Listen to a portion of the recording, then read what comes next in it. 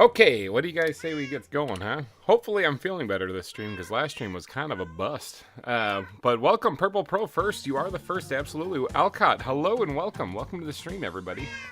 I'm rocking some new headsets, or I got a new headset right now. Everything's, like, the bass is dialed up to 11. It's insane. But I'll get used to them. It just takes a little bit of time.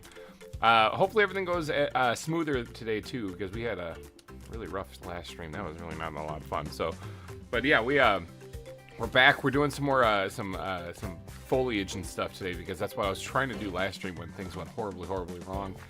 Yeah, today's or this week's ZAWA episode coincided with the release of the UHC episode that would have had to drop them both at the same time. So I was like, you know what, I'm doing a live stream.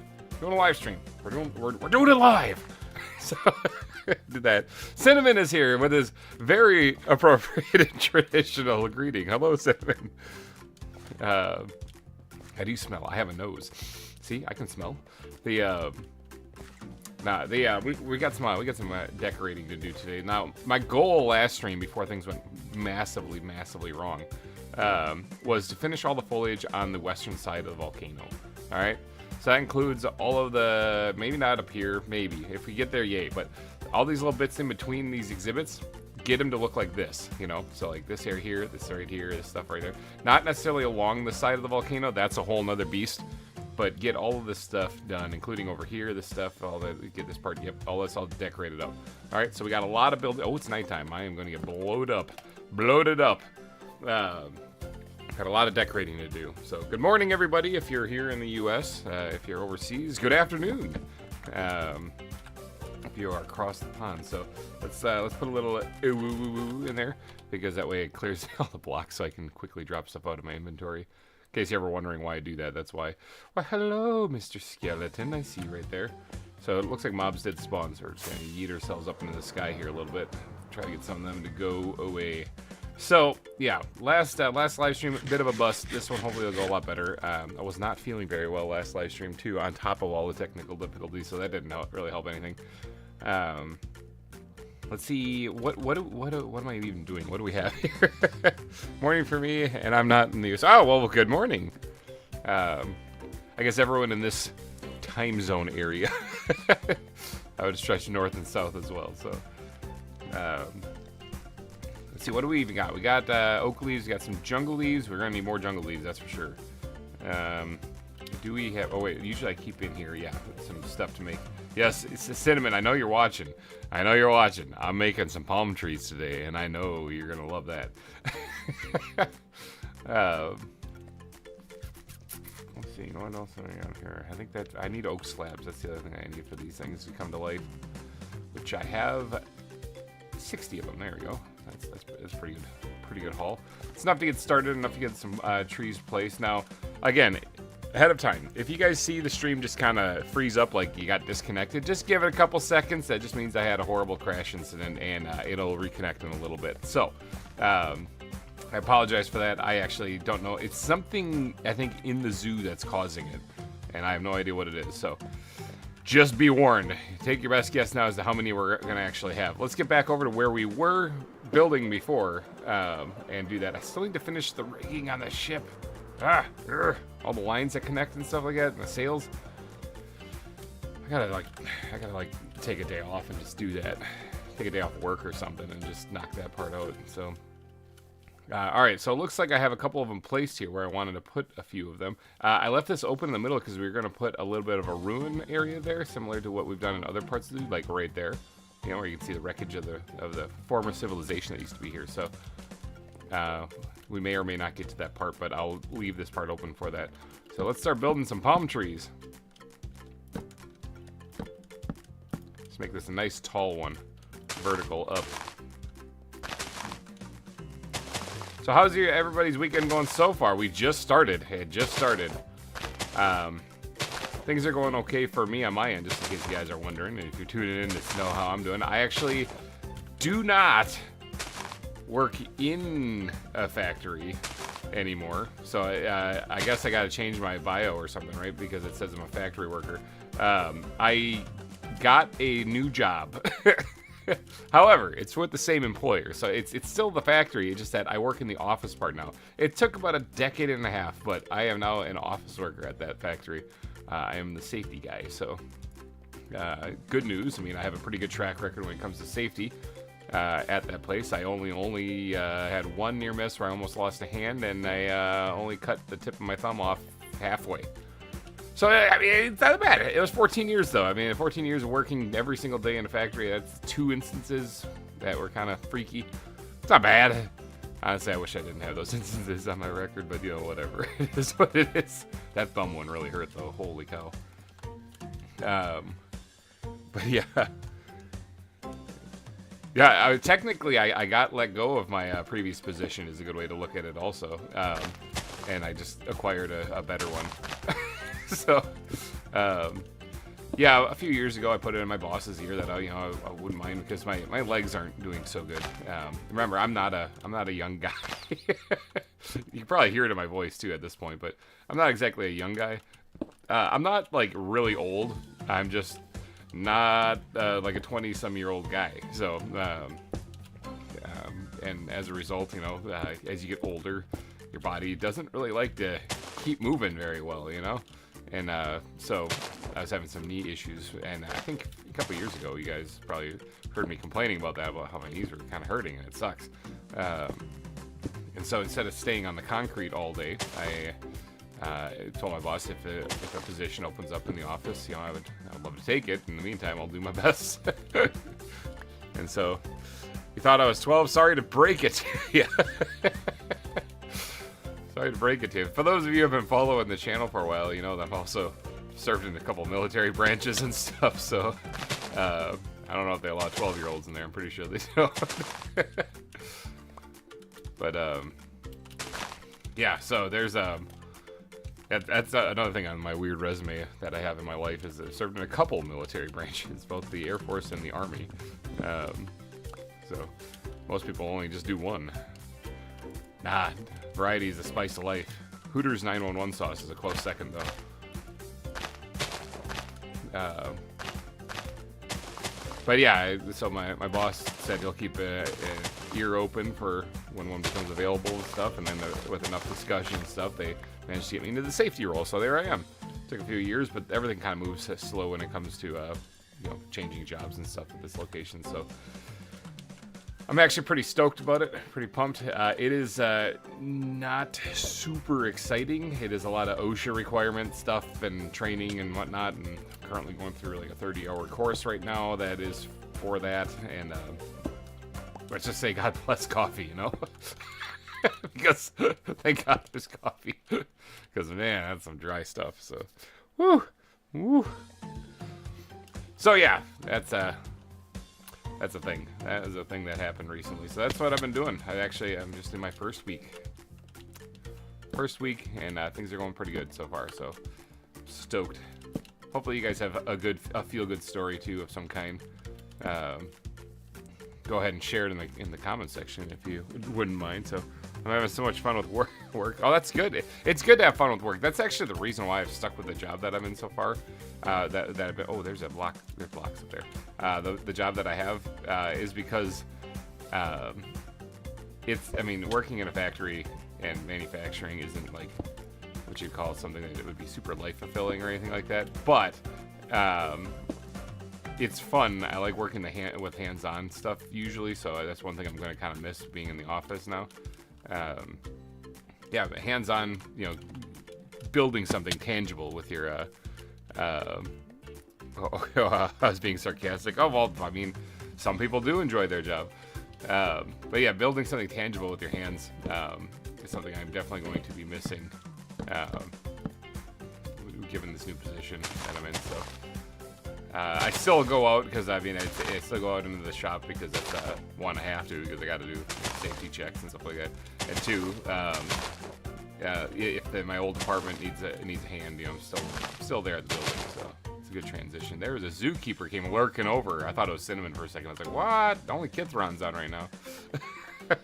Hey, Riskier, how's it going? It's going good for me. How are you doing? So these zookeepers, I think they sell the vehicles, right? Like, I think that's something that they offer. Yeah, right there, the zoo cart, all right? Now, I don't know if this person will despawn if I go away. I have a zookeeper, a muscle box. I have a zookeeper, actually. Can I make muscle boxes, or is that something I should be, like, really excited about? Can I spell?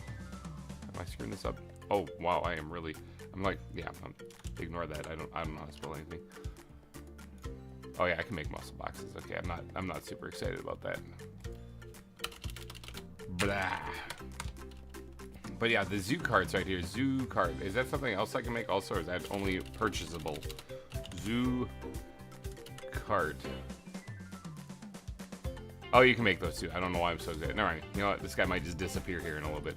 I have one in a cage, imprisoned down in my in my basement, and then I have another one that I have a spawn egg. You know what I could do? I could actually imprison this one too, and then I'll have two for sure. Come on, I just kind of, there you go. There, I caught myself a zookeeper. Super ZAWA stuff going on right now. Mason, hello and welcome to the stream. Yeah, I'm doing my best here. You know, the last stream we didn't do so well because of us kind of feeling physically sick, and also the technical difficulties. Hopefully that doesn't plague us this time around. Feeling significantly better today, so yeet. Where's my junk blocks? I need my junk blocks. This server is the ZAWA Together server. Yeah, if you are interested in playing on it yourself, it's a Patreon server. So I believe I put the link in the description. If I did not, then I am a big old da-da-da. But yeah, GReimer Gaming on Patreon. So come and join us. It's been up and running for about a year now. So if you think, well, it's almost over. Nah, I wouldn't say it's almost over. Keep in mind, I still have to build this entire half of the island. So it's gonna be a hot minute still. So you got time. Recently, about a couple months ago. Hey, speaking of Cinnamon, there he is, the one, the only. Recently, we had Big Baloo join us here on the server, and he's making videos as well. I'm peeling potatoes right now. Oh, that sounds interesting. I got oranges. I'm going to be peeling those probably at some point throughout the stream. But yeah, definitely don't cut yourself.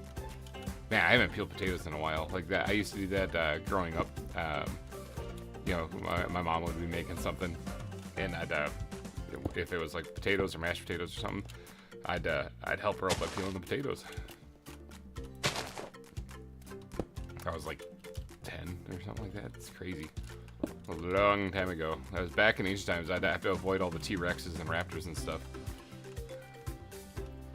Oh yeah, that's true. Cinnamon also makes videos.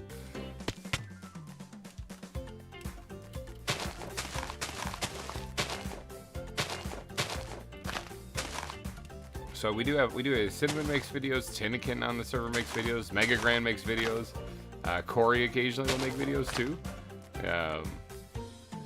Yeah, we've had a few content creators of all various sizes come and go, and some of them have stuck around too. So we're all here making stuff. Orska, hello, 25, maybe a lot of likes. I'm hoping we can get there. I don't really know. That's up to you guys. And I mean, I suppose if the content is horrible, it's kind of up to me too. No, it's 100% you. Yeet those balls in the air, do a little spin. Missed it.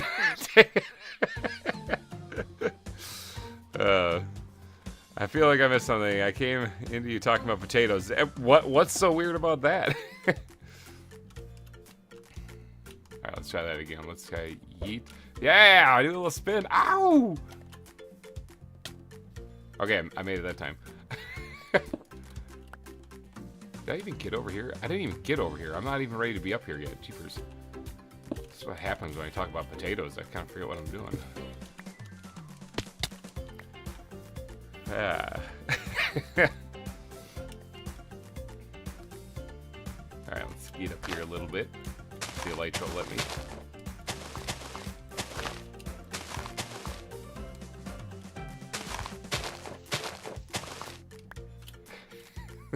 Why is everyone hating on Peter? I thought I heard walking. Probably did. Every time I hear walking, normally I'd say, oh, it's creeper. But on this, I'm like, it's a tarantula coming to eat my face.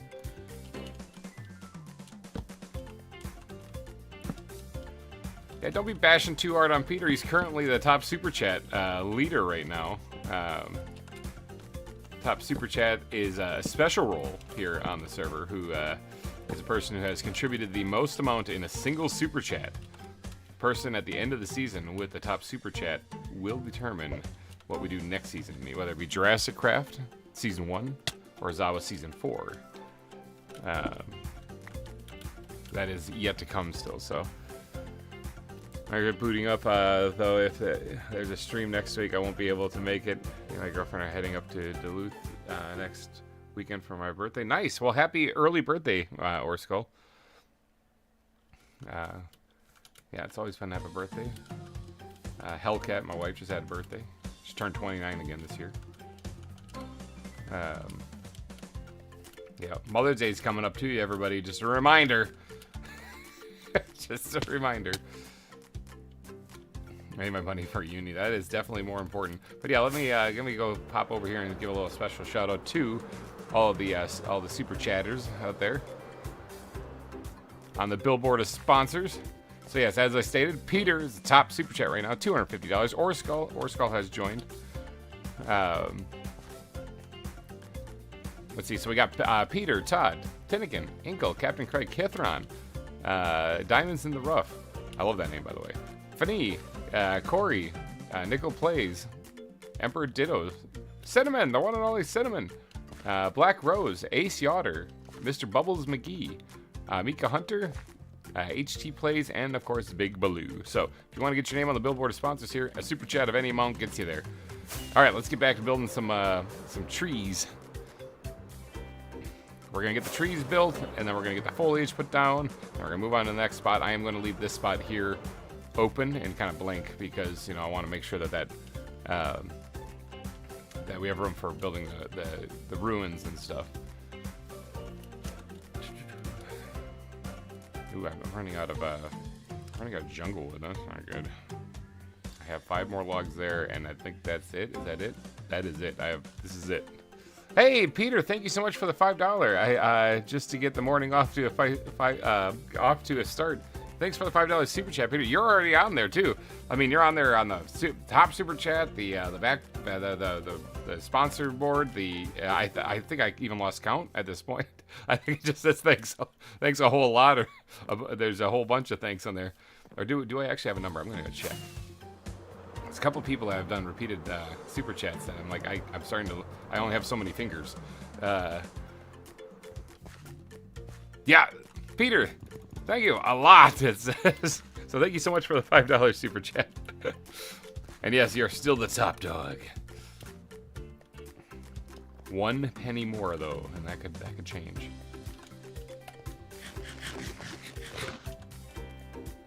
All right, let's get back there. I just like people saying things about how good I am. Yeah, Peter's the best. There. No, actually, at the moment, you very much are. You are the top dog right now, so.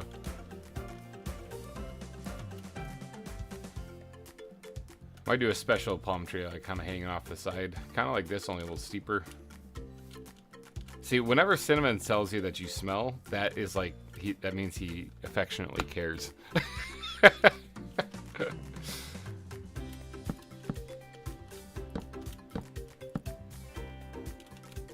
Short one right here.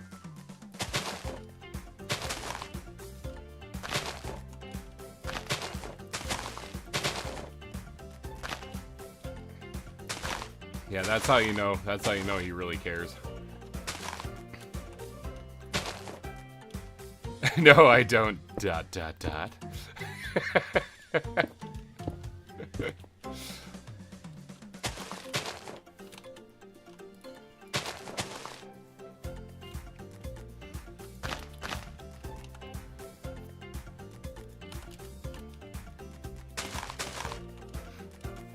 Okay, Yeah, have yourself the Wi-Fi.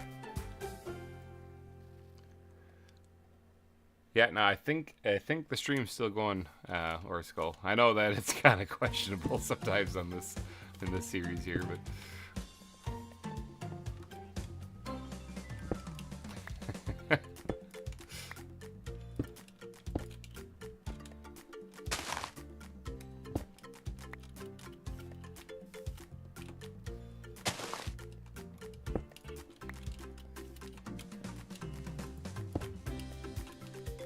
like a sandal?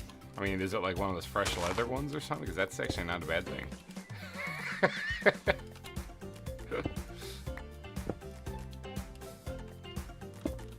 you gotta keep in mind, the more like horrible and disgusting Cinnamon makes it sound, that just means the more he cares.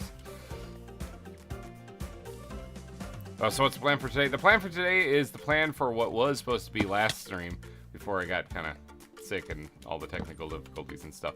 We're gonna finish doing the foliage on the western side of the volcano. Ooh, this does not look good over here. This is not looking great.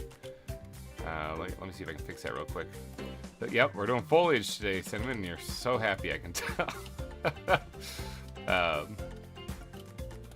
But yeah, to finish the foliage on this side is the plan. So that includes, not up to the edge, Cinnamon's coming, he's on the move. That includes, or that doesn't include the side of the volcano though, because that's a whole different beast entirely. So, oh, Natalie, hello and welcome.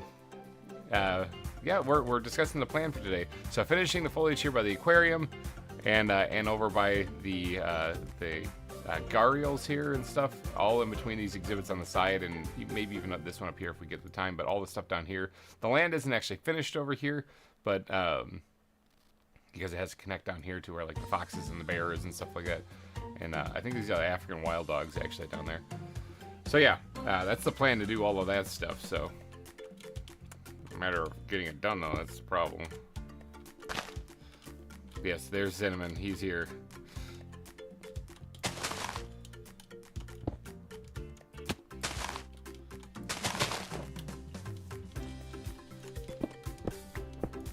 I gotta fix this landscape right here. I wasn't planning on doing any landscaping, but when I came over here and I saw how ugly it looked, I was like, yeah, no, that's gotta change.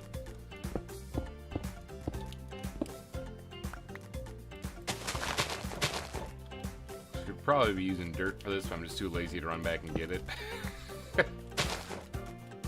Horse Skull is back. The grass will eventually turn into dirt, but grass is kind of more important than dirt for me, so because I got more dirt than I do grass. So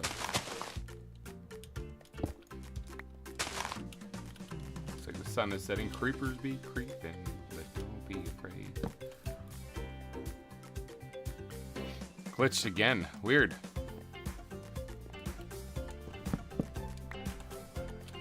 Maybe you even inherited the terrible curse.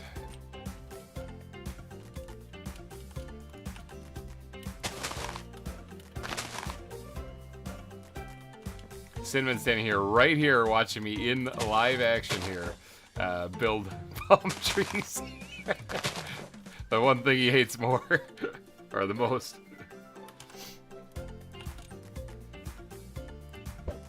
That might have been too far, maybe, I don't know, kind of eyeball, maybe, possibly. Nope, perfect. You're missing a dirt. No, not always. Some of the times the stone pokes through.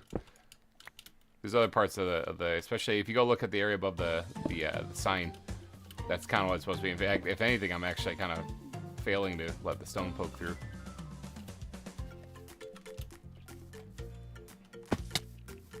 Yeah, there's supposed to be parts where the stone totally pokes through. Go one more on that one.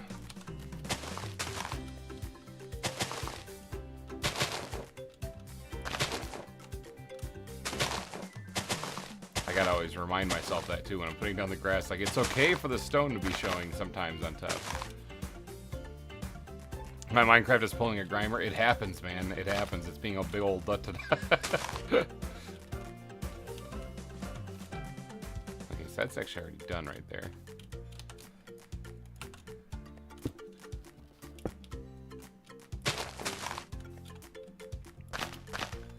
I should actually get like some merchandise out there. Talking about being a big old da-da-da. I think some people might get a kick out of it.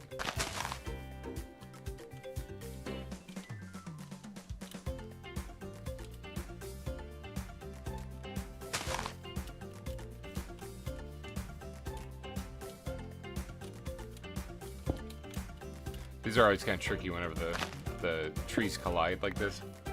Kind of getting them to look right. It's my birthday, and it's and this is a great treat. Well, okay, that's an L. I remember from last time when I was a big old da-da-da then, and I couldn't remember that that's an L because it's all lowercase. I was sitting there like, Ira? It's Laron. Hello. Well, happy birthday, Laron. There's a couple of the names, especially in chat, that I see that when I really butcher them, I'm like, oh, and they stick in my they stick in my head. But happy birthday! It's a good day for a birthday. The weekend day for a birthday. It's always a good day.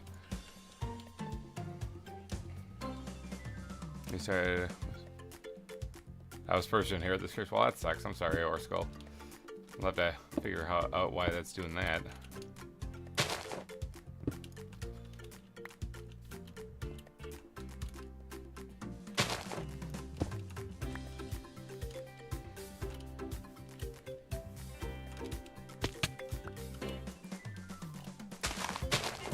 Tall trees are always tough to hit. Oh, not that. I did not want to do that. There we go. Got it.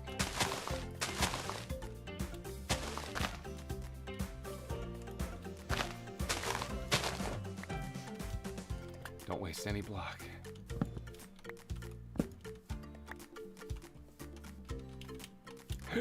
Hey! Oh.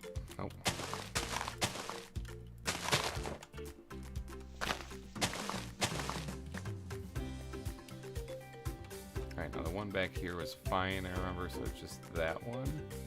Yeah, it's just that one.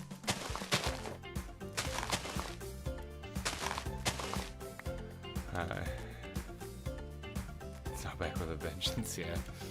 That happens. Technical difficulties are a thing, unfortunately.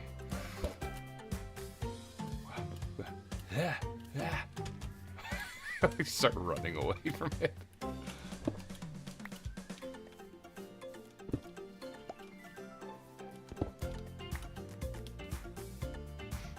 Hey, another May birthday. Mine is next Monday. Nice.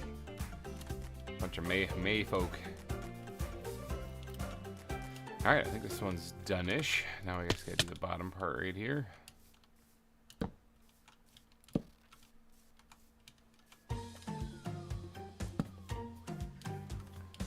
Good. Alright.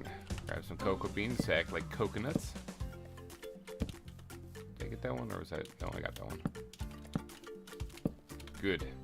Good. Couple of palm trees there. Not too shabby. September kid. That's my youngest son, Lucas. He's a September kid. Alright, there we go. Double palm tree. So we got a single palm tree here. Running out of jungle logs, though.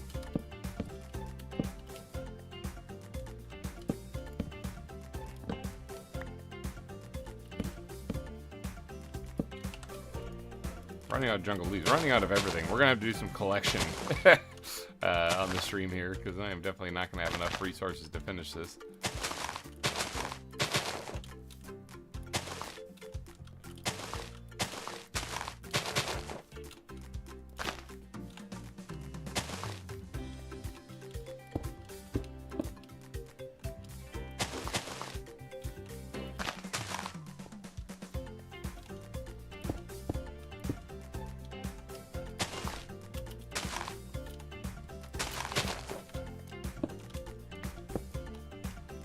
One day, this zoo will actually be completed. This is definitely the biggest zoo of the season so far.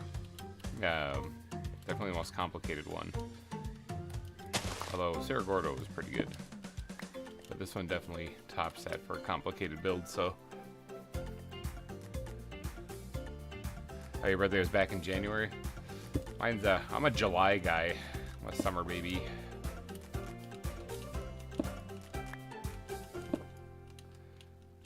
ZAWA stuff is getting ported to newer versions. That's true. That happened last season too, and where I was stuck in an older version because yeah, ZAWA updated as I was in the season. But obviously, you can't really just start the world over, you know. So want to finish it first before we move on to the newer version. And really, it's the same version. It's just that it's on a newer Minecraft. So, like, whereas ZAWA Evolved was a whole new version of ZAWA, and ZAWA Rebuilt was what I was using in Season 2, so. Purple Pro, you're a March baby.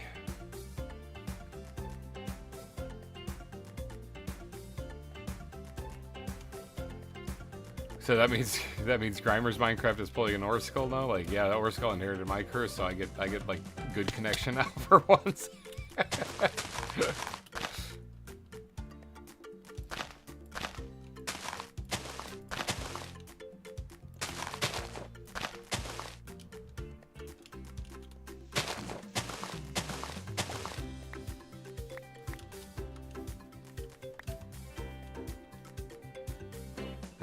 Before midnight, so it's the 19th. Ah, nifty. Yeah, I was, I think I was born in the morning. Pretty sure I was born in the morning, so I wasn't even close. I don't know. I don't really remember it.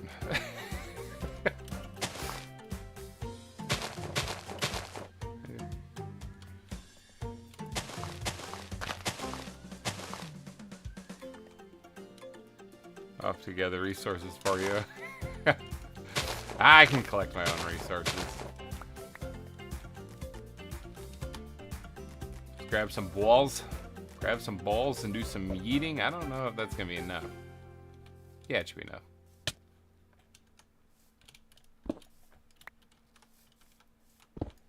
I'm going to have to grab more balls here pretty soon, though. I'm kind of running low on my balls.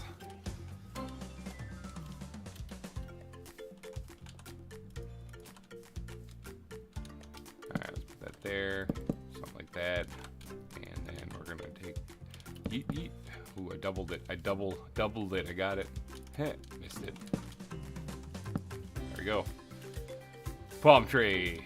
All right, now how many more leaves? We don't. I don't think we have enough to make another tree. We have enough jungle logs too, but we don't have enough palm leaves too. So, gotta do some resource gathering. That means. Remember, I'm keeping this part open right here so I can build the ruins in here. And once I get the ruins in place, I might actually put like a thing, like a palm tree coming out of the ruins too. But for right now, I'll just leave them the way they are. I didn't mean to move the arrows. I was trying to move those. Let's see. I marked out the other ones. There's a palm tree here and here. Okay, I did mark out the other ones. The other place I want palm trees. Okay, so we got 1, 2, 3, 4 more to go here. Yep, okay. Well, I gotta grab some resources, that means. So let's put everything back. I live, nice. Oh wait, that means I inherited the curse back, doesn't it? Oh, dang it. If that actually holds to be true, I'm gonna be like, what is going on?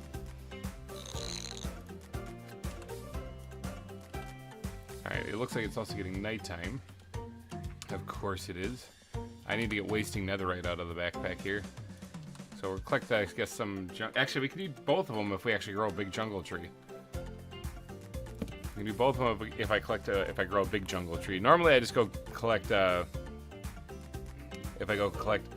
Chance the Animal Kingdom has appeared, but then... Oh, there he is. Hi, everyone! I'm like, you're just in time. We just started, not even, what, like a half hour ago or so? Black Rose, hello and welcome. Big old wave. On there, and if they ask nicely and you agree of the goodness of your and you agree of the goodness of your heart, Cinnamon, goodness of his heart, what? No, I'm just kidding. They nah, I can collect my own resources. That's fine. So January 5th is Natalie. That's her birthday. Nice. So my my first son, Oliver, he had a triple golden birthday, and I am very, very jealous of him of that because I got to go to my hidey hole. This is usually where things go wrong, by the way. I'm very jealous of him for that because I was born one day away from having a triple golden birthday. So triple golden birthdays are when you're born, the day you're born is the same as the month you're born. and then you turn that age. So Oliver was February 2nd, Groundhog's Day. So when he turned 2 on the second day of the second month. So he had a triple golden birthday.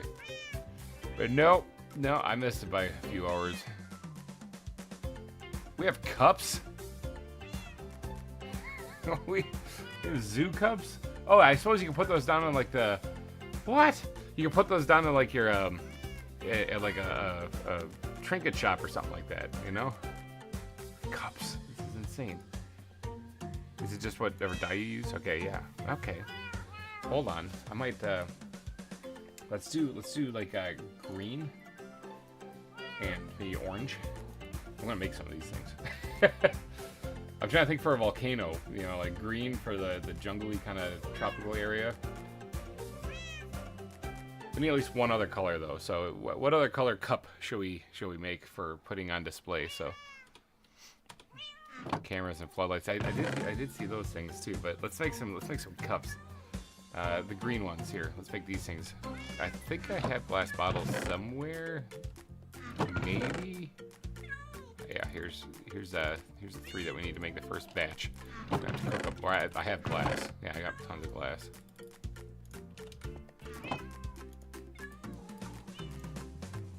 What else was in there? My memory already failed to remember. Okay, paper and then green dye. Now green dye. I came down here to grow jungle trees. Remember? I probably should grab that before I forget.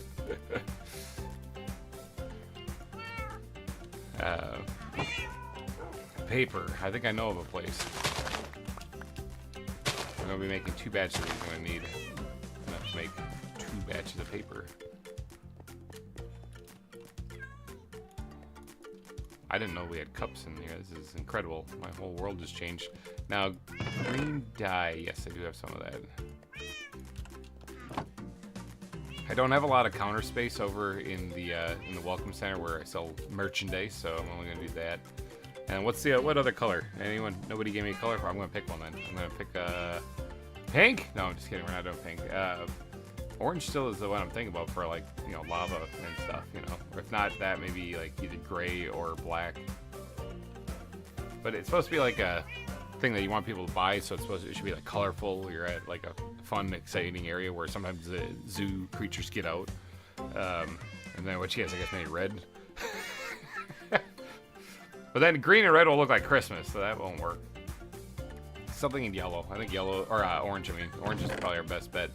Let's take one of those guys, and we're going to take, we got roses. We got tons of roses, so take that guy. We'll do that, and we got to do the dye. I forgot first. Orange, there we go. Got it. Oh, we need the, oh, we do have the bottles, okay.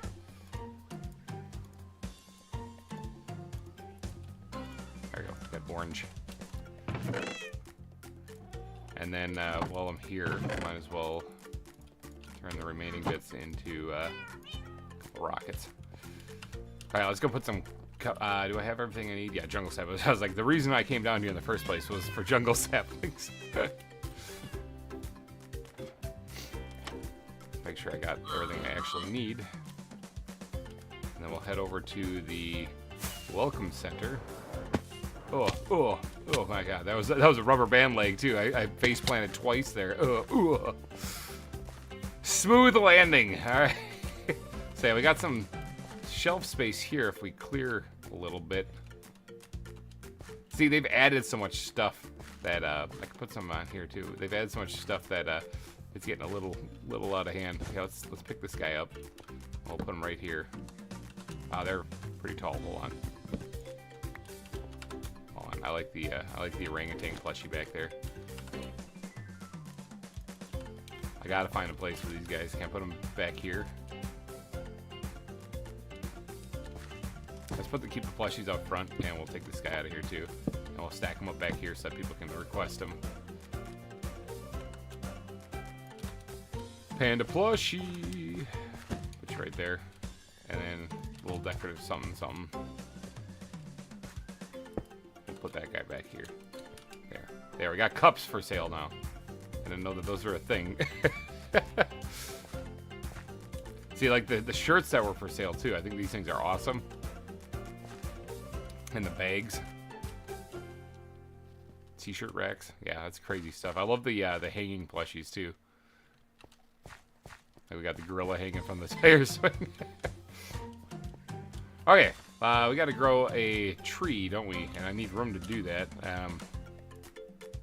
I guess there's a spot right there I can do that. So yeah, let's head back over there. You better put that in. I put it back. It's back. I just need to make room. I want to keep the cups together, you know, so that people can pick the color that they want.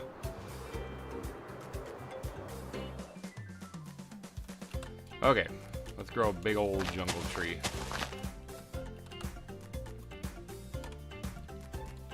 Jungle tree! Alright, now, here's the thing. I do need saplings. So I'm tempted to just cut this one down and let the saplings fall from it so I can get at least more than 4 back. Although, yeah, I got more in my chest. It's fine. Fine. I'll just take the leaves.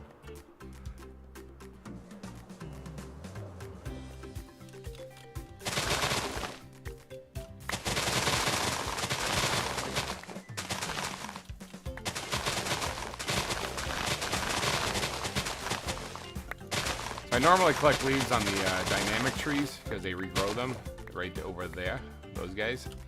But good old-fashioned Minecraft still comes into play, you know? I've been sitting here watching Facebook videos.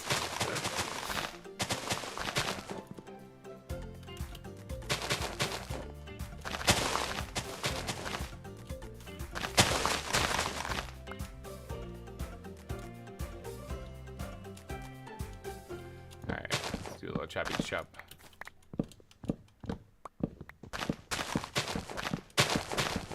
I think one tree will do good enough for quite a while, actually. You get a lot of wood from the jungle tree. I might have to grow another one just to get the leaves if I want to collect them a little bit faster than the dynamic trees. Although it is an endless supply of leaves, it is kind of a pain to walk on the leaves in the dynamic trees because you sneak into them and you don't go very fast and it's hard to jump around on them. And doing this is so much easier.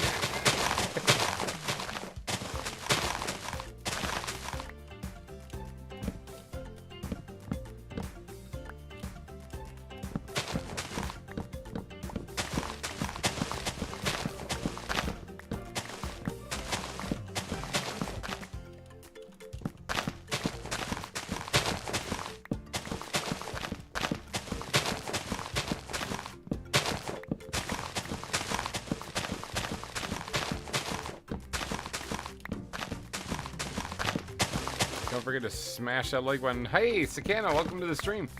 Yeah, we're just rocking and rolling, collecting some resources right now, and then we're gonna get back to doing some palm tree building. Exactly what Cinnamon requested. He wanted to see it. All right, so we got what, like four and some change stack of leaves there. Wasn't too bad. But we're good. We got a stack and a half of, maybe I'll do one more. Maybe I'll do one more because I'm going to need a lot of jungle logs for other parts too, like when we get to building more. Look at those giraffes. Some of them are still upside down trapped there. Oh, speaking of animals, yeah, zoos and stuff. I actually have an animal in my house. Not just my dog either. I came down here to set aside. I got this beautiful setup down here in my basement. I came down here to do the stream, right? And I was kind of cleaning up a little bit, you know, around the desk and whatnot. And I heard something by the laundry machine. I was like, So I turn on the light. I'm sitting there listening, and I'm like, what the heck was that? Ooh, look at the spiders right there. I'm like, what the heck was that? And as I'm looking, I see something out of the corner of my eye, and I look, there's a chipmunk in here. Like, I got like 10 minutes until, and I got 10 minutes until the stream starts. I'm like, I have a chipmunk in my house. Okay, so I set a live trap for him. So we've had chipmunks in. Oh, Todd Feltz, hello. Welcome to the stream. Big old shout out to Todd Feltz, member of GReimer Gaming. Oh, there's a leaf block right there. I see it floating around. But yeah, Alvin. Yep, exactly. I've got yeah, I got a chipmunk in my house right now, and I only had like 10 minutes to get something ready, so I set a live trap for him. We've had him in our garage before, but this one's literally in our basement. So, so yeah, so we set a live trap. I didn't really have like sunflower seeds put in there, so I put bread. Like, I put some little bits of bread in the back. Hopefully he likes that and goes in there and gets trapped. If not, well then I'll have to go and get some sunflower seeds after this and set a trap down there for him. So I have caught them in our garage before, and I just let them out. I just let them outside. You know, they're chipmunks there. They serve their purpose too. They're food for owls. But yeah, so I just let them outside then whenever I capture them. So okay, so we got some. We can actually get building a little bit more, but I'm thinking about doing one more tree, cutting down one more of those things, as well as maybe coming and swinging by here if I can do a nice, smooth, soft, gentle landing and grab some of these. Smooth enough.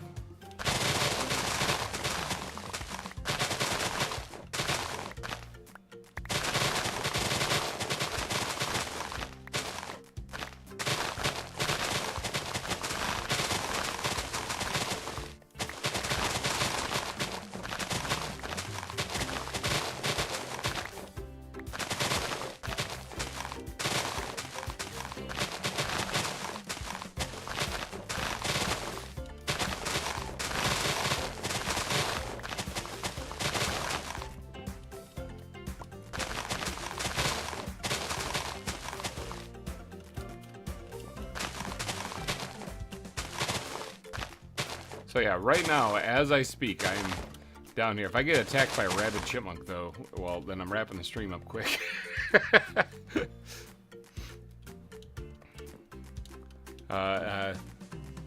Rejoin, lost my Google account. Oh, well, dang. Well, dang. Well, that sucks, yeah. I hate it whenever I either can't remember a password or as you guys saw earlier, or in Season 2, when I actually got my Minecraft, my Mojang account hacked, I had to fight to get GReimer back. A lot of talking, a lot of emailing back and forth to support and stuff, Microsoft support. Finally, they get it back. Because they're like, you just have to reset your password. And I'm like, yeah, see, that's the problem. Every time I do that, it doesn't go to my email. Like, whoever stole the account made it so that it redirects that email. So I never get it. So I can't reset it. So I'm fighting a chipmunk. Yeah. So I'm working on this palm tree. Ah, chipmunk biting my leg off. Yeah, easy shot too. I'm sitting here in pajama pants today, so wearing only the finest.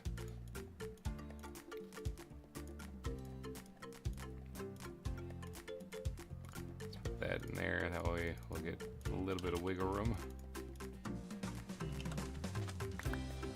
Alright, so that actually grabbed quite a bit of jungle leaves. That is a lot faster way to do it. So that's okay. The next tree I grow, then I'll be going just for the jungle wood, and when that happens, then I can just get let the leaves decay, and I'll grab the saplings in. See what I mean about how you sink into these leaves, though? Like, well, he crawls up the leg. Nah, he won't be able to do that. I think you underestimate how fat the legs are. So. What happens when a chipmunk starts singing copyright songs? Well, then you turn them into a hit musician. That's what they did on Alvin and the Chipmunks, right? You market it. That's what you do.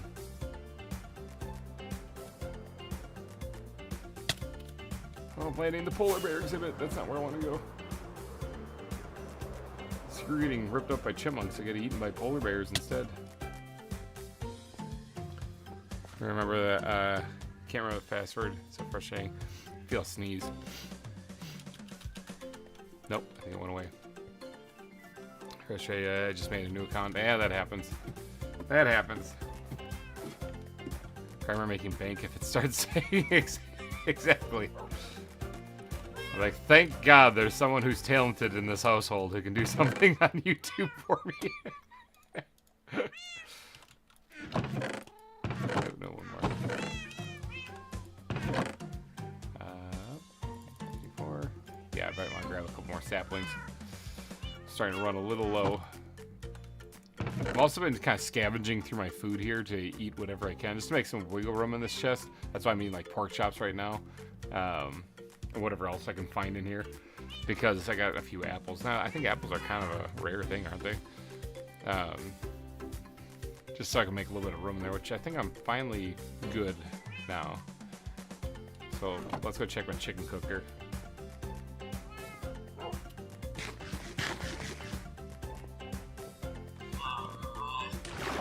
Yeah, it's true, actually. Cinnamon's referring. So Cinnamon, obviously, everyone on here is a patron, so they have access to the GReimer Gang Discord. And on there, I posted a picture of Oliver at a school play. Stretching. Oh, that came out of nowhere. There's a huge stretch I'm doing right now. Oh, it was one of those stretches. Whew. Okay, sorry. What was I talking about? School play. Yeah. Oliver was in a school play recently. So he was in Cinderella. He was the Prince's messenger, and he did an awesome job at it. He was wearing a baseball cap. Like, I don't think he was supposed to be. He just forgot to take it off. So he's up there on there with everyone all dressed up in their characters, and he's just got a baseball cap on. I thought he looked cool. Yeah, he's wrapping up first grade. So you guys, let's see, did I have a YouTube channel when Oliver was born? I don't think I think I started that after Oliver was born. Yeah. My ears just witnessed some of that stretch. Yes, they did. But yeah, no, some of Oliver was already born, I think, when I started the YouTube channel. I think it was Jacob and Lucas that came around while I was doing YouTube. But it's so strange to think, because like when I joined VintageCraft back in the day, it was during season 1 of VintageCraft that I left a notice at Beef Space that I had a new baby boy, and I think that ended up in one of his videos. And so every once in a while I can go back and check that out on his video at least. And that's when Oliver came around. Now here he is acting in plays, and he's moving on to 2nd grade. I'm still building zoos. But it is crazy. Kids grow up fast. Every year they get a little older. I guess so do I. Alright, now this one I just need to get the wood from it, so. That doesn't mean I won't take, because I have to break a couple of these things here. I won't snag a couple extra pieces here. There we go. Oasis Craft, hello! Okay, your Discord if possible. The Discord is available to all of my patrons. We were just talking about that earlier, actually. In fact, that's what we meant when we were saying that Oliver's picture of him in the school play was on our Discord here. Because this server here is a Patreon server, so everyone on here was able to see that. I was able to see my son in his first school play. But yeah, that's where we actually, I was about to say that's where we hold events like bingo and stuff. But we haven't done that in a while. I actually did recently talk to Bayfish about getting the bingo server repaired because it was kind of not working. I do need to test that out. In fact, I might do that today actually, just to make sure that it's working good, and then plan a bingo event for the server because we have not done that in a while, and I miss it, and I know you guys miss it because it's a lot of fun. It's because of technical difficulties, like the server, the map that we had just wasn't working, that I haven't been hosting those, and I've been more focused on keeping the ZAWA server updated and whatnot. That kind of fell to the wayside, but I got to get back to that. Oh, not necessarily like your user. I mean, I'm just GReimer on Discord, but I'm the same on wherever. I am the one. I still want to do another animal quiz. Oh, don't you worry. Okay, I talked with Maddie. Oh, look at that. We were actually dropping saplings. I talked with Maddie recently, and apparently Mad Bulldog on the server might be in the works or something, maybe. I mean, it's kind of up to him on that one, so. But yeah, Mad Bulldog was one who did the Jeopardy and stuff on the ZAWA server, so. And he did a bang-up job at it, too, so... That's where I really get to flex my lack of knowledge on animals. Did you see the thing? Oh, did it take your roll again? I am so sorry. I'll fix that here. In fact, I'll fix it right now. There's a bug with Cinnamon. There's a lot of things weird with Cinnamon, but this one isn't actually his fault. The this one there's a thing that happens where his roll just kind of gets removed. I don't know why. It's edited or it's run by. Oh my god, it's nighttime. I'm gonna get blown up. So I every once in a while I have to go in and manually put it back. So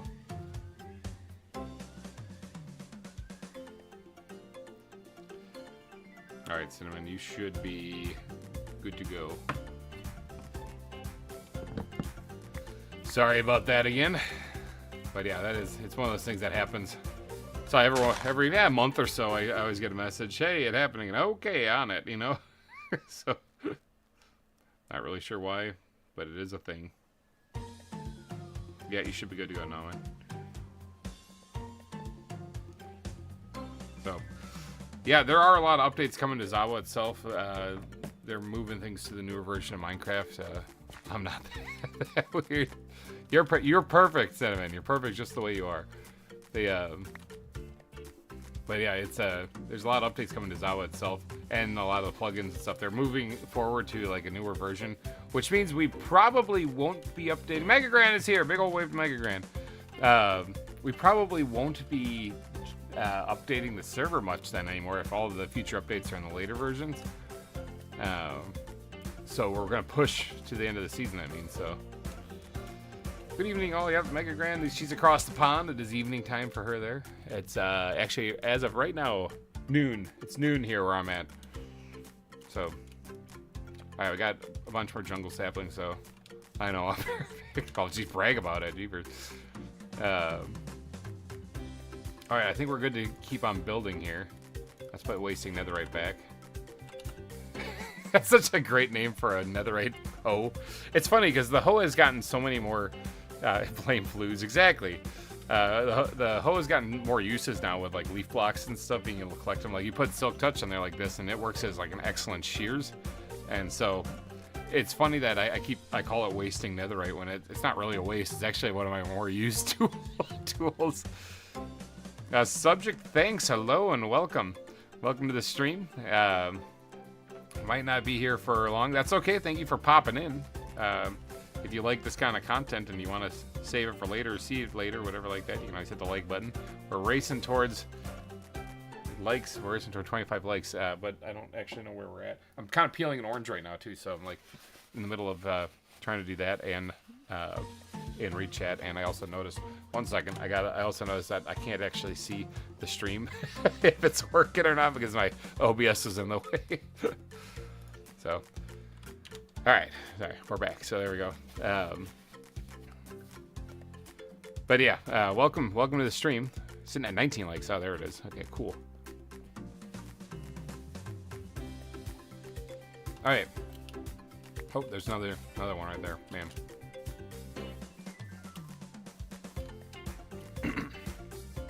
Well, you might not be here for very long, but hopefully I am because I'm feeling better today. We got spiders to kill.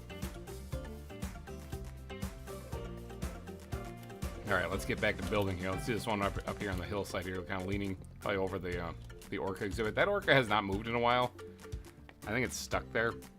Kind of a shame. Built that whole place for it and it just sits there. Where's the Pop-Tart? Oh, don't you worry. I've got the Pop-Tart. But I've also got oranges and coffee. What'd you guys have for breakfast? What IP to join the server? The IP is, the server is listed when you download the mod pack, but it's only available for people whitelisted. To get whitelisted, it's a Patreon server. So, but GReimer, welcome to the stream. We're zoo building like crazy. working on this palm tree leaning over the orca exhibit right now. The orca tail being right there. Oh yeah, I didn't get any of the leaves out here. So yeah, no, don't you worry, Todd. I got Pop-Tarts. I know you guys are nervous, but no, I got them. But yeah, what did you guys have for breakfast today? I had a very healthy breakfast. It was like, I usually don't eat healthy, but I am getting older, so I have to kind of think about that, I suppose. But I had a healthy breakfast. I inhaled a couple of donuts before I came down. Yeah.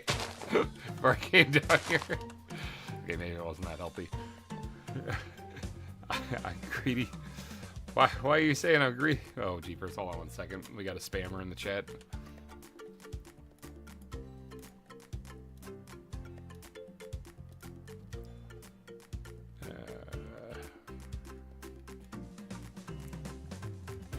Start with that one.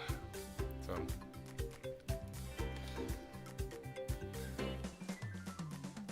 Alright, so when people do not receive things for free and get handouts, they say that the person is greedy. Just so you guys know, I like to feel like I should defend myself here. One, the paywall is there to remove people that want to just grief. Because although we can handle a griefer if they come on here, and they won't last for very long, the paywall is there to keep people who want to grief out. That's why it's there. For anyone who actually is part of the GReimer gang, I wouldn't really describe myself as greedy. Especially for those of you who may have run into financial issues or hiccups.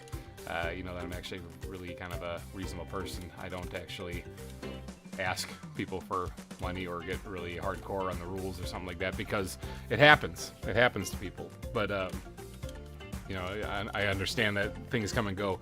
I am somebody who actually has been homeless multiple times in their life. And so I understand the value of having no money because it's something that definitely makes you appreciate, you know, having anything, you know. So, but the paywall on for the server is to keep people who don't really care out of here, basically. So when people want things for free, and then they want to just make life a living hell for everyone else, they tend not to want to pay you for it. So it's kind of weird how that works. So as a result, when I set up my Patreon, I knew it was going to be for like the server too and stuff was going to be a part coming in the future. I actually halved the amounts that they recommend on Patreon. So as far as other Patreon servers that are out there, this one's like half the cost. So, and then every once in a while you get somebody who, since they don't get things for free, oh, she's got to go already. Okay. All right, but since people don't. When people don't get things for free, they get mad and they say you're greedy, greedy, greedy. So it's funny how that works. But no, I am not a fan of people getting free handouts for stuff when they really should earn it.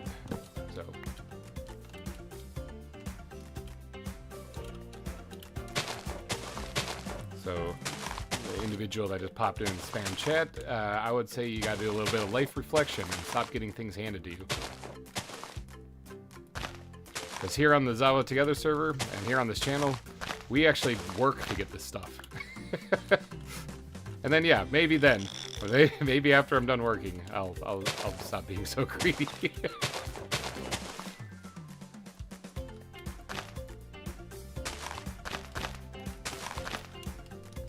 It's kind of like when I set up the memberships. When I set up the memberships, I didn't have memberships on my channel at first because I was like, I don't know if I can contribute enough time to really make it worth the $1 or whatever I'd set it at, you know?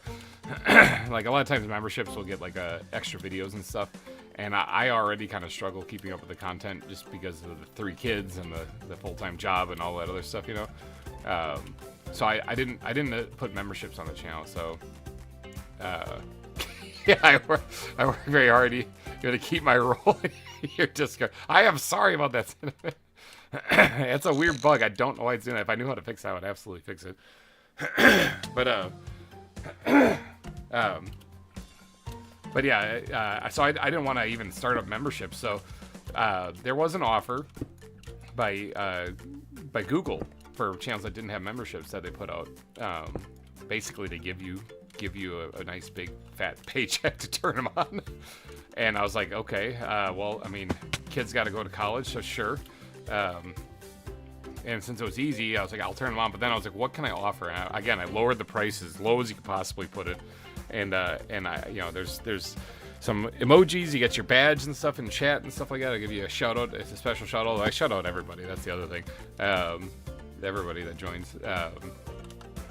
but whenever you join into a stream, here is, aha, right here. But yeah, the so I tried to give as much incentives, not to mention a sweet extra prize for anyone who signs up and is looking to purchase merchandise. If you're ever thinking about purchasing anything on the online store, I strongly recommend you at least buy a 1-month membership. Wink, wink, nudge, nudge. So probably save you some money, actually. So.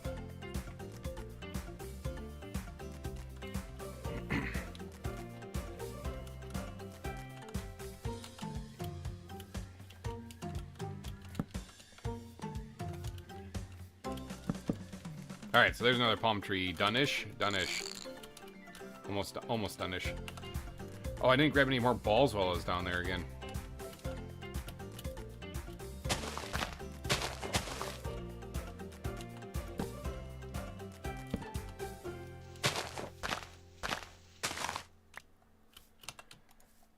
Let's see. It's getting nighttime. Creepers be creeping.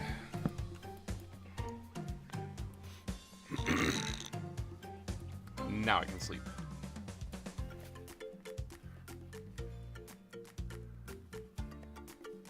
But yeah, for those of you who are maybe new here and are really interested in watching zoo content, I obviously do a series on my channel. Not very good at hitting the Fridays, namely because Fridays is when the episodes come out. Namely because there's so much to do here and it's all this grindy stuff that I can't keep building exhibits because I'm running out of real estate. I still have some stuff over here, so there's still exhibits to come. It's just that if I build all the exhibits, I have nowhere else to build them. Well, then the series just kind of ends and it's just live streams from there out. So I kind of try to do a little bit more live streaming now on this until I can get caught up with the landscaping. So these live streams are like really important so I can get back to doing the exhibit building. But if you do want to get a weekly dose of ZAWA, there's several other content creators here on the server, like MegaGrand, who was just on recently. MegaGrand makes some great stuff, so if you're wondering like how to spell names and stuff right there, it's Mega, no space, Grand. Cinnamon here, Cinnamon Gaming, also makes ZAWA content as well, so again, no space in there. Actually, Cinnamon, you got a space in your channel or what? I can't remember. There's also Tinnikin, which is spelled T-I-N-Q, Tinukin, T-I-N-U-K-I, it's right there on the screen. T-I-N-U-Q-I-N. Tinnikin also makes content. So go check her out too. She's building some incredible stuff too. Like she's kind of doing what I'm doing, where she's recreating an entire biome, only she's doing it on a kind of like a smaller scale, but a much more detailed scale. Like her place looks incredible. In fact, if you haven't, I have a video out there of me touring her place, but you could go check out her whole series on it. Last season that she did was on the Omega server, which is VintageBeef's public server. That one's free, in case you guys are wondering a good server to play on. I would recommend that one. Although, at the moment, ZAWA is shut down on there, just heads up. Now, that's only shut down because they're doing the updates. It'll come back. So, but just so you know, temporarily it's out of order. But it's a good free ZAWA server to go play on. And she built her whole zoo on the Omega server, and it was incredible. I actually did a video on it because I toured it. I want to make sure she got as much attention as possible for that thing. Because it was awesome. It was an abandoned city that the animals had taken over as, like, you know, after the apocalypse. It's like a post-apocalypse city. Sorry, that's what I meant. After the apocalypse hit, then the animals moved in and took over. And so, like, the panda exhibit was the grocery store. It was such a clever idea. I loved it. It was great. She had a really cool, like, overpass design from a highway section. The crocodiles had moved into the wastewater treatment facility. I'm telling you, that was one of the most creative builds I'd seen for a zoo, like, ever. It was nuts. So.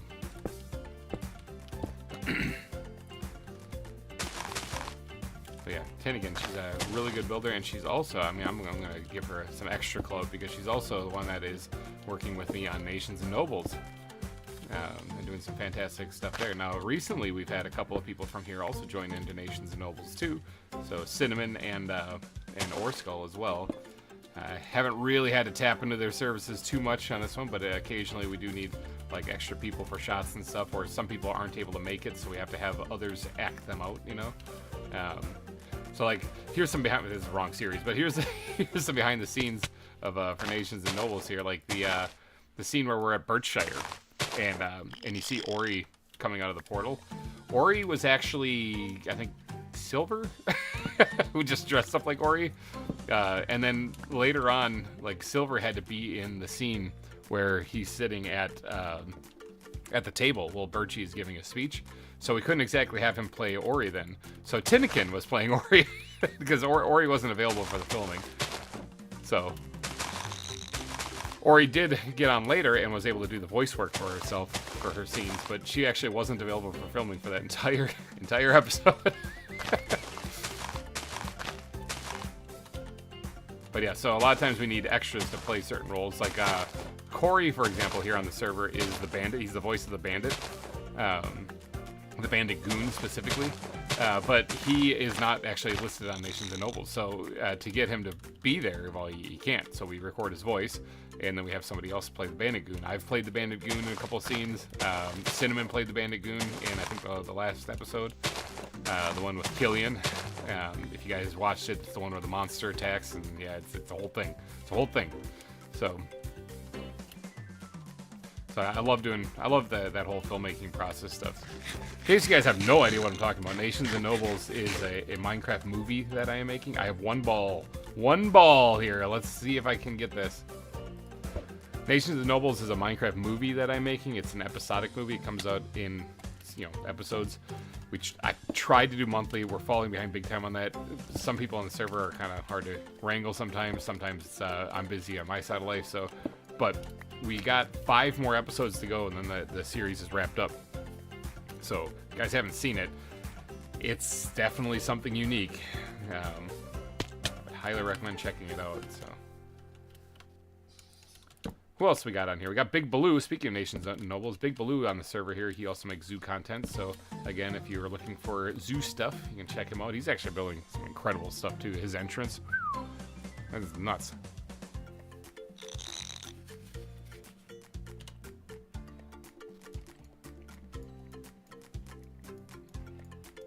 Trying to find it actually.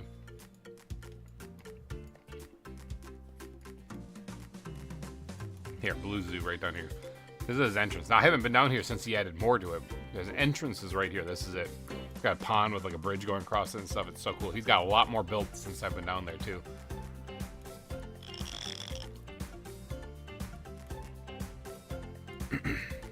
But yes, there's a whole lot of stuff. Oh yeah, shopping district right here is expanding a little bit. We're now allowing people to have 2 shops in the shopping district. I still have turkey balls. That's my only one. The turkey getting crushed by slime. That's the only one currently. But who knows if I can get over there. Maybe I'll build another one.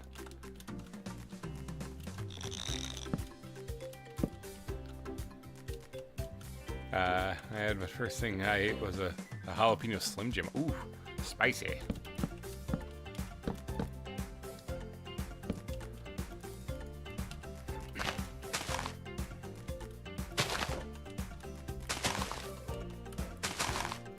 Yeah, it's kind of crazy when you look at the overall zoo and the huge build that we got here. Every one of the palm trees had to be custom built.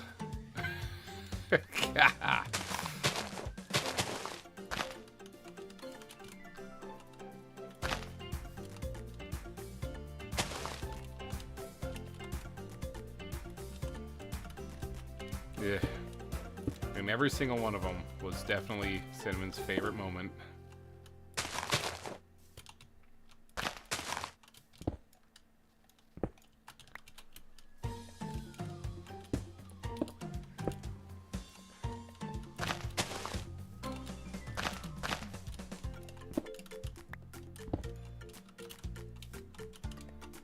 Honestly, at this point, I can probably build these things in my sleep.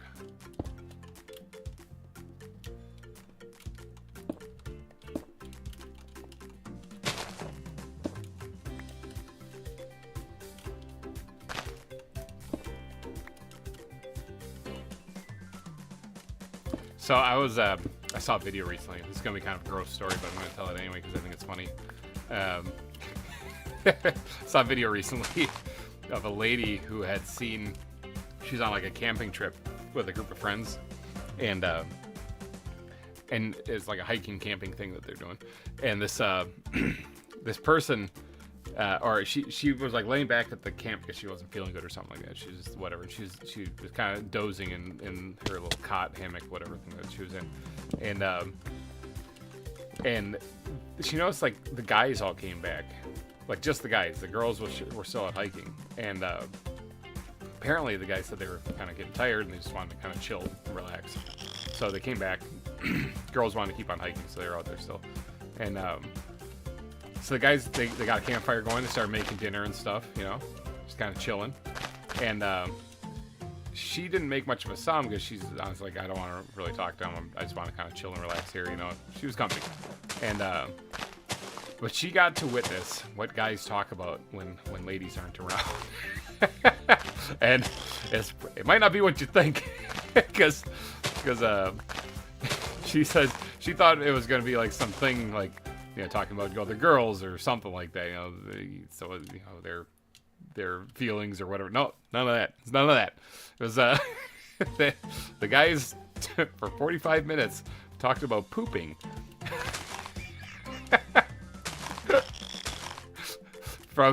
From biggest, they had each one had their own story, from the biggest one they've taken, the most painful one they've taken, to other interesting stories they've experienced.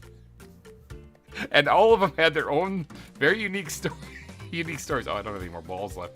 Very unique stories to tell about the matter. And as I'm hearing this, I'm like, yeah, and like I thought that was kind of normal, like, but apparently she was shocked by this. But I mean, in reality, yeah, that's what guys, that's what we do. We talk about that stuff. That, or we'll talk about anything else we thought was cool or funny or whatever. Like, that's kind of how we operate. There was like 6 guys all sharing their poop stories. But then, of course, you know, you get when the girls came back and they asked what you're talking about, it's always nothing.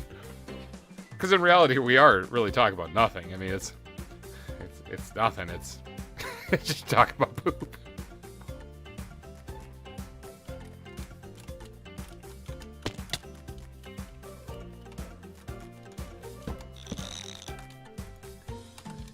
This lady was, like I said, a little shocked by that, though.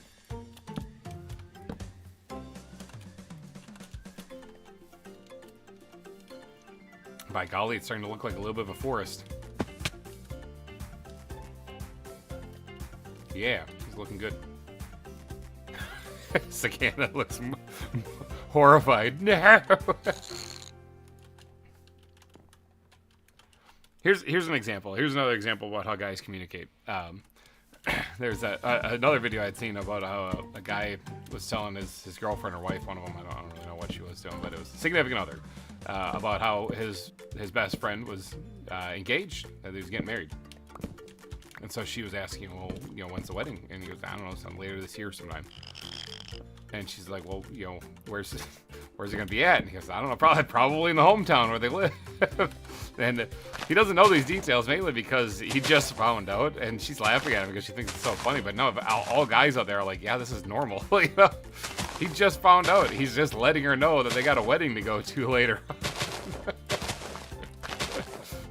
But she's shocked about how it's his best friend, but he doesn't seem to know any of the details. He doesn't know what the ring looked like. He doesn't know any of that stuff, because guys don't really care about what the ring looks like. She's like, well, how did he do it? And how did he propose? And he's like, probably on one knee. But that was his thing. I mean, that's how guys operate. We don't really focus much on those details. We just know what's happening. And whenever the time comes, we'll be ready. So, and a real life example. I have a friend in real life, a real person. Look at this, not just a virtual person. Crazy, I know. My friend Grant. He was also one of my best men in he was my groomsman in my wedding. But he he doesn't work with me, like as far as like at the place where I actually work. He doesn't know any of the people I work with because you know he works somewhere completely different. And but at work we have one of our workers is named Billy, and for some reason one of our other workers out there got in like this twitch, almost like it got this twitch, like this habit of just kind of shouting out Billy. He'll be working by himself with Billy nowhere near him. Nowhere. He might not even be there that day. And he'll just randomly just shout, Billy! And I don't know why. But it's just one of those things, like, new employees that get there always laugh at that because it's just so goofy. And so as a result now, I will occasionally, I told the story to my friend Grant too, and I will occasionally just yell out or text my friend Grant, Billy! He has no idea who this Billy is, but he'll always reply back, Billy! That's how guys communicate. That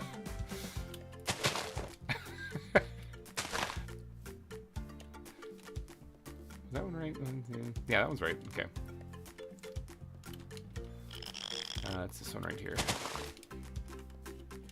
So there it is. Blue Collar County sounds about right.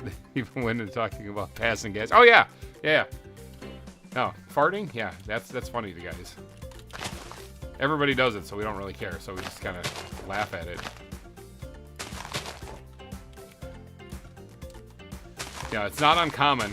So like guys like use like bathrooms for example for biological reasons. We just go there, we do our business, you know, and then we leave. But you know, because we can't just like it's impolite to just rip one in public. You know, a lot of times guys will release it in the bathroom. You know, and it's not uncommon. All guys hear it. They're just like, yep, that is a thing. But every once in a while, this is the funniest story that I can recall that I've heard, is somebody sat down in the stall next to me and they ripped one. But then they said, here I sit all brokenhearted. And if you guys know the rest of that poem, you know why that's funny. To censor it a little bit, it came to poop but only farted.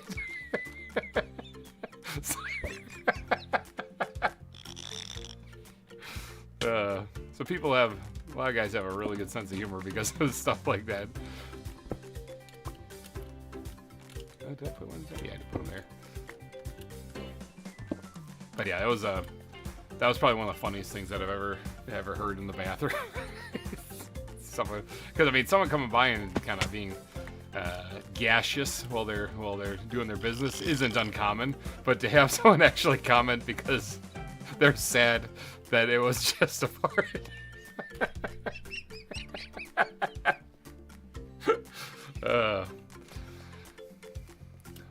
Yeah, that was funny stuff.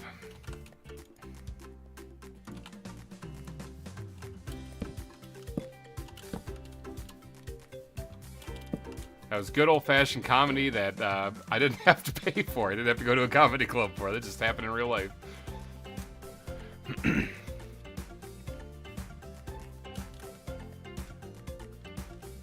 that's looking pretty good. I'm thinking vines. Vines kind of hanging down this cliff edge a little bit. Similar to, you can't really see them over here, but they're, well, you can kind of see one right there in the corner of the sign. But yeah, that, if anyone else has any funny experiences, it doesn't have to be bathroom related, but any other funny experiences they'd like to share, please do. I think we're done for the trees in this area, at least. See, that flew by, just talking about poop stories like that. This is why the guys were talking about it for 45 minutes in the first story. So, because time flies. You get to chill and relax and build palm trees. Let's heat up the cooked pork chops here. Remember, I'm keeping this open because I'm going to come back later. I'm going to do probably some ruins in this area. Maybe even kind of dripping down over here, too. Alright, so the next patch of grass is actually right here. This is where we're growing the jungle trees, so... I mean, if I need to grow more jungle trees, I can always go that way. Okay, but part of the way there, I'm thinking it would be cool. Let's put one right here. I know it's growing out of stone, but you can't tell that when you look at it, so... Little double banger right there, and this one right there, one there. Lower one down right here, and then maybe we'll put another one.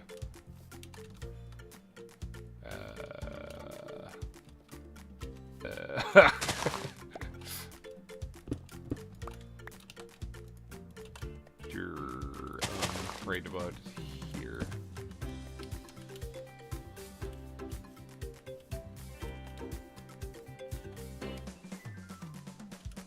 Ooh, this looks, I guess that looks right. No, that's right. Looks a little weird, but it looks right. Okay, so I gotta add some palm trees in here, and then this part will be done. Now, this would finish, where am I at? This will finish, I like how there's just a clearing there.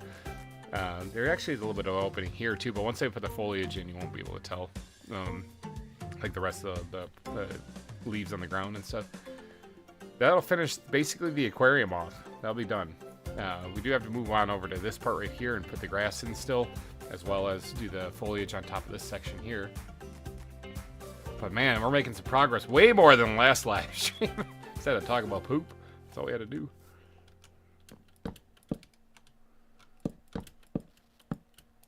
Get a nice vertical one here.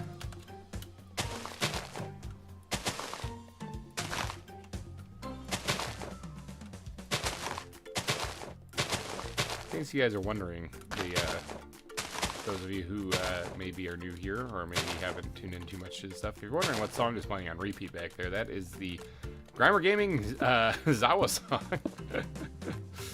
It's actually a custom song.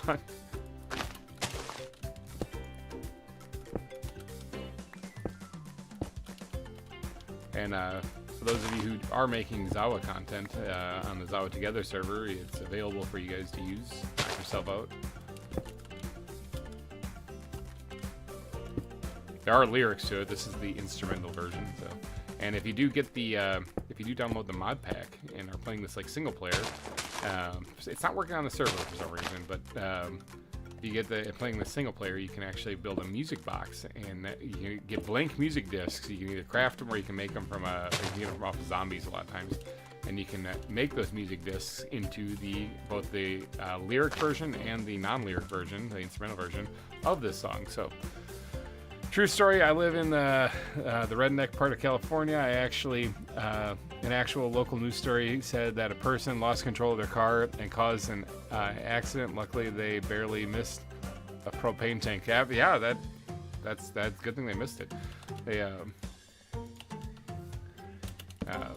yeah, propane exploded. So, definitely don't want to be crashing into that.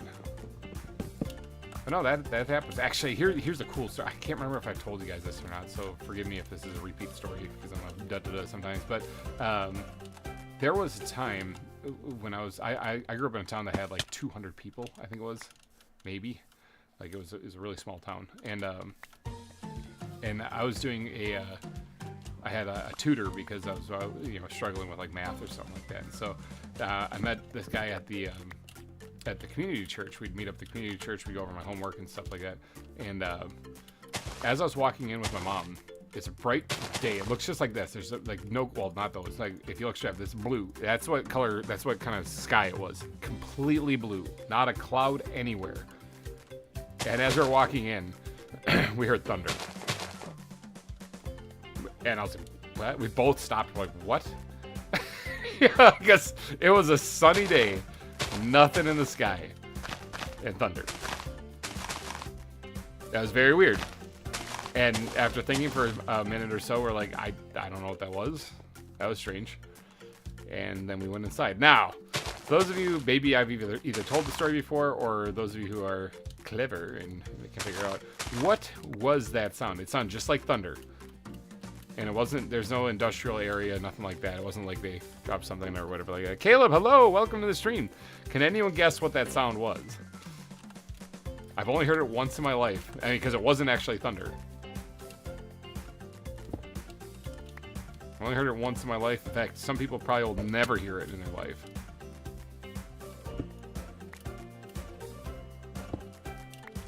Bright sunny day, suddenly thunder. I'm gonna wait for guesses to come in. And no, there wasn't a men's room nearby, so this isn't just another funny poop story.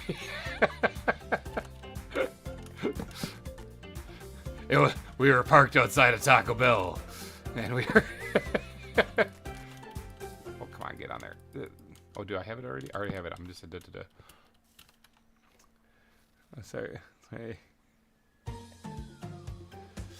If I go in a church, I'll start sweating. It'll just start happening. I'll just burst into flames. But yeah, can anyone guess what that thunder sound was? Super mystery. We only found out because of the local news. It actually got reported on the local news. Because honestly, we had no clue.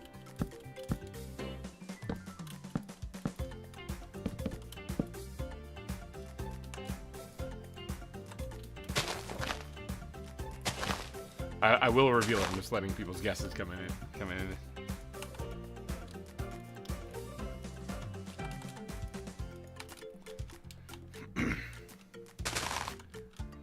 Rocket launch? No rocket launch. Heidi, welcome to the stream. It wasn't a rocket launch. Although that is actually a good guess, because like if you're in the middle of nowhere, a lot of times they'll have like rocket or missile silos or something out there, especially in the Great Plains. But no, it's up in northern Wisconsin. Sonic Boom? It wasn't the Sonic Boom, although that's a good guess. Technically, you're kind of right, Elcott. Transform Blip? It wasn't that. But these are all really good guesses. All right, technically, you're kind of right, Elcott. Because, yeah, I guess it technically would. All right, here we go. You ready for this? It was a meteor impact. We had a meteor hit. Doesn't happen very often. Most of the time they burn up in the atmosphere. Like I said, sometimes you'll go your entire life and never hear it. We didn't see it. It was just we're walking in and what was that? And then we found out on the news that night a meteor landed in the Northwoods. And you're like, whoa, whoa. Yeah, a small meteor hit the ground. So that's what we heard.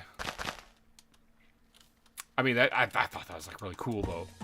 But and you can find videos of meteor impacts too. Like people have seen meteors come in and stuff before. I think there's that one from several years ago over in Russia that hit and blew out a bunch of windows. Yeah, it landed like in a lake over there. So yeah, it's cool stuff though, like the meteor stuff, you know. Like, yeah, that's a rabbit hole thing if you go look into. It's kind of nuts. But yeah, if you look up videos of like meteor impacts and stuff like that, you'll undoubtedly find the one from Russia, because that was a pretty highly publicized one, because there's a lot of people caught it on camera as far as the meteor coming in, like that, a lot of dash cam footage and stuff like that. You know, people are just driving down the road and all of a sudden you just see this bright like thing appear in the sky and it goes streaking across the sky, lights up the whole area like it's bright day. I mean, it was daytime when that one hit, but other times you can find meteors coming in when it's nighttime and lights up. I think there's one in, where was this? Somebody got a really good view of it. They were doing like a TikTok video or something when it happened to come in. They're making a short where they're recording with their phone, where they're looking down at their phone, so it's up in the sky. And she starts trying to say something, and as soon as she does, everything turns blue around her because it's nighttime. And she looks up, and you see in the background in the sky the meteor go by. It's bright blue because of the element that it was made out of. I think it's like nickel or something. I don't know. I'm not a pro on that stuff. But the whatever element it was, it burned blue when it entered the atmosphere. And so she accidentally got like the best shot of the meteor going right over her. I think that one burned up without hitting the ground though, but it was still really cool, you know. Well, that's not really a cool place in the wrong spot. I bring this up also because the other day I was looking up videos of it with my middle son watching, Jacob and I watching them. But yeah, meteor impact. Because, I mean, you think about it, the things enter the Earth's atmosphere constantly. If you go out on any given night, it doesn't even have to be during, like, what do you call it, a meteor shower. It can be during, I didn't put them on this one. It doesn't even have to be on a meteor shower. It can be on a regular night. If you are in a place where you can see the stars, you know, sometimes, like, city lights and stuff kind of block them out, but if you can see the stars, you can look up and just watch the sky for a little bit. you'll see a shooting star eventually on any given night, because there's always stuff falling into our atmosphere, whether it be satellites kind of coming to their end and crashing into the atmosphere, or whether it be little chunks of debris in space. There's just always stuff. Forgot that too, and that one too. Boy, I know how to make palm trees.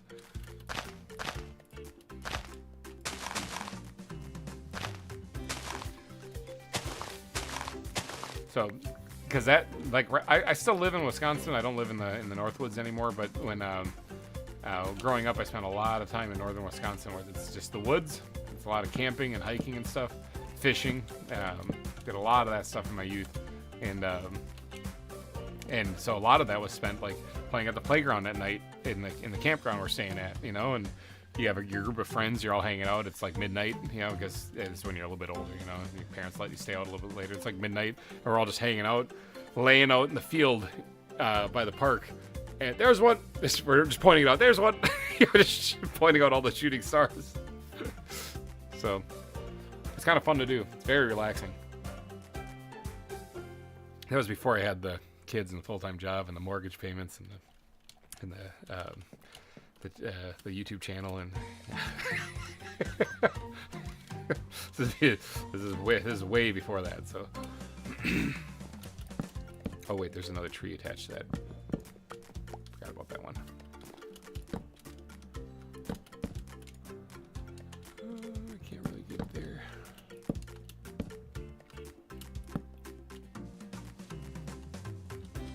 Make it a little taller.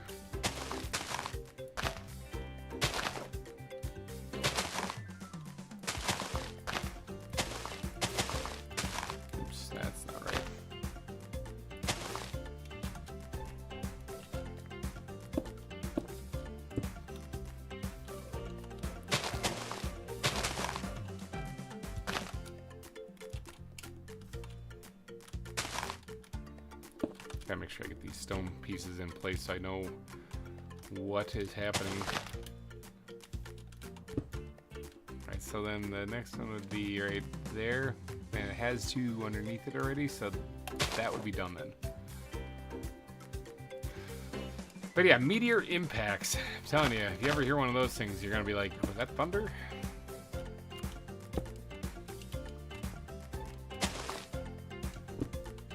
I might have been like 11 or 12 at the time.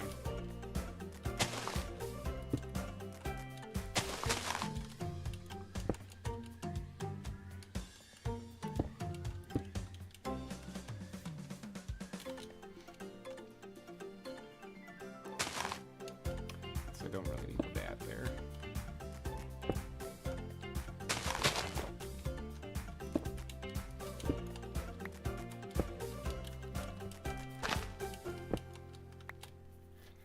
Suppose it sucks for whatever squirrel that was out in the woods that got hit by the meteor, though. Man, rough day. Alright,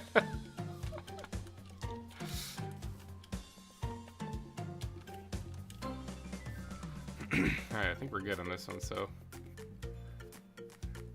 Yeah, to be funny, that would be or to be honest, that would be a funny poop story, though. Yeah, if it was like the deafeningly loud thunder was actually just us sitting outside of Taco Bell bathroom.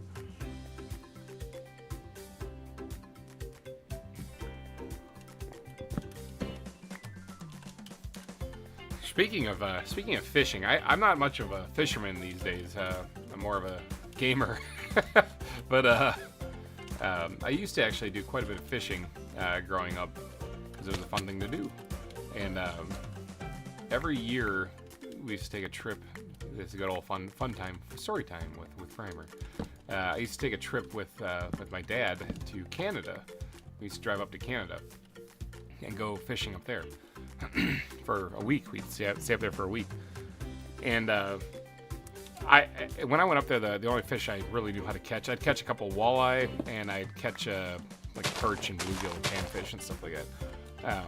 So I went fishing one morning with my dad and my uncle who came with us, and I hooked something that was like way bigger, or way more of a fight. I put up way more of a fight than a typical panfish. And I was just cranking on it. I was like, come here, just trying to rip it out of the water, because that's what you do. You set the hook and You try to reel it in as fast as you possibly can because you're fishing. But I didn't realize that bigger fish, when you're using the pound test line that we were using for basically panfish and stuff, that if you hook something bigger, you gotta play them a little differently. And so what I had hooked, and I did find out what it was because it crested the water a little bit, and my uncle missed it with the net. But it was a smallmouth bass. Now, if you guys have ever caught smallmouth bass, despite the name of them being like smallmouth bass, they're smaller than largemouth, but they fight so much, it's ridiculous. Like, you'll swear you have a monster fish on, and it's a smallmouth. It'll be like a 12-inch smallmouth bass or something like that.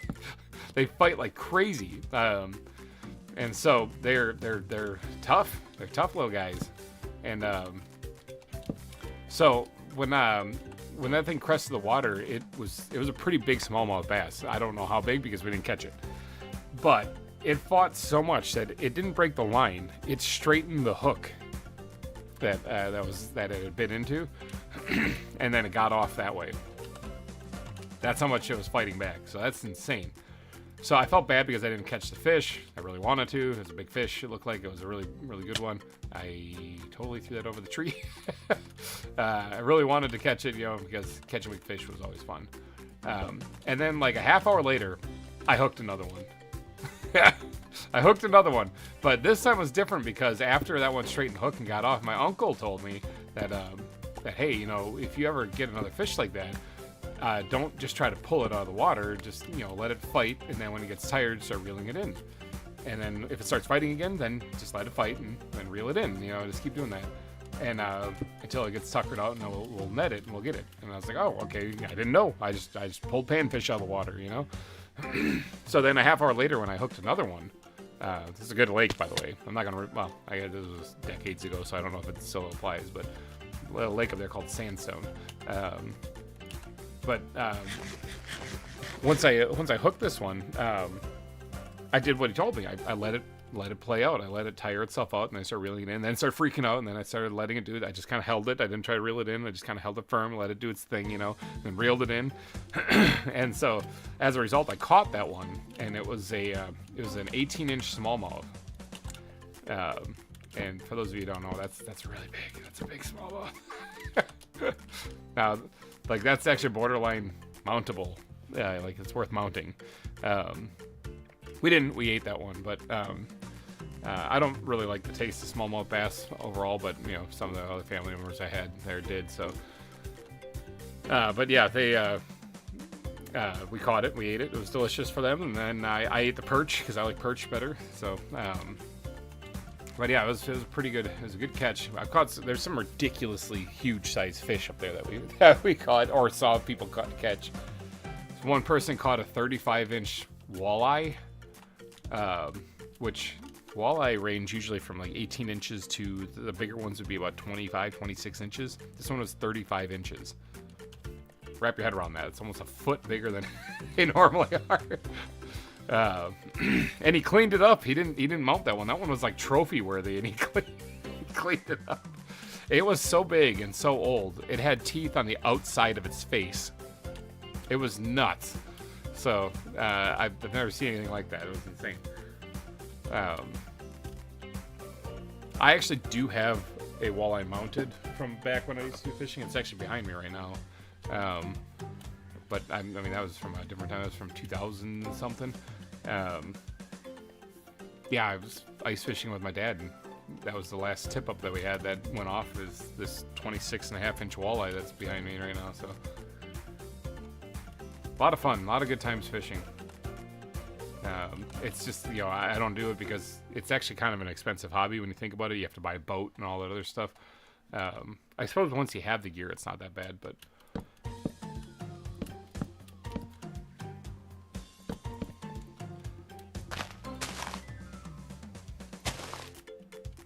Oops. But yeah, fishing. A lot of fun times.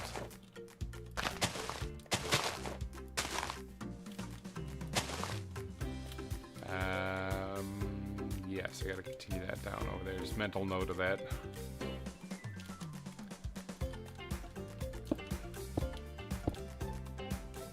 Yeah, as far as mounting fish, we would only mount them if they were really good, like really ridiculously good.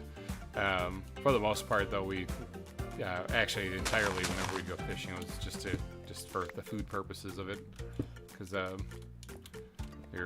we'd stock up on fish, we'd freeze them, you know, and then you could have fish fry throughout the year.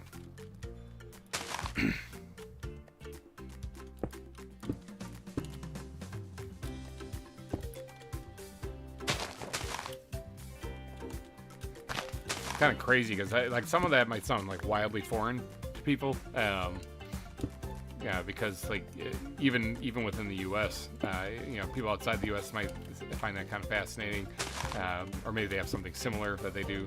But even within the U.S., people still might sound foreign because the U.S. is so massive and it has so many different cultures within it that's a completely different lifestyle than what other people might lead. So, but yeah, that goes. That. Yep, that was the mental note I had to make.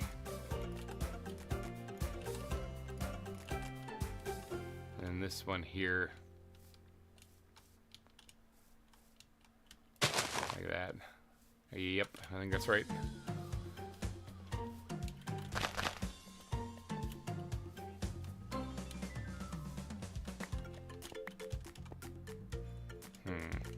Hanging over this thing.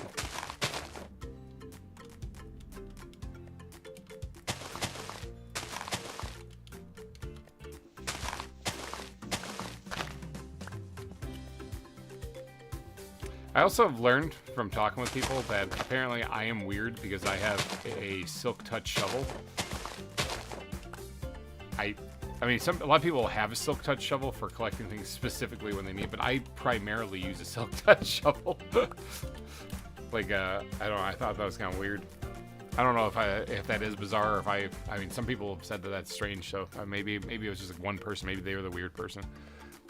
We use to fish in the rivers around here, town.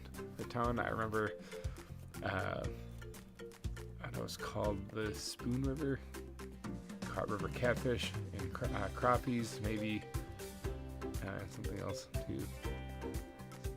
Go camping, catching her. Yeah, that's true. Actually, there was a time where I was at that same campground that I grew up at, where I was hungry. I opened the fridge and all we had was night crawlers. I was like, well, I'm not eating those. So, went and hopped in the boat, caught a dozen or so panfish, and cleaned them up and ate them up.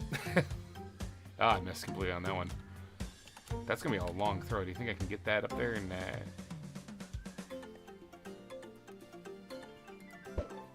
that might be too far. Maybe no, it might be perfect. Aha! Got it.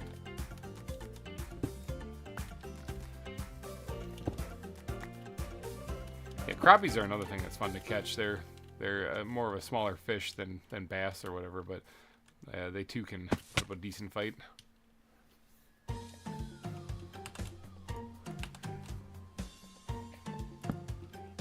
Guys, I use a silk touch shovel for Minecraft bingo round. Came in handy. Nice. Alright, and then we gotta add the coconuts. Heat. Nope. Heat. Yep. Got it.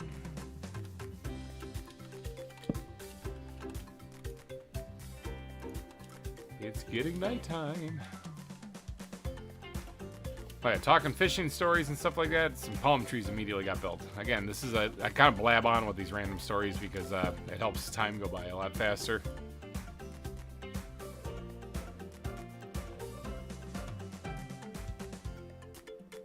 A little early on trying to sleep here, but I'm drinking coffee, about to peel another orange here. Oh, Cinnamon left a little while ago. I was in the middle of probably talking either about poop, meteors, or fish. Sorry, I missed you departing there, Cinnamon.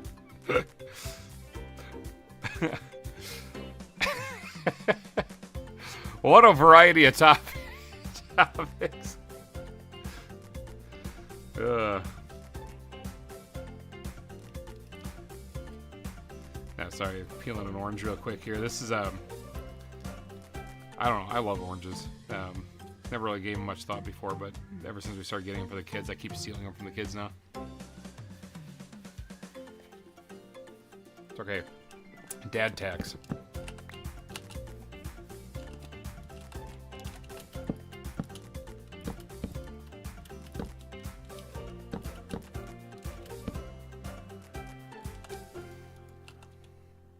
Hey, Cinnamon is still there.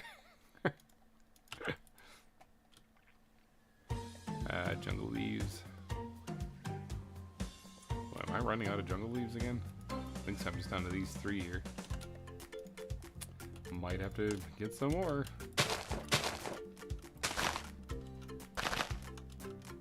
He's back! Cinnamon's back. Speak of the devil.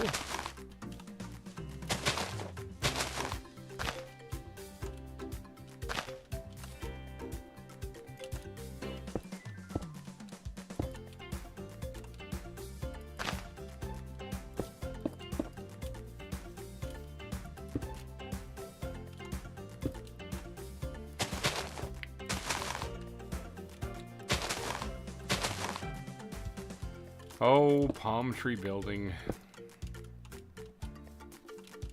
There's more palm trees. Well, would you rather there be less and then I have to rebuild them in front of you?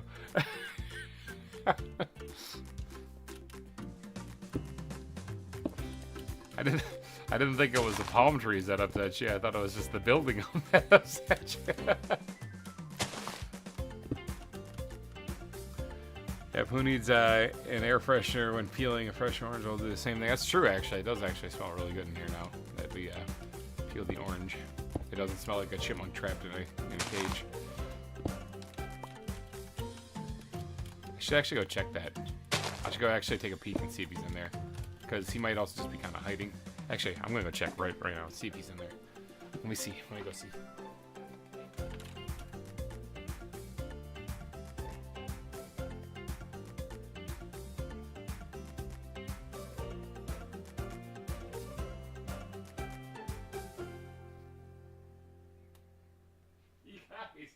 You guys, he's feasting away in the cage. I caught him. Yeah, got him. I'm actually just gonna let him chow down. He's in there. Let me actually, hold on, I just saw him in there. Let me actually make sure the cage was closed. Let me just take a peek again.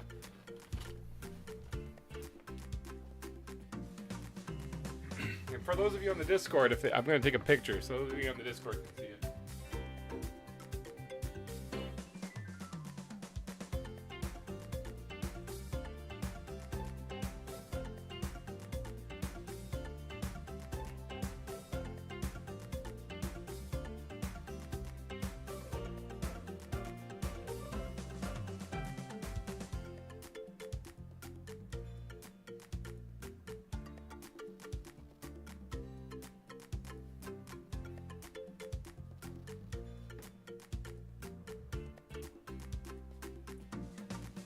Sorry, yeah. We got him. No more chipmunk running around down here. He was a hungry little guy. That's the other thing I was wondering. Thanks for the free snack. Basically what it is, because I'm not looking to hurt him. I'm just going to let him outside. He just can't be in here. But yeah, he's in there. I got him. And yeah, the door's closed, so he's strapped in there right now. So, but yeah, I posted on the Discord for anyone who wants to see a chipmunk in a little live trap. He's just in there. He's chowing down. What a gluttonous little guy. I think I'm good up here. Actually, I can put him down. Obviously, I was just talking at the beginning of the stream about how I got these sweet new headphones and the bass is insane. I wouldn't be able to hear when that cage closed. But yeah, I got him. Alvin! Yeah. Speaking of Alvin, so for those of you who have been a follower of the channel for a long time, I used to play Phasmophobia on the channel, and Super Salty Peanut would play that with me, and he had a mixer for audio, you know, and he could make himself sound like Alvin and the Chipmunks, and he did that for one of the rounds. Because hearing Alvin shout out Leroy Jenkins as he's going up to the haunted house. Yeah, that was some good stuff. That was actually when everyone was still on like lockdown and they couldn't go anywhere and they're trapped in their houses and stuff. So we had a lot of time to play. And so, yeah, but we caught the chipmunk, people. Earlier in the stream, I mentioned about how there's a chipmunk running around down here, possibly going to attack me while I'm on stream. We don't really know, but yeah, those Phasmophobia videos are on the channel too. So if you haven't seen them, they're still out there. You can still watch them. I have a whole playlist for Phasmo. Boop. Oh, I left him an endermite down there. My bad. It's chasing you. It's got blood in its eyes. It's dead.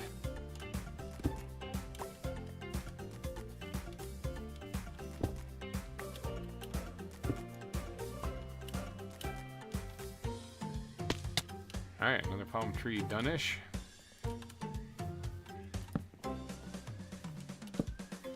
Done-ish.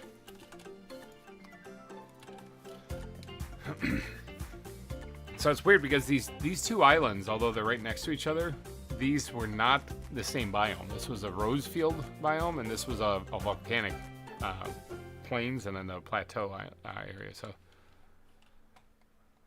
I forgot I broke my armor. Well, you should probably get that fixed, man. Just running around in my hat.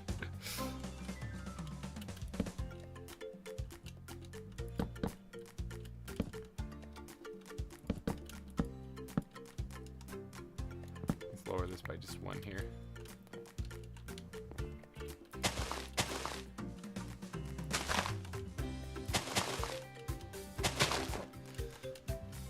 But yeah, everybody give a little shout out to the chipmunk in chat. It's been captured. His reign of terror is over. And by reign of terror, I mean like just before I started the stream, I noticed he was in my house, and now I've captured him while sitting here eating an orange. Talking about poop and meteors.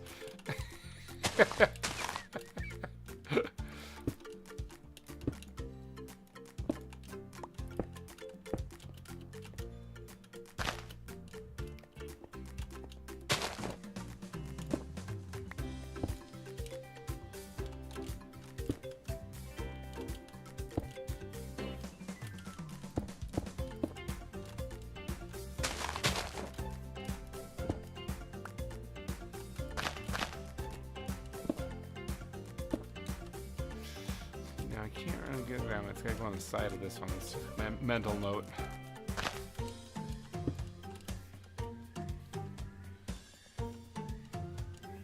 Okay.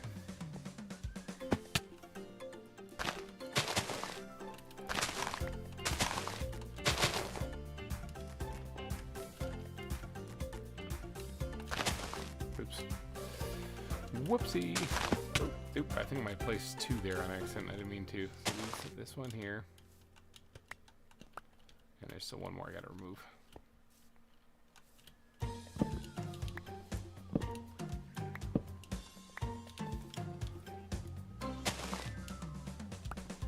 Got it.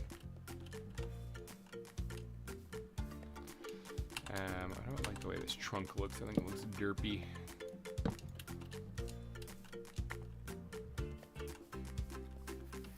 Yeah, it's fine. I'm gonna be like, thanks for the free snacks.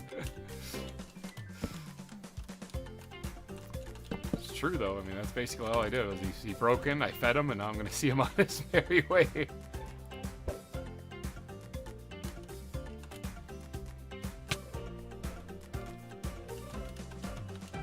Oh, did I forget this one? I forgot that one. Well, dang it.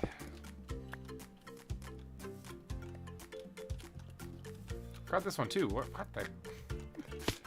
Yeah, I forgot that over there too. Jeepers. All excited about the chipmunk that I forgot how to build palm tree apparently. Cinnamon's gonna be so happy.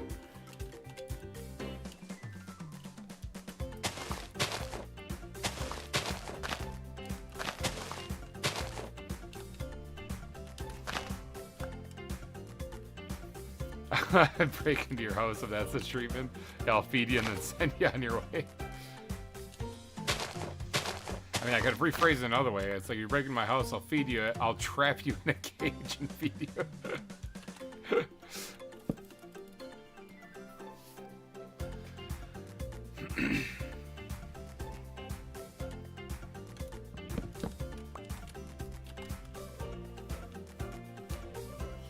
Alright, no, I didn't get those because I was addicted to it and I forgot to put the leaves underneath them. Don't. There's just a better way. There's one. Ah, that one right there is gonna be a trick. Okay, let's do this. It's better. Running out of balls again. Free food is free food. Yeah, I figured I'd just let him just chow down in there, and then once he runs out of food, I'll go let him out. At least that way he gets fed and he can be on his way.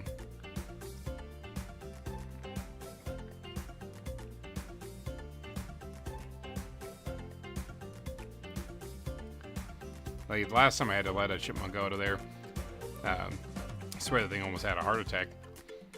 Because, you know, this big human walking right up to it. He can't get away. When I opened the door, that thing sprang out there. It was like a chipmunk cannon.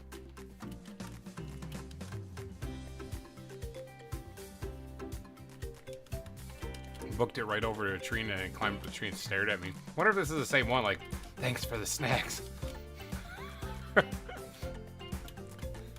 I'll be back later when I get hungry again. I mean, honestly, that might actually be the case. I don't know how it got in here. So usually the chipmunk would get in the garage when the garage door was just left open. You know, the kids have been playing outside a lot, so we've been having the garage door open, so that makes sense. Because, you know, their bikes are all in the garage and stuff. So that's one way. And then there's a door in the garage, obviously, next to the house, so sneaking that way. But if that's not the case, I gotta look and make sure that you didn't like dig a hole.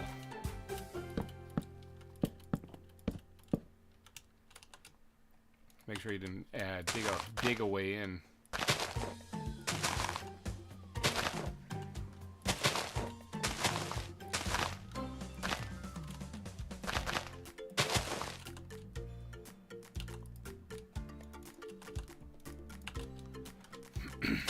Chipmunks.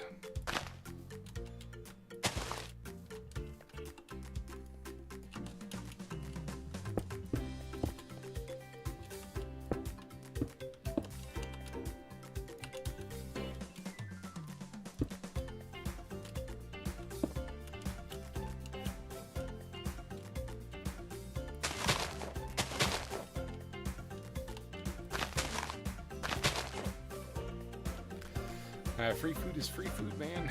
Absolutely. I like that. I'm like, I wonder if I got him. Let me go look. He's just sitting in there.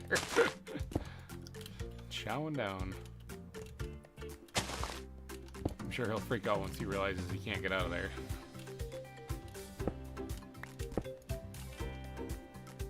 But if this stream goes on for like a long time, which it, let's be real here, probably will. Since we're, what, 2 hours into it right now, and we've completed this. And we have to do all of this still. Including the grass and the foliage itself. So we got a lot of work to do. There's a good chance, like, after another hour or so, I'll go let them out, even if I'm still streaming.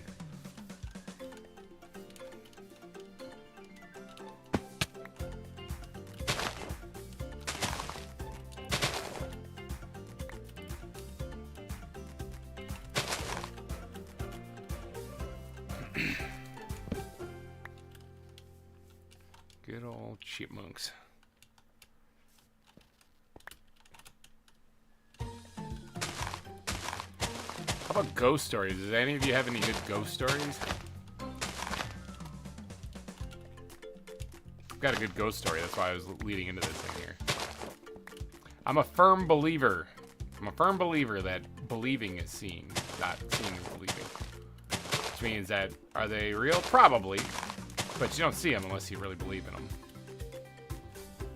because you know the non-believers oftentimes won't see them. They'll think you're crazy.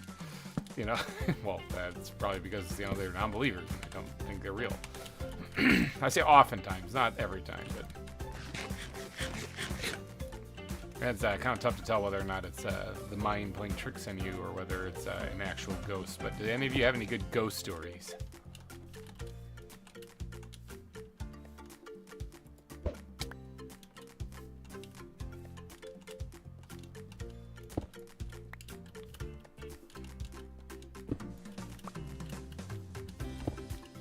Well, you guys are putting your best ghost stories in chat if you have any. Give you an update on the next episode of Nations and Nobles is we're getting a lot of the audio recording done. Sorry, I'm dying. A lot of the audio recording done on it right now, and then the filming is going to be happening here very shortly, if not this weekend, if I can quickly scrounge up people. The script is all wrote down for it. It's good. We're just moving forward. We're in full-on production on that one right now, so the next episode of Nations and Nobles should be coming out here within the month. So, because after I get all the production part, then I'm in post-production, and that takes a while.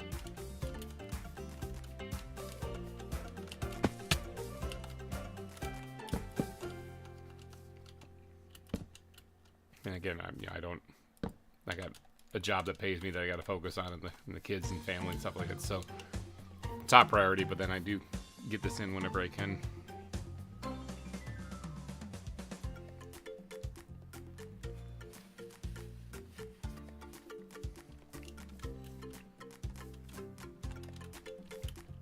Wait, are we done? Are we done with all palm trees up here? I think we're done.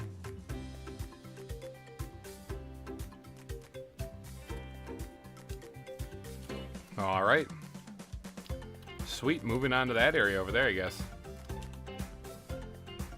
We also need to get some more jungle leaves, because if I'm not mistaken, we have like 3 stacks. 2.5 stacks.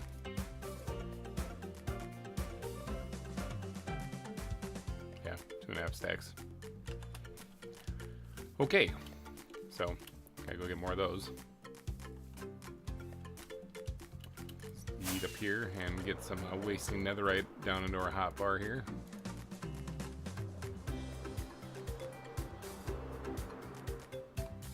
These leaves are almost fully back.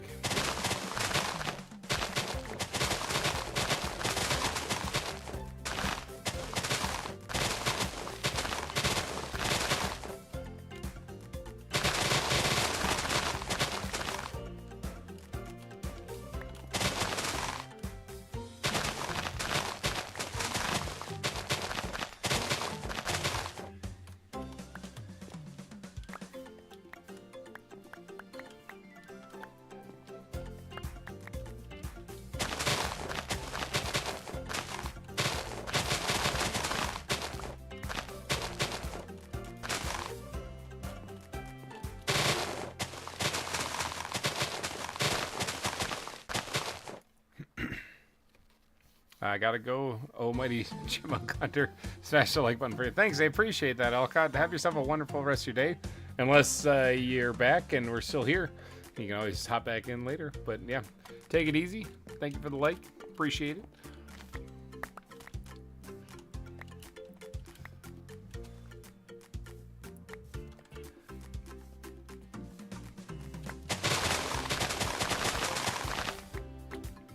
Apparently chipmunks do like bread.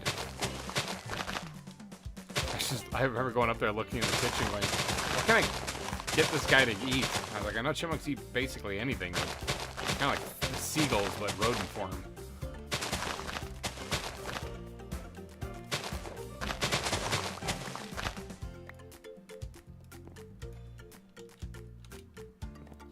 Can I squeeze around this? Yeah, there we go.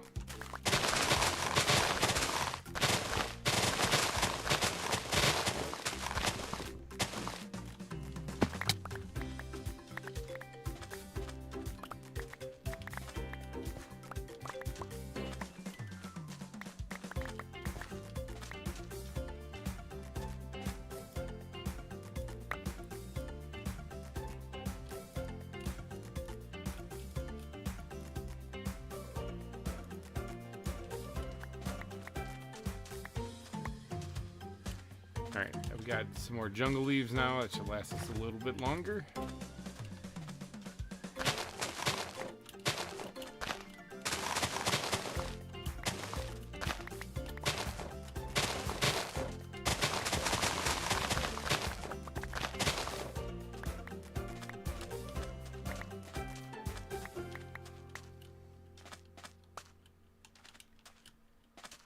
Alright, yeah, that should be good for right now.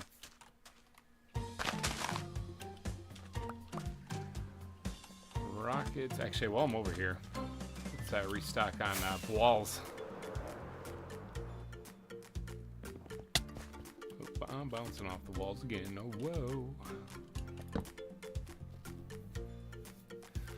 Yeah, we're at, according to the YouTube thing next to me, we're at 20 likes. So if anyone's watching, hasn't hit the like button yet, and is enjoying the stream with all these weird stories, I'm going to tell you the ghost story coming up here in a little bit. Then hit that like button. See if we can't get to 25 likes. I'm hoping. Big shout out to Todd for signing up for his membership on his new Google account today, as well as Peter for dropping the super chat earlier. Thank you so much for that. Balls. Down here for balls. Balls. There we go. Ooh, I need to get some more balls. There we go. Found some more balls.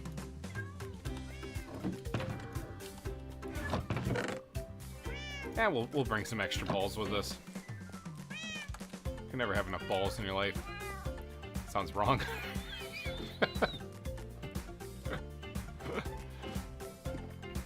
Alright, so no, I haven't seen any ghost stories popping up in there. Either people are too scared to talk about them, or they nervous or whatever. But I'll tell you one. I was a kid, alright? I was a kid, so maybe this way might have just been the mind of a child doing its thing. I did like Ghostbusters as a kid, big time, so maybe this is all made up. But anyway, the house that we live in, or lived in back then, it's a nice little one-story place. Had my sister's room down the hall, had my parents' room across from mine, and yeah, nice little place. But at nighttime, sometimes some weird stuff would happen. I don't really remember a lot of what it all meant, you know, but there was something in my room at night that always freaked me out. And there was multiple times where I'd be freaking out and screaming and yelling for my mom and dad and stuff like that, and they'd come running in. But the reason why is because what I was seeing was some kind of, I want to say it's like a mist, but it was like a glob of it. So it didn't actually have like a shape of a person or anything like that. It was just a glob of this mist, whatever thing, that would kind of come out from my closet, and it would slowly start coming towards me. All right, and so I would freak out because what the heck, you know? And so I would, and it wasn't every night. It was just sometimes. And I would, I'd call for my mom and dad, and when they came in, they'd hit the light, and as soon as they did, it's gone. It was just gone instantly. And then it was gone for the rest of the night. It wouldn't come back. And that was it. And I'd never understood what it was at all until I got a little bit older, and then I had a theory. Now, some nights, either my mom or dad were sleeping already, and they weren't able to get there in time before it would reach me. And then the things that would happen would be really interesting. Nothing effectively would happen except for I would be instantly asleep, and all I would be able to see is like tie-dye emanating, like multiple colors emanating from the center of my vision, and then it would be morning. Who knows what happened or what that was? Not a clue. It was very creepy as a kid, though. But later on, when I got older, I found out that when my parents purchased the house, they purchased it because the former owner was an old lady who passed away. Old age. It was nothing nefarious, nothing horrible or terrible, but she passed away. And guess which room she died in? Yeah, that was my room. So that was fun to know after I grew up. So the the stairs when my parents got let's see, I got in trouble for dropping a gallon of milk on the stairs when my parents poltergeist met me on the stairs when I was 5. That's creepy. I got my blanket tucked in the middle of the night. Yeah, screw that. That'd be creepy. Like, it doesn't help, too, that, you know, like, I would well, actually, at that time, I hadn't really found any kind of fascination, like, ghost stories or anything like that, so I don't really know. I don't really know what that one was. Not gonna lie, that one still kind of creeps me out thinking back to it. But yeah, that's a thing that legitimately happened. That's my honest-to-God story. That's the creepy one. Didn't seem like whatever that was, if it was some kind of spirit or whatever, it didn't seem like it was nefarious or evil, malevolent or nothing. It was just a thing. So yeah, interesting story.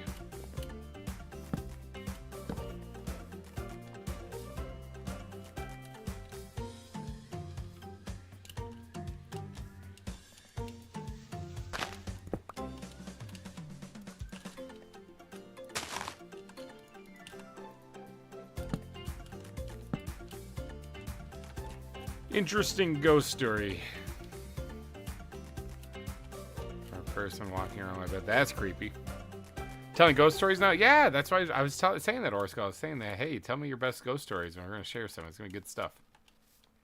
Oh, it was AFK, yeah. My older brother would wake up to the lights flickering in his room. That poltergeist is known to mainly reside in his... Oh, Cinnamons walking. I was like, I thought I heard a spider. No, it resided in and his dog was on top of him in a defensive stance growling at the closet. That's some creepy stuff. Nice underwear. Cinnamons got his polka dot underwear on.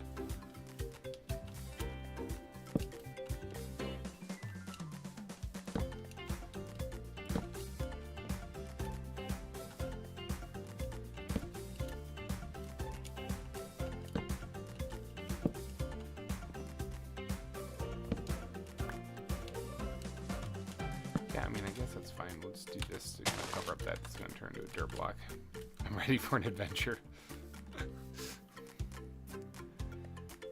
They stayed in the same room for a bit and had a knocking sound come from that closet, which is impossible because my bed had recently been stuff that's shoved in that closet, so that's creepy. There's no way there was anything alive in that closet. Are you sure it wasn't a chipmunk, though? Because I found that those guys seem to get in places they're not supposed to be in. I don't have any ghost stories, but my sister had a story about how I scared the crap out of her with my sleepwalking. Oh, yeah. That's got to be kind of creepy to see someone, you know, like just kind of walking around at night, totally asleep.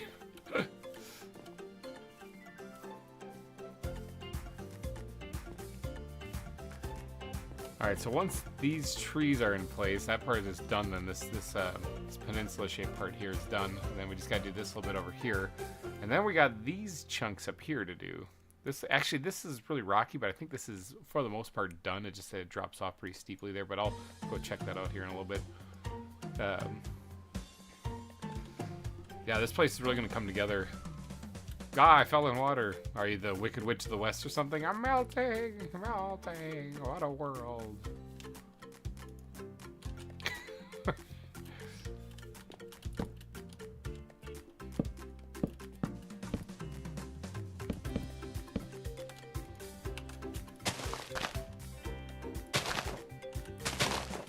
That's right.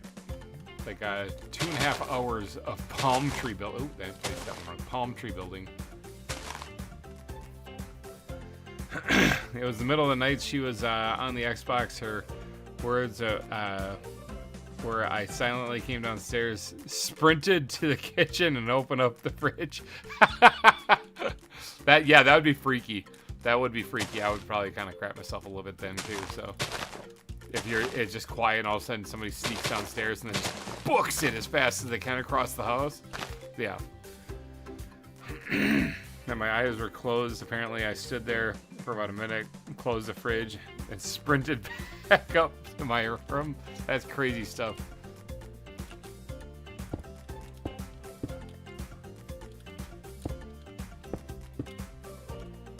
Yeah, I can see where that would be spooky, though. Especially if you didn't know like if she didn't know of a sleepwalking issue. Even if she did, that still would be freaky to all of a sudden have that happen.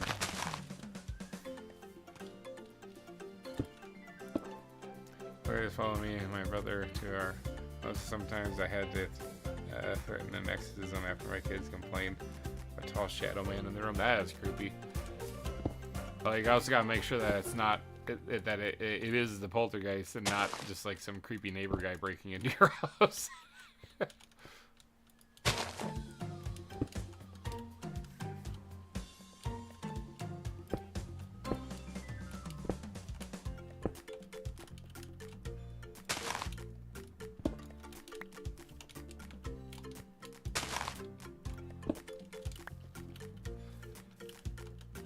Yeah, creepy ghost stories. That is some kind of unnerving stuff.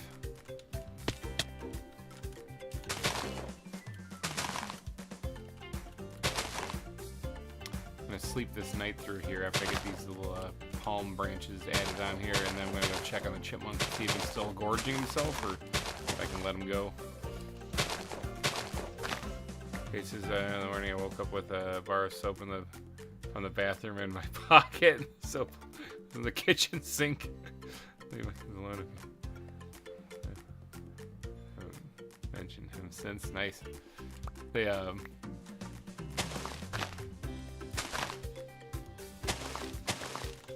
nighttime creepers be creeping. I have a baby separating the living room from the kitchen. Oh, baby gate. If I step over the gate. Sleeping. Yeah, it's like people who are sleepwalking seem very conscious. It's kind of crazy. They'll do also. Some people, like you said, you went sprinting up the stairs and into the kitchen and stuff. Some people will literally, if they aren't really supervised with this kind of stuff, they'll like go outside and go for a run. Which, I mean, to be fair, has got to be an excellent way to stay in shape. Because like if you're exercising while you're asleep, then you don't have to think about it, right? Because exercise, like running, sucks. Especially with my knees.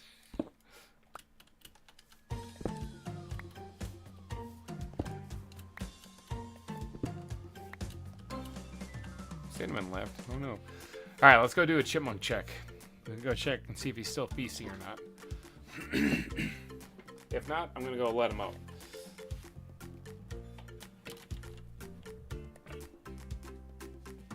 Oh, I hear him rattling around in there. I think he might be done.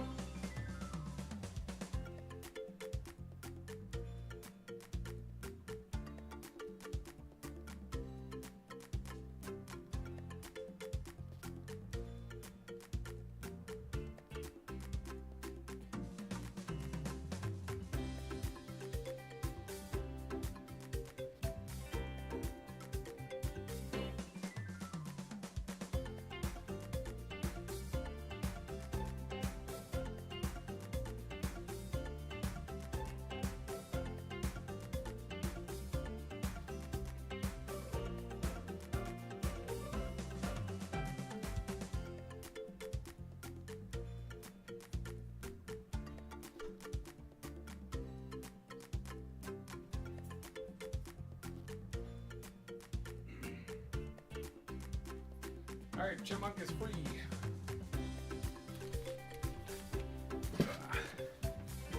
The chipmunk is free. And again, for the Discord folks,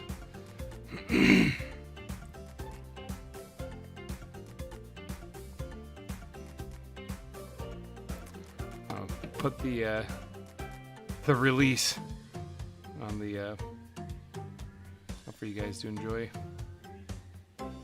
Sorry about just kind of standing here for everyone else who's tuning in.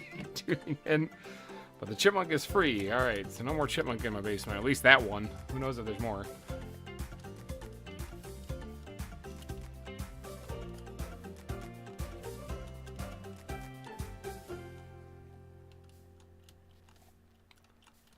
All right, so I think we're good here.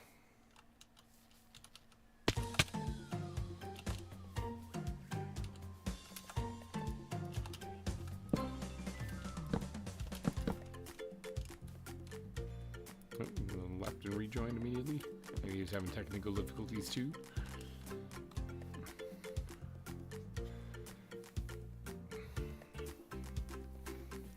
Oh yeah, make sure you don't get in your car while sleepwalking. That would be a problem. That could be a real problem.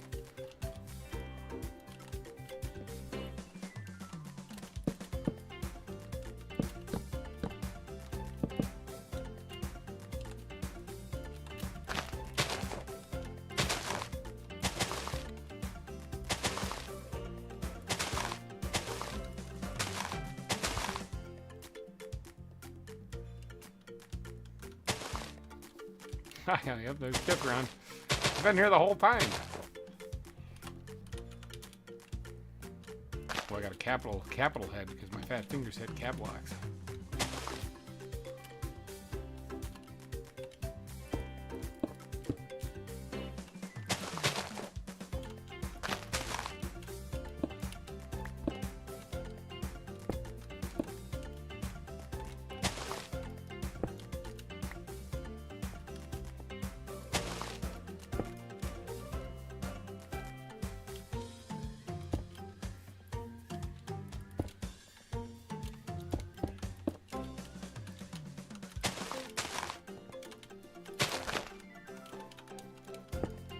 I always thought about making a video and like tree tutorials,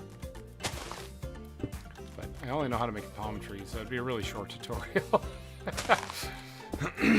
No, there are 21 likes. That is true, Everett. Welcome to the stream. We're building palm trees, catching chipmunks. I kid you not, that happened on stream right before that was the whole thing. 5th grade almost in the books. Nice. Well, GG. On to 6th. Yeah, I don't know if you were here earlier or not, but at the beginning of the stream, I mentioned about how just before the stream, I noticed I had a chipmunk in my basement down here with me.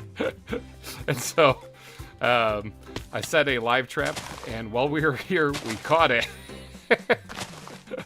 Caught the chipmunk while I was streaming. And so I just got back from letting it out, and I just let it outside. So it's free, it's back, it's well fed now. It gorged itself on the snack I put in there.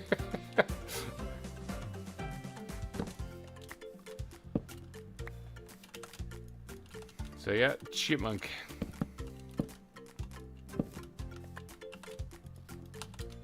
Oop, actually I still need those. Hold on 1 second. Pink.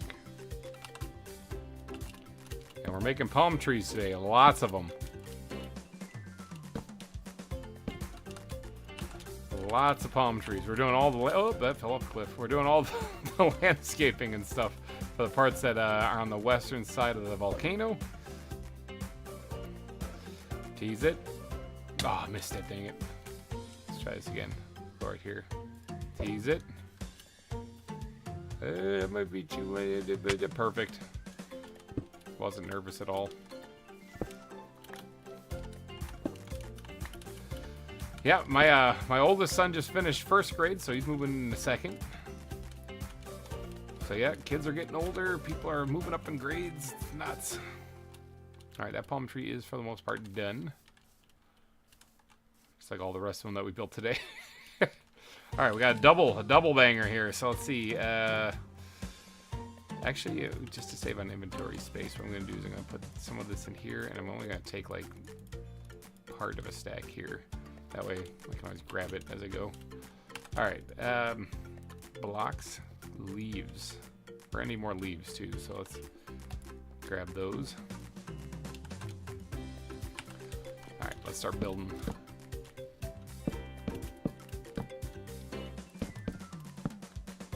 Nice big tall boy right off the bat here. Yeah, that's right. I'm sitting like, did I do this right? But yeah, congrats on moving up from 5th grade. It's good work. Keep up the good work.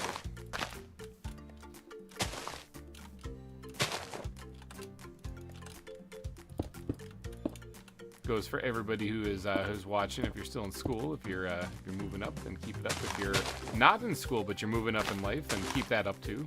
Wish you nothing but the best. Good vibes here is what we're aiming for. Good vibes and a whole lot of palm trees. There's a t-shirt idea, a bumper sticker for you guys.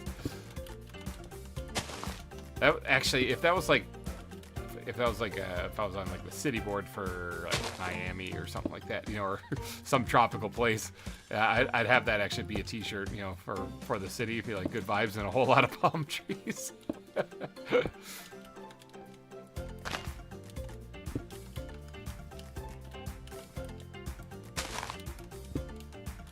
All right, prep work's done here. Sun is setting. Creepers be creeping, but don't be afraid. Because I got a bed. I can just pass. My middle school is right next to my friend's house. So we're gonna build a fort for the three of us. Probably fish out. Nice. Yeah, I was talking about fishing stories earlier, actually. Early in the stream. Some of the fishing trips I took to Canada, some of the other fun fishing stories. Biggest fish I caught, or the only one I ever really mounted, the one that's behind me, the 26.5-inch walleye. Yeah, there's good times, a lot of good times fishing. But the fort sounds even cooler. That's one thing. Minecraft really is just fort building, but in a virtual world. Like, look at my fort. There's a big volcano right there, and look at there. There's a whole bunch of islands. Yeah, this whole place is coming along nicely. Got the ship over here, which you still got to finish all the rigging and the sails on. But yeah, actually, I think that's the last thing I need to do. That and fix up the crab beach, which I've said I was going to do multiple times and I never did. But I should do that. Like this sandbar area right here is good. It could be entirely sand, but this part right here, I might actually add some terrain to around the, this is just the regular crabs. There's the horseshoe crabs and the regular crabs. Around the regular crab exhibit, might add some terrain to that and have the sandy beach be around it, and then have this sandbar connect that. So this is almost like an island of itself, probably. And then it'll connect to it. I think it might look a little bit better. But one other thing that I kind of need to add to really tie this together to make it look like an actual chain of islands correctly. Right here, you see the sandy beaches around this. These were natural. They were there. And remember, this is a rose field. Okay, this wasn't actually the rocky tropical area that it looks like. This was a rose field. So the sandy beaches were kind of connected to the edge of it. This right here was volcanic plains, like what you're seeing here with the black sand. And they didn't have any sandy beaches on it, so I'm gonna have to probably add them. Which is gonna be difficult because a lot of that is really steep drop off. I mean, this shoreline right here isn't the natural island. The natural island ends like right around here, so we had to extend it out this way. What animals are you going for in the zoo? There's a lot. There's a lot of animals in here. Like these spots, do you see these little like oval shaped things up? These are all exhibits that are currently built with animals inside. Not that's a lava flow. But these are all exhibits that have animals in them already. So you're finally going to make a welcome center? Yeah, it's probably about time. It's been 1.5 years since the server's been running. This right here is the otter exhibit. We got polar bears, we got giraffes, we got zebras, we got reindeer over here. We got like a scorpion and tarantula. We got the different types of crabs over there. There is mongoose inside of a tunnel right here. Badger, anteater, kangaroo, skunk, turkey. Yeah, turkey. I think there's right here actually tucked on the side of the volcano is the tree frogs. Some black-footed ferrets are right here. I think there's some possums right there. Gharials, hamsters. Is that what those things are? Yeah, those. I think we got the hamsters, or there's another small rodent thing that I think is right there. Orangutans are right here. Goats and sheep. Panda bear right there. This is the aquarium section. You know, with the orca whale, we got sharks and eels that have all despawned, but I'll have to put them back. Bunch of different tropical fish, piranhas. They're in there. Octopus exhibit right there, but they've all despawned as well. Gotta fix that. This is the bear and either the African wild dog or the fox. One of them is. I think this is the African wild dog, and this is the bear. This is the servals. This is the foxes. This is the foxes. This is the snow leopards. The Tibetan antelopes. Free Willy. Exactly. We don't have bison. We did have them last season because this is a new version of ZAWA, and they don't have all the same animals from last season. This is the emu. This is the kakapo. Asian elephant exhibit. The big hamsters. What are these things called again? The cute things, the massive things, big hamsters. What are they? The water things, or semi-aquatic. Orsko, help me out. What are these things called? I can't remember the name of them. Yeah, the big looking hamster things. The two types of penguins are here. We have an empty boar exhibit because the boars have despawned, unfortunately. And then there's a tunnel that leads through the volcano, actually. So you can see the caldera where we have striders actually on display. But that has like a whole bunch of different things. Rats, capybara, that's what they're called. Thank you, Orsko. They do have, what, pygmy hippos now in the pack. Or do they have the common hippopotamus? They just added those recently. I haven't actually captured them yet, but we'll have to get some. Yeah, capybara, you guys are correct. That's what it is. So there's a tunnel leading through the volcano right here, which, can I see cave layer? Yeah, you can see the tunnel right here leading through it. So we got some kind of tree lizard. There's dwarf crocodiles right here. There's rats right there. The pygmy ones are in there. Okay, so caimans are right here. Striders are in the caldera of the volcano, which is pretty cool because you can see where the top of the volcano is. It's right here, and then you go down underneath, and underneath it is where the caldera is actually. So it's actually on top of itself correctly. The little monkey things. What are these things called again? I can't remember the name of them. I always draw a blank on that. Squirrel monkeys. I think they're squirrel monkeys. Chimpanzees. Koala. Sloth. Fennec foxes. Western lowland gorilla. This right here is the caviary, or the aviary but it's in a cave. So there's flamingos, hornbills, macaws. Bald eagle exhibit, which we don't have the bald eagle in there yet. That was the last episode we did.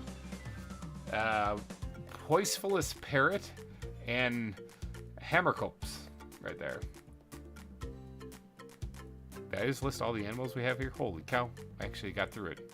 I thought for sure I would have forgot something. I probably did. But yeah, that's all the animals we got so far. So that's where we're at. We don't have beavers. I don't know if they're in the bag. All the animals that are actually in this right now, well, not really. Actually, some aren't even listed. They're all of these guys. So yeah, we got a lot of stuff, and we don't actually have all of them. Like, we haven't found all of them. I recently found tamarins. I found tamarins. The Great Prairie Chicken. I want to get that. Greater Prairie Chicken. I want to find that. I never did find chinchillas. I know they're found in mountains, but we didn't find it. Yeah, mongoose, we have those. We're gifted those. White rhinoceros, we do actually have those captured. Or at least, captured, so. Why does my YouTuber not have a million subs? Because I'm just a small guy. I'm not gonna complain if it just hits a million subs, but I'm just a small guy. I'm just a guy doing stuff. This is actually my third zoo I built too. So if you are interested in zoo building, this is the third one. The first one was built on VintageBeef's Patreon server. First season was Wildwood Zoo. The second one then was built on a single-player world, which I then connected to a server so that Beef could tour it. So VintageBeef toured the second one as well. But that took a long time to make. That one was Cerro Gordo Zoo. It was built up in the mountains. It was nuts. It was mining themed. It was awesome. I love that zoo. That was great. Old mining colony theme to the zoo. And that one had like 200 some animals in it. It was just insane. You know, we actually have scaffolding in this game now. I still never use it. Yeah. This is the best YouTuber. Well, I appreciate the support. Yeah, I appreciate the support. I'm just a guy. That's it. I guess that's one other reason why maybe I don't have a million subs. I'm just a guy, and I just have a YouTube channel where I just kind of play games and have fun. Usually there's survival games, but I think the reason why the channel hasn't just completely exploded is because I don't really spend every waking minute pandering to the algorithm. I just share my gaming experiences with people like this, or during Halloween I'll do the week of horror and I'll play horror games that week because it's Halloween. Why not? You know, have some fun. But a lot of people don't tune in for that because they like this content and they're not really interested in a horror game. Which I get, but it's again, these are just my adventures in gaming. So spinning. Well, how about them apples? I can probably reach something here. But yeah, that might be why I'm not a huge YouTuber, is because of that. But that's okay. The goal of this is not to become massive or huge or anything like that. The goal is to have fun, build some amazing stuff, chillax and relax with you guys, and just kind of have a casual day. Today, especially today, it's a casual day. Get some building done on the zoo. That's desperately needed. With, you know, life happening, sometimes getting time to do this is a little tricky. So I want to make sure that I do get some time. I should build the smaller one first. It's going to be extra difficult now.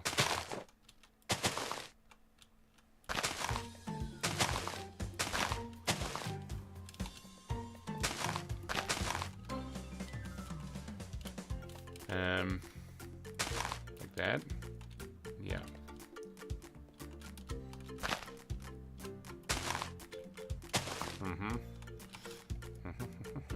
Sound like a villager. When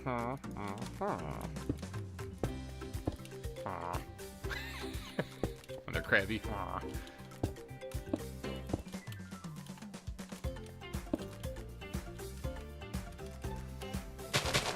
No, I'd say if you guys want the channel to explode and become super huge, share it. Share it with friends and family and people, whoever you think might be interested, or whoever might not be interested. Force it down their throat to say, like, hey, watch this, watch it.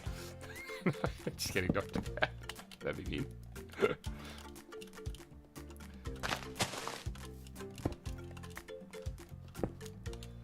And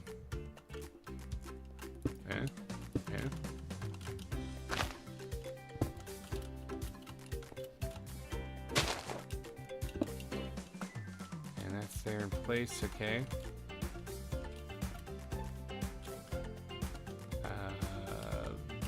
Yep. Okay, so this one's here. This gets tricky when they're merging together, so just trying to make sure I get all the leaves where they're supposed to be. Okay, now that means that I need to put two. Alright, maybe I'll reach them here, right there. Yeah.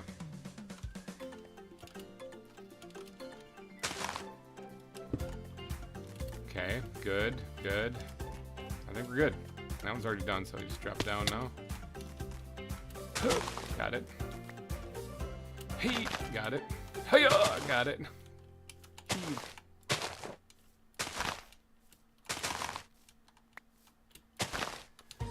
All right, there we go.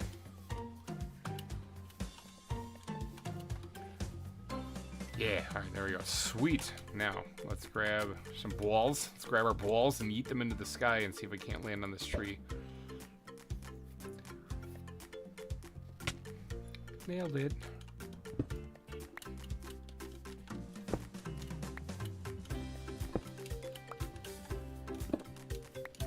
Alright, good. Got those taken care of. Remove the sideways blocks. Grab, not the backpack, grab some. Oh, I'm going to need to make more oak slabs here. Yeah, third, I'm going to need to. And yeah, it should work. Perfect amount of oak slabs.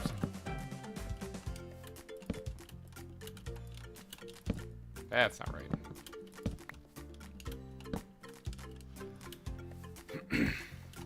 Okay, I think that's probably good. Oh, I'm gonna need more cocoa beans too. Here, let's just give this one 4 coconuts up there. I think that's done. I think the double trees are done. All right, so I need to get more coconuts, or cocoa pods. Do you like Star Wars, Clone Wars? I like the animated show that came out. The animated show is really good. I haven't actually seen all of it. I started watching it, and I think I got through like 2 seasons, but then I like, time is always a difficult thing. I watched the movie that came out before the animated series kicked off, so you get to see where like Ahsoka comes from and stuff. It gets assigned to Anakin and everything. Doesn't like Jabba the Hutt's kid get stolen in that one or something? But yeah, and then I've seen a variety of other things that they've done kind of in that same animation style, like the Tales of the Jedi and stuff that they did, which that Ahsoka taking down the Inquisitor one on that farm was peak. That was awesome. That and the one where it has her training under Anakin with Rex and the crew, where they set their blasters to stun, and the whole point is to just see how long she's going to get stunned. The question is how long can she fight them off? So she has to just survive a barrage of gunfire, and it seems kind of cruel at the time because she's constantly getting stunned. She's having a hard time waking up. She only lasts like a couple seconds then after, when she's still kind of woozy. She's constantly just getting blasted, and Anakin's like, again. And so, but then she learns to kind of understand why the training's going on, and then she's actually doing that training when she gets older with Rex and this crew when Anakin's not there. She's still doing it. And she's getting better. And like when they wake her up one time, Rex comes up to her and says, you know, good job, Commander. It took us over 5 minutes to stun you that time. You know, and so she's getting better. And boy, does that come in handy when Order 66 comes down the line and they set their blasters to kill instead of stun. Yeah, it turns out that training really came in handy then. So yeah, Anakin, one of the best teachers actually.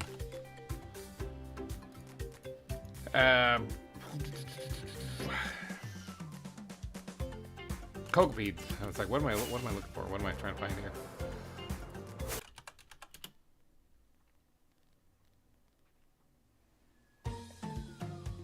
First one. First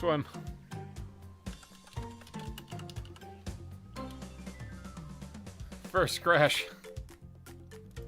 All right, sorry about that. I'm still here. If your stream kind of bogged down there for a second, I'm still here.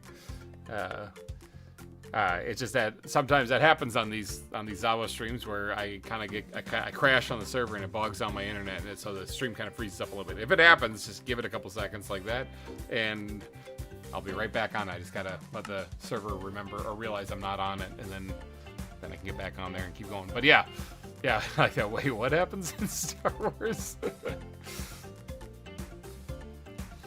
No, that scene where Ahsoka takes on the Inquisitor at the farm, that was awesome. That guy's design was insane. He looks so evil. Yep. Give me a second while I'm still trying to get the technical difficulties worked out. That's the first one on the stream. That's incredible. It's 2 hours, 3 hours almost into it. That's nuts. That's way better than what we usually do. All right, I should be able to get back on now.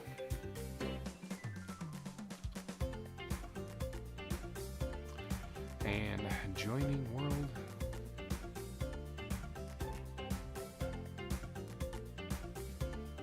Hopefully I can get back on now. Loading train, that's what I like to see. Oh, I'm flying, oh my gosh. Okay, I'll bring you guys back in mid-flight here. Alright, there we go, I'm back-ish. I came here for Cocoa Pods. I just need some Cocoa Pods. I'll get down to my little hidey hole here where all my storage is. My cocoa farm right here. I'll harvest it while we're here.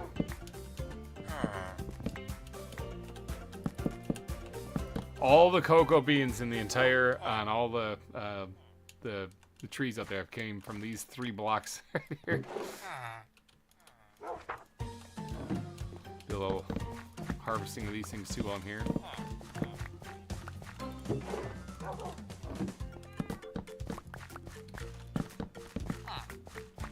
Should really set this up on like an auto farm or something like that, but that's a lot of work.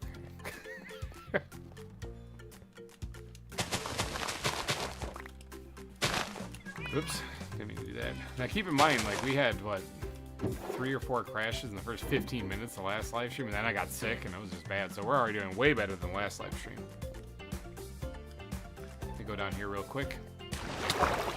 Down here, this is also where I go hunt down all my creepers, by the way, in case you're wondering. I get hunt down creepers because I left a dark area down there for them to spawn in. Oh, there's got to be the string.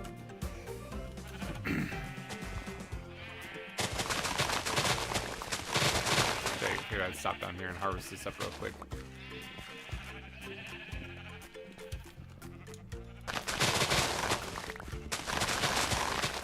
Oh, the BRB screen, yeah. I actually have 2 BRB screens. Well, really, it's like there's this one, which is, you know, I'll be right back, whatever. But then there's this is the title of the series. I usually throw that up instead. So, let's came down here to get some sugar cane. Are there any creepers down here? There are some dudes. There's some baby zombies too that I don't really feel like dealing with. Yeah, that's where I get my gunpowder. I just go down there and harvest and fight them. With looting, I can usually get enough.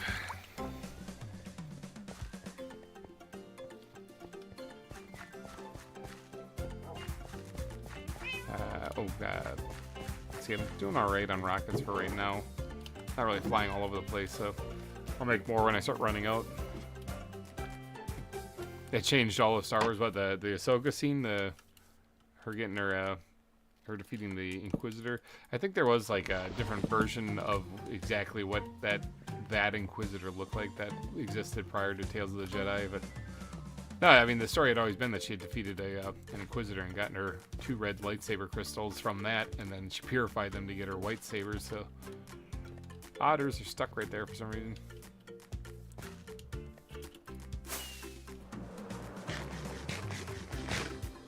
Oh, when Fox killed, yeah.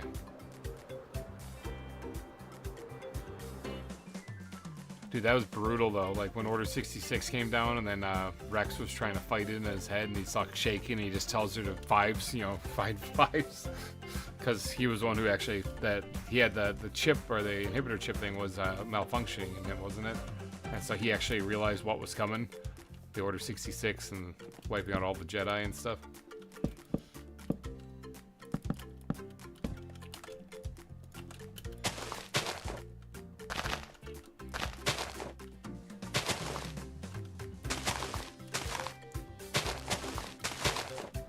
See, that's actually like how good storytelling, when you're tying it into another series, is supposed to go. I like to use like the MCU shows on Disney Plus as an example of how not to do it. But like Clone Wars is how you do it. You got your movies, and all your casual moviegoers are gonna go see those and stuff like that. So they're gonna know that story. Now, if you want to enhance that story by adding in other things, you certainly can.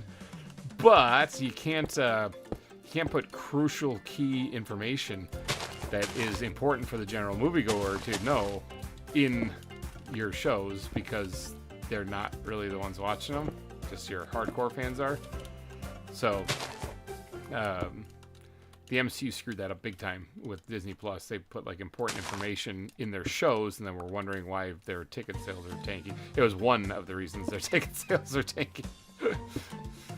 Because people would go see it, they wouldn't understand what was going on because they never watched whatever show that they were supposed to watch, and then they'd be confused. And so they're like, well, I don't know what's going on anymore, and they say, I'll just skip the next one. It's such a good thing going, and then they kind of butchered that. Like I said, that was one of the reasons. There's multiple reasons for why the MCU kind of fell apart, but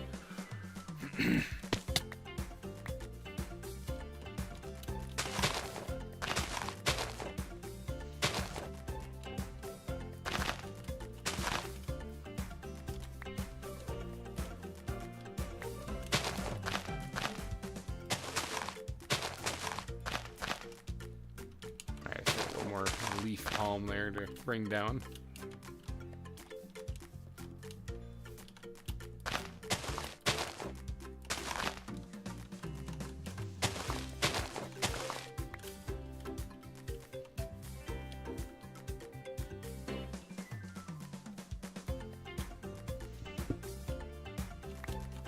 Grab my balls again.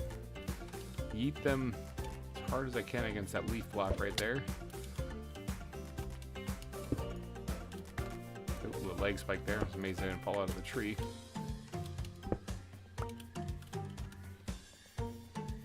All right, We're sitting at 21 likes right now, so if you guys are enjoying the stream, we've talked everything from poop to ghost stories to fishing to Star Wars. A little bit of the MCU there, just at the end there.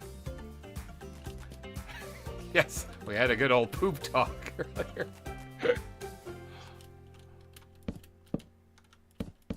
I don't think I finished that tree. Yeah, I never was done with that one. Whoops, I don't know why I'm over here.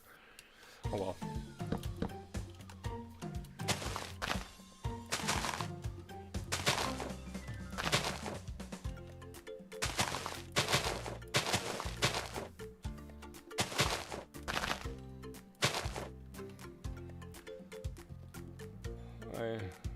Did Grizz log in? I missed it. I don't think so. I don't think Grizzly's on this server. Or is it Bill's poop talk?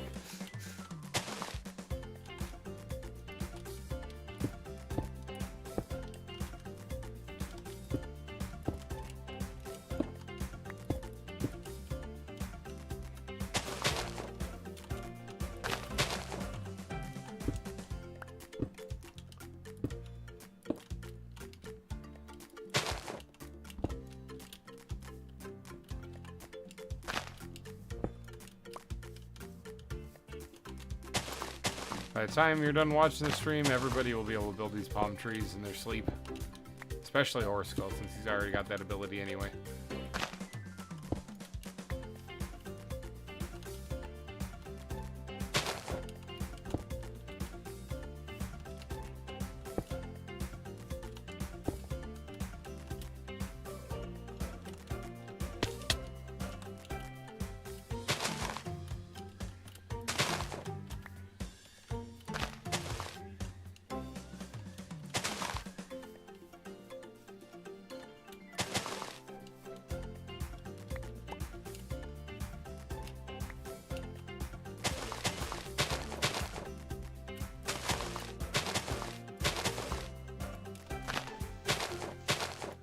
The poop talk, yeah.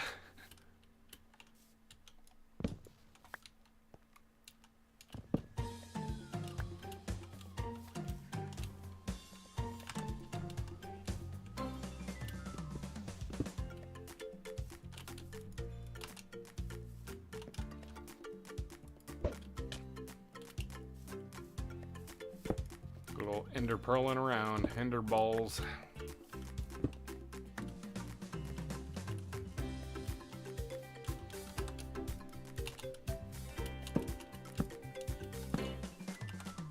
Oh yeah, I need oak slabs. Oak, where art thou?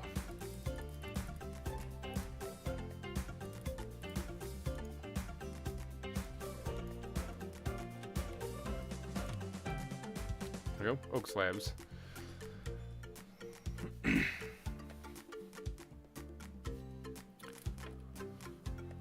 Oh, what's that? I gotta go. All right, Everett, have yourself. I'm stretching. Oh my gosh, Everett, have yourself a wonderful rest of your day. Thanks for hanging out. We'll be here for a while still, so if you're back, you can come hang out again. We'll still be here. Heard Orskull, I was like, wait, what? And then I realized you're talking about my sleepwalking. Yeah, exactly.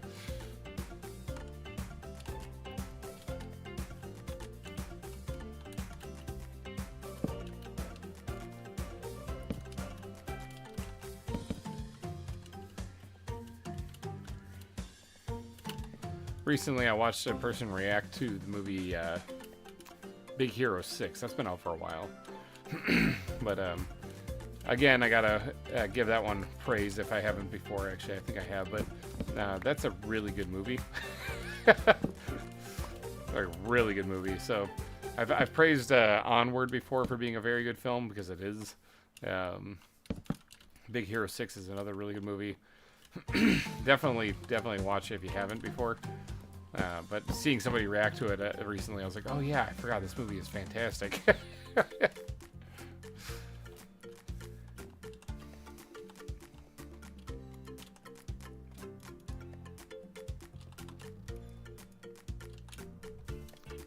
Alright, so that one's done now. This one's done now. How are we doing on the map? How's this looking? Alright, so we've gotten all the trees here finished. The rest of the ones finished here. And now these here. moving on to this here, get all these knocked out. Yeah, we'll get it all done.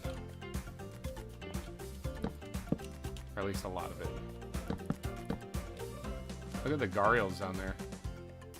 Just waiting for me to fall in. Here, we'll go that way with this.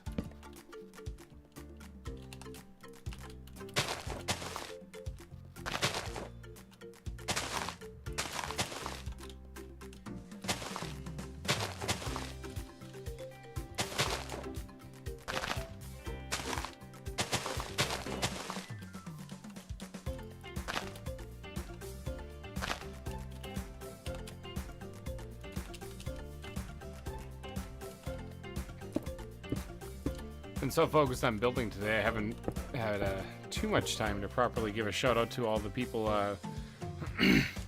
who have done the super chats throughout these live streams.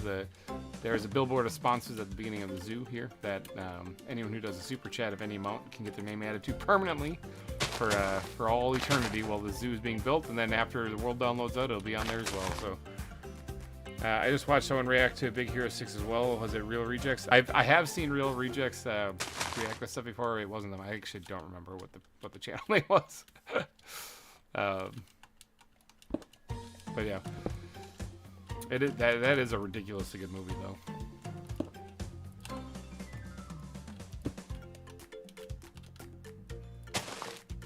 I think what most people don't realize is that. And you won't realize this until basically the back half of the film. Big Hero 6 is a superhero film.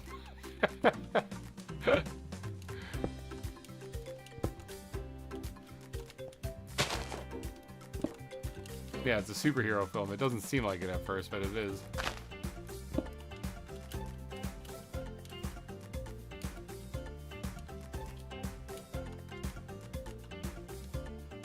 Okay, I think we're good here.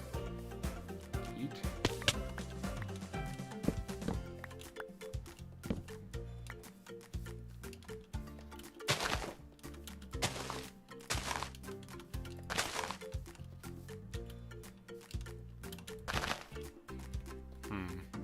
This is one where the Gargoyles get their free lunch. There's they even threw in a Stanley cameo in the film. Yeah, there's the post-credit scene, actually. You meet that one Shaggy dude, whatever his name is. The one that turns, that wears the costume and looks like he's a little fire-breathing monster. You learn that his dad was like the superhero or whatever like that, and it's voiced and looks like Stan Lee. But you also see him then in the film, too, in the portrait.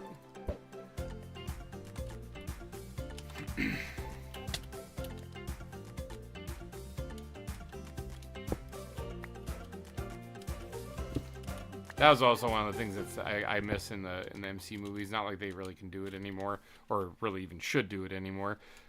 Is the Stan Lee cameos. Those are always a good time.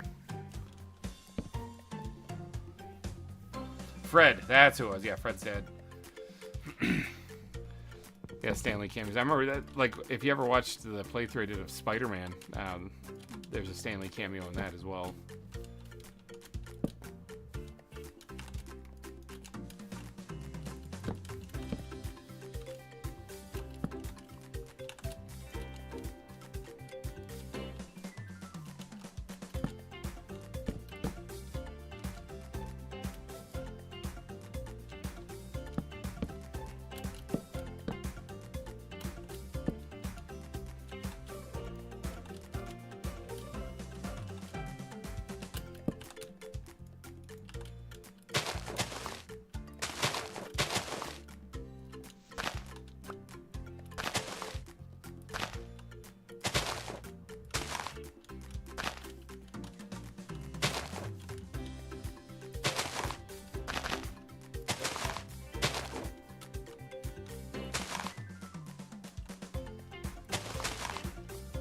Good, a little shortcut there on that one. So his cameo is in Into the Waves is really good. Yes, I mean he always keeps appearing in everything. Yeah, but they can still throw in references or not. Yeah, they do. I know. Like, yeah, I think what he was on the bus, beside the bus in Deadpool Wolverine.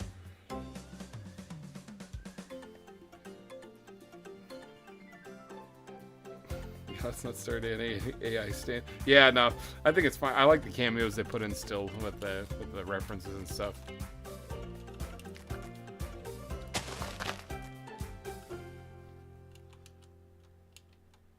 Technically, I need to get like one more,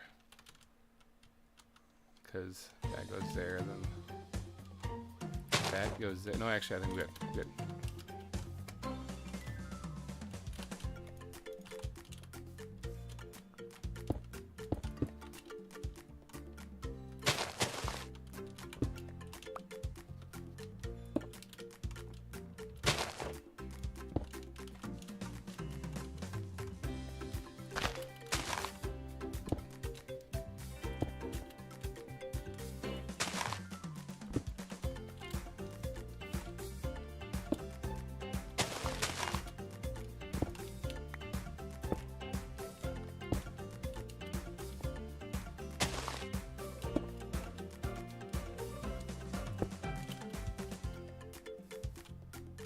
Good.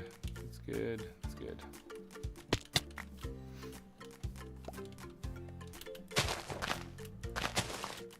Oops. I hate when the elytra activates it like that. Like, I go to jump off a block and it's like, elytra!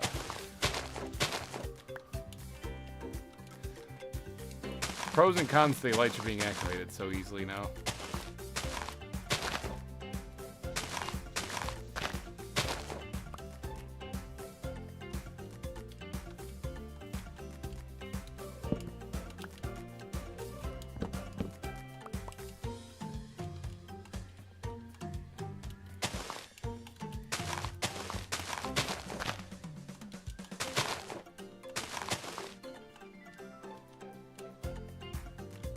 I think we're good.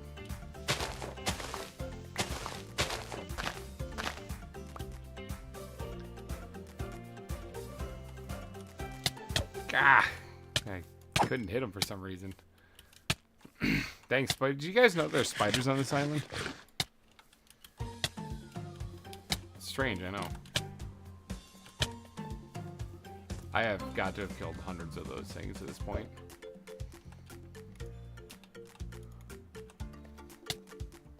Oh, almost landed in the Gharial exhibit. Didn't mean to do that.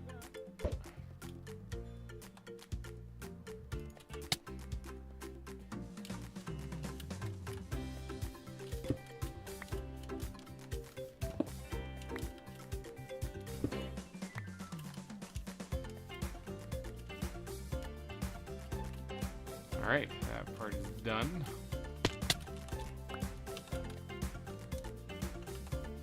The spider, get rid of it.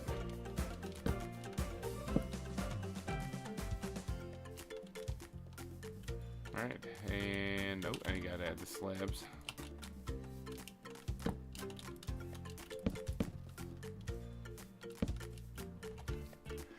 Let's see, I think you can make a Therema exhibit. One of my favorite birds. I don't believe I found that one if we do have it. But I'll have to keep an eye out for it, though.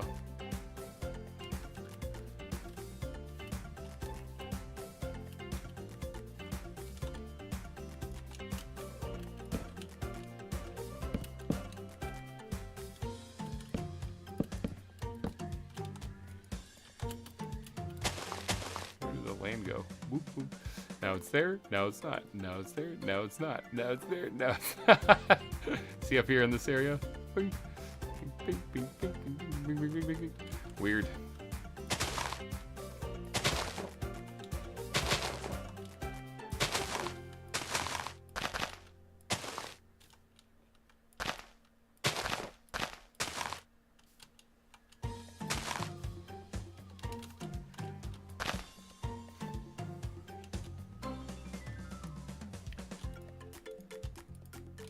Leaves, running out of leaves again, and I haven't even really begun using them. I have with the palm trees, but coming up here, there's gonna be a whole lot more that are gonna be in use for just lining the ground, because you can see like over here, all that is jungle leaves on the ground.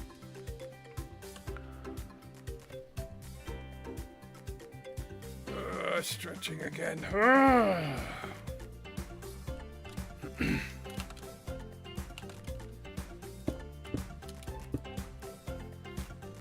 Earlier there, I was asked the question, how is the channel not to 1 million subscribers yet? Which, again, I think would be awesome because that would help out with a lot of things. But the one way that we could probably get there, though, is if everyone, like, literally shared the video with something like Twitter, or, well, it's not Twitter anymore, X, or Facebook or whatever. Just literally share the channel or the trailer out there and say, hey, check this guy out, and to see who actually shows up, you know? Like, if everyone watching did that, if everyone who's watching the replay of this does that, get the word out there, you know, share this content out there, and we'll see how big this community can grow.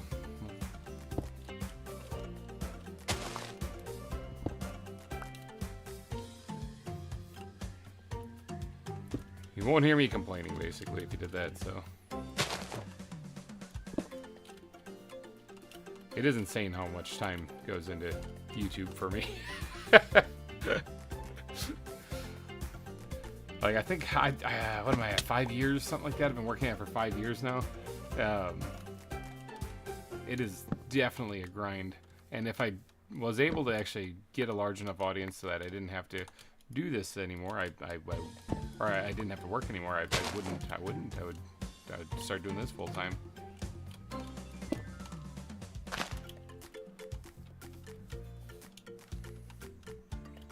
There'd be more zoo content, there'd be more Planet Crafter, there'd be more other series too.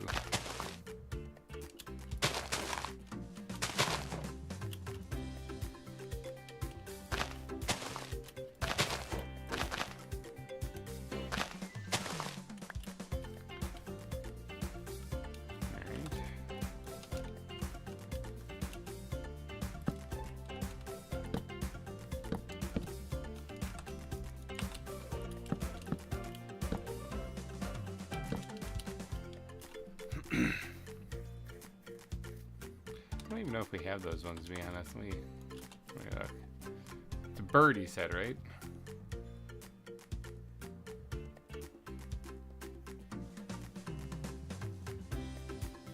There really needs to be a search thing in this.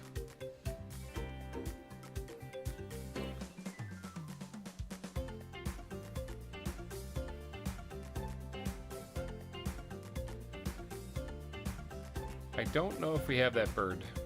I saw a serval in there, but I didn't see.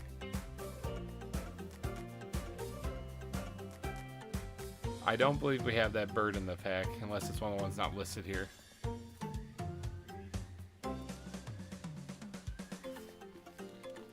Yeah, I'm not sure if we have Serimas?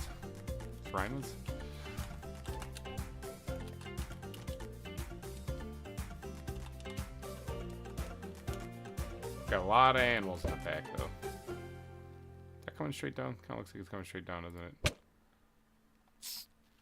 Ah!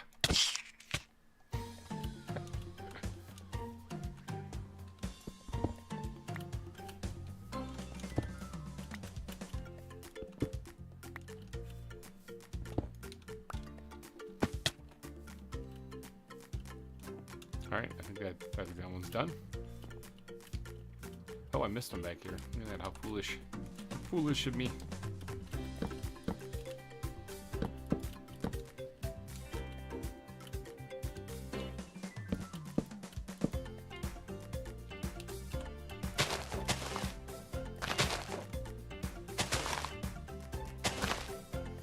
Oh, it's getting dark out.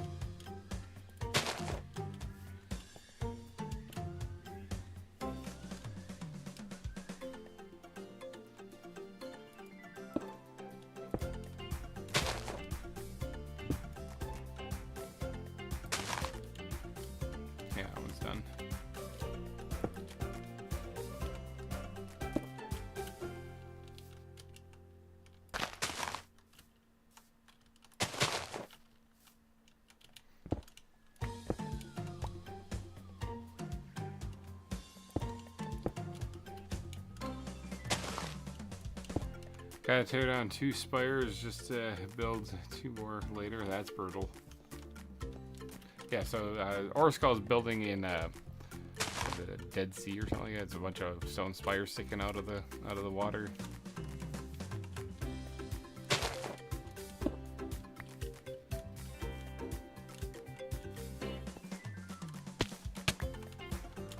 We've actually toured Orskull Zoo before.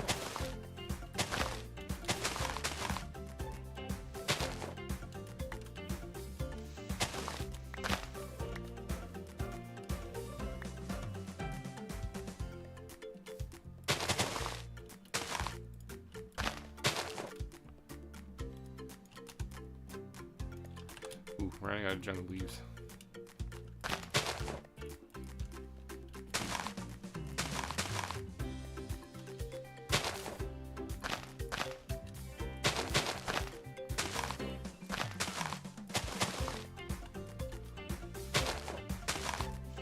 Oop, good. Switch the sword on. I didn't mean to do that.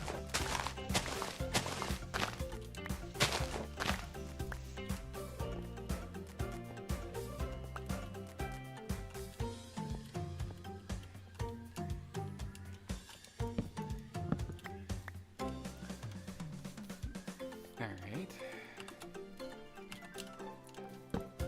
Another successful palm tree.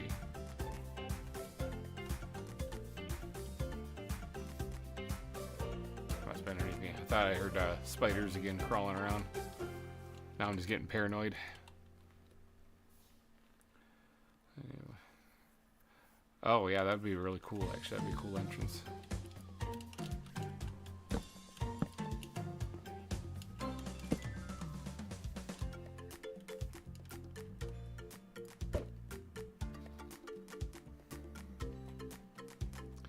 Missed it. Dang it. Similar to like an arrow. Like that thing I lean forward and it's actually going backwards. The ender pearls, sometimes they don't exactly land in the exact same spot every single time. They're usually pretty close. Like I leaned forward on that first throw and it went behind me. So that's weird. Alright, that one's good. That one's done.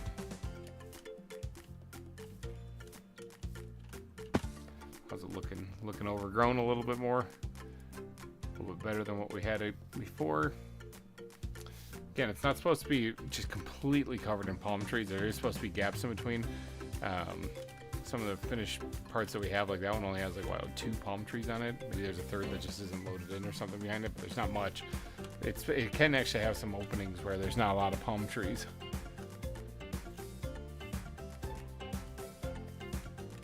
But dang, this is starting to look good. Oh, it's starting to look good. Good stretch. Kind of running out of coffee, and it's also cold. I'm a little upset by this. Might have to go run and grab some more real quick. Coffee run. Actually, it's not a bad idea. What we'll do is we'll go hide up in a tree in case it turns nighttime. Right, we don't get murdered by stuff.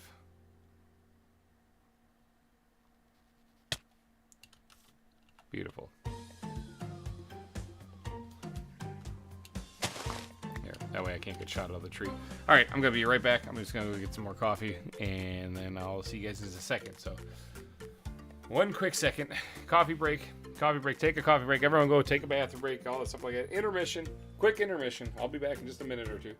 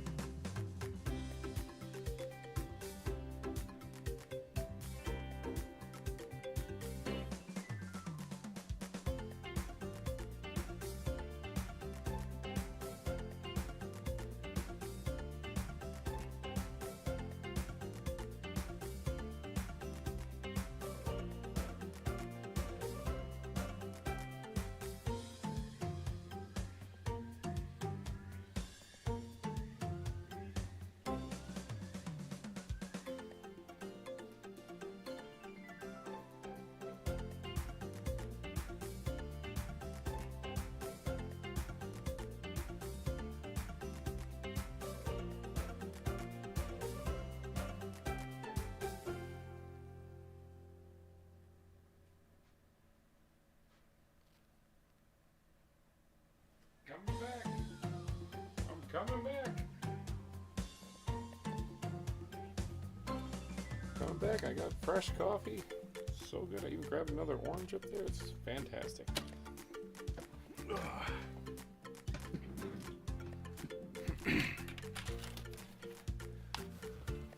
All right. Let's get back to it.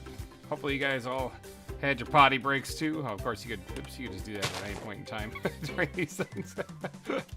Yeah, let's get back to the grind here. Get another palm tree here.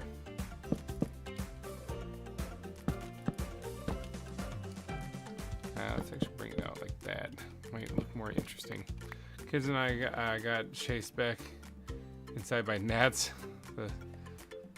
They're so bad this year. That sucks. Yeah, screw that noise.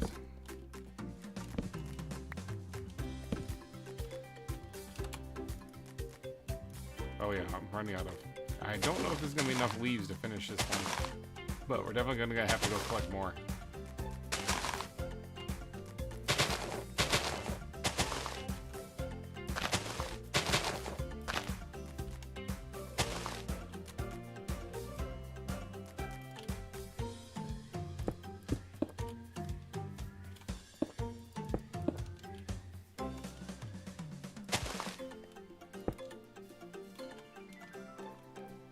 That just needs one more added to the bottom of it, and it's good.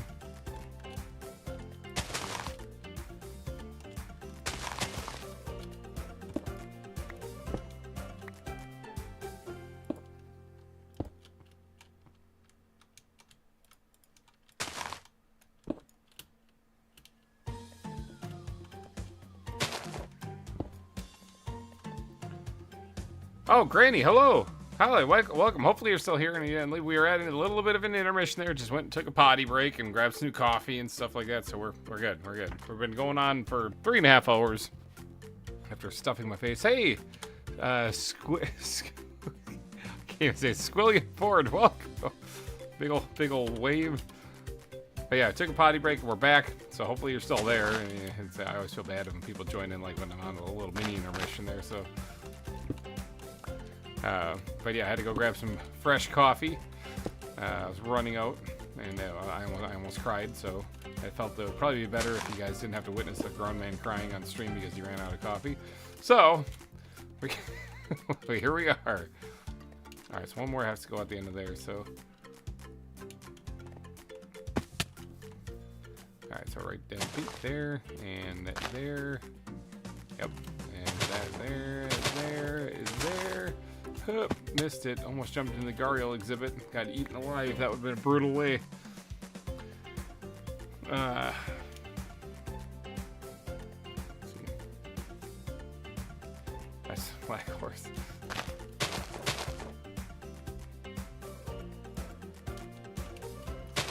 One more maybe. There we go. Got it. Got it. All right. So. I give you guys a little inside scoop because this one isn't a super secret nothing. This is just possibly something that might be coming back. I received a message from none other than Nebris the other day, saying how he was interested in giving Enshrouded another shot. Now, if you guys don't know, Enshrouded was the last 2 dudes that we did, but we had to stop it kind of abruptly because he was getting like vision-altering migraines playing it, and he's questioning now though whether or not that was Enshrouded or if that was just he was having migraines at that time, just coincidence. So he's interested in giving it another shot. So there's a decent chance that 2 dudes will be back. For those of you who enjoyed watching those streams, there's a good chance that we're gonna be bringing it back, even if we don't end up playing Enshrouded. I enjoy playing games with Nebris. It's a lot of fun. He and I play games very similarly, where we kind of just go balls to the wall and just knock them out. You know, we don't really take our time on stuff. We just push forward, you know. And I think for some people that's a little overwhelming, and they don't really like playing with people like that. I do, I do, because I'm one of them. So I can definitely see that coming back. If not that, I mean, We started the series off playing Valheim, and they've added something like the Bog Witch update or something like that to Valheim. I think that adds like a new thing, like a new stuff, new whatchamacallits to it. So I mean, that would be an idea. You know, we could always play some two dudes, play Valheim again, because that was always a lot of fun. Oh yeah, I don't have leaves. Well, let's see what we can get built.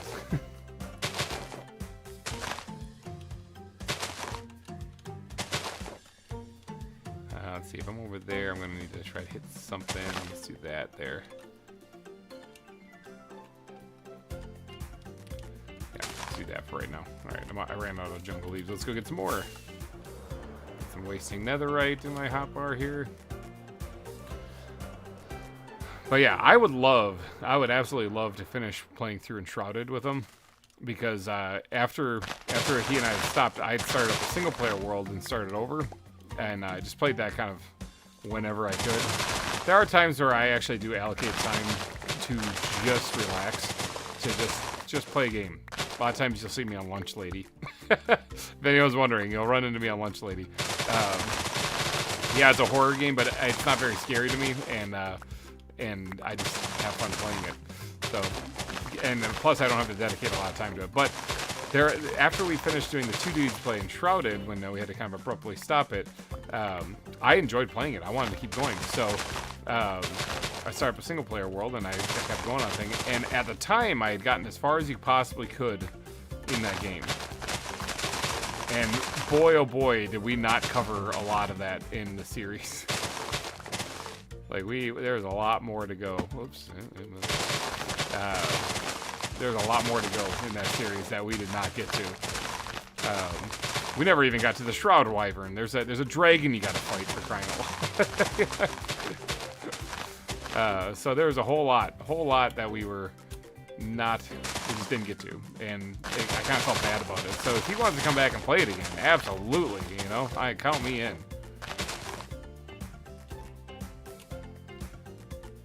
Stop bouncing and start getting across there. Ooh, I fell off somewhere. I was like, I got in there somehow. So yeah, there's a great reunion maybe coming here. The big thing that's taking up a lot of time for me and preventing me from just greenlighting those things right away is Nations and Nobles. Because any free time I get, I focus on getting that knocked out. And I desperately want to get that finished because it is such a good series. In my opinion, and I know I made it, but I mean, there's other series I made that I can flat out tell you not that great. But Nations and Nobles is ridiculously good. It doesn't get very good views, but it's an incredibly good series. So I think, again, most people are here to watch the zoo content or watch Planet Crafter or something like that. So they see a new series and they're like,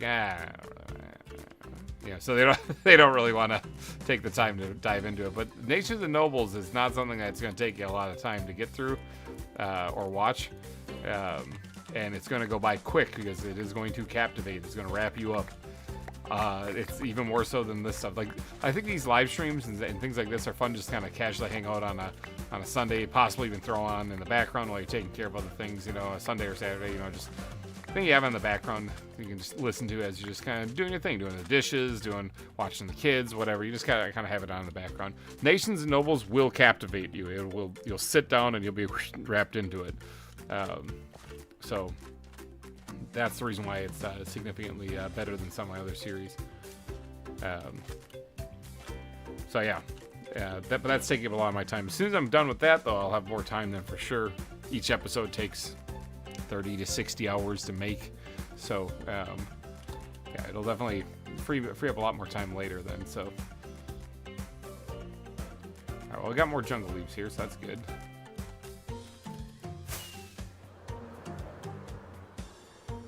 What do you think the odds are I can land on the tree? Oof, I'm saying probably not very good.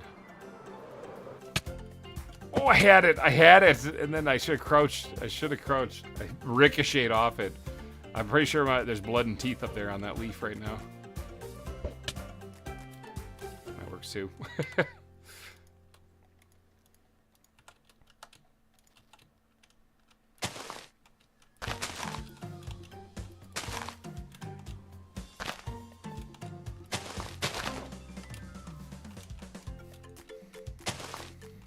recently, this is kind of a freaky story, but recently, the subscriber count, in fact, currently, the subscriber count for GReimer Gaming is at 6666. Kind of creepy, not gonna lie. A little creepy, but if anyone out there would like to subscribe and kind of shake that up a bit. Random's here. Well, I wouldn't mind. As long as it goes positive. But yeah, we're sitting at 6s across the board right now. I'm not superstition or nothing like that, but that is a little creepy.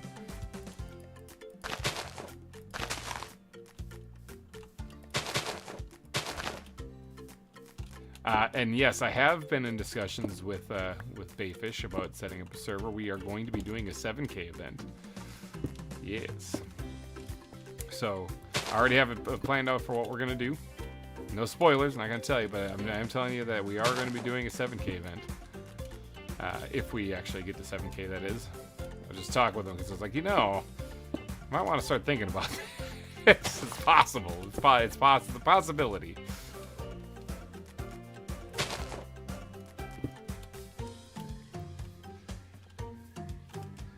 So yeah, 7K events. All the community events that I do are always public. They're available to everybody. You don't even have to be a subscriber. You can join in and have fun.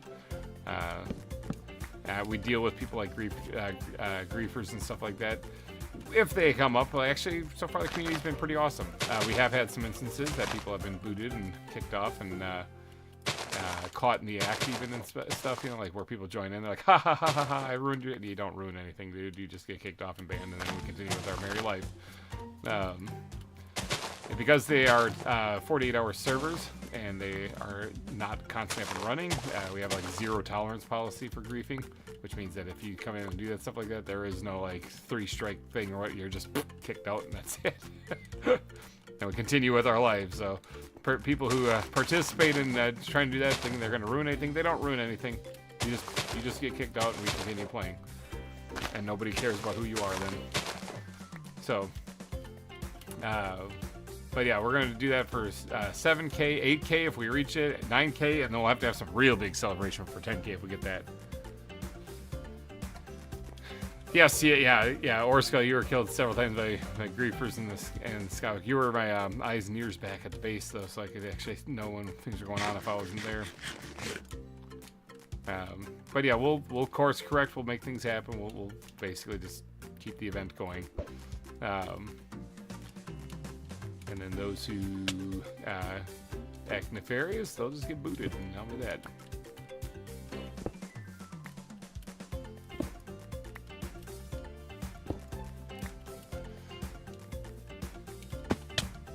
So, all right.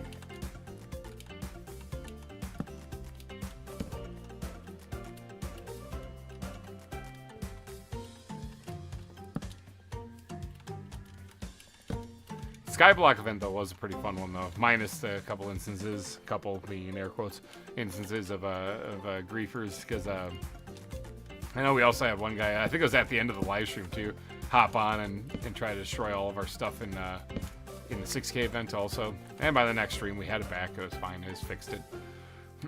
And he got booted, and he was gone permanently. That's the thing, too, is, like, permanently means, like, permanently, like you are no longer you're gonna be blacklisted going forth on any community events that we do. That's what I mean when I say that there are no strike rules on this stuff, because it is a public server after all. So obviously that comes with the territory. People think it's really funny to grief. That's fine. You can think it's funny. You can even come and do it. You'll get booted and you'll never be in another event of mine. That's fine. Congrats. You'll be infamous, whoever you are. Nobody gives a crap who you are. And in doing that, nobody ever will. So, yeah, I don't actually care if people do. I'll just get rid of them.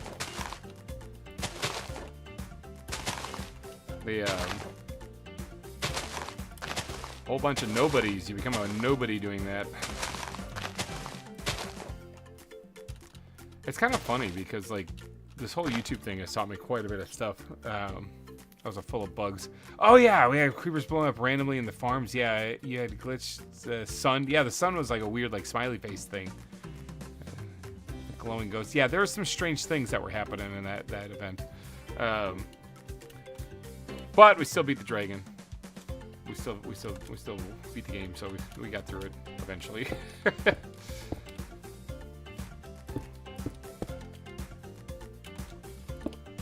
Nope, I don't need this one here. But yeah, it's crazy doing this YouTube thing. How you can actually see, you meet a lot of people. You meet a lot of people that are out here doing YouTube content and what they go through and stuff. You meet a lot of people who are, their goal actually is to make a really successful channel, and they want to be like famous on YouTube. Wither and the Warden, yeah, we did. They want to be famous on YouTube. That's like what their goal is. Now, that's not exactly my goal. I'm just basically here because it's fun. I like it's like a hobby actually of mine. And if I become super famous, then that's just part of the deal, I guess. I don't really know. I'm not really focused on it that way. I enjoy trying to grow the channel and working on it. But as far as like, do I really plan on this being mega successful? I don't really know. I don't really think so. I think in many ways, success is determined based on the holder. You know, for me, I'd say that the channel already is successful because you guys are here hanging out with me. You're hanging out with me. I got to meet some people I would have never known before. Peter and Todd. I would have never known you guys before because I wouldn't have had this channel. And we've had a lot of good fun hanging out, playing games, and relaxing. And it's just good times. Again, good times is what I'm trying to spread here. And so, to me, I'd say the channel already is successful. Now, if it explodes and gets like millions of subscribers, that's even better. That's more people we can just kind of have. Oh, stop making a splash. It's even more people that we can hang out with, play games with, and stuff. So, and chill on a Saturday afternoon building a zoo. That just seems like a big old win right there.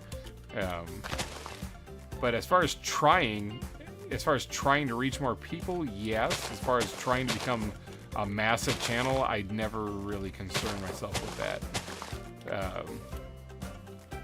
And so, but when you do meet, like I said, you meet a lot of interesting people out there trying to grow their channel because they want to be a famous YouTuber, or they would like to just get their channel as big as possible, you know.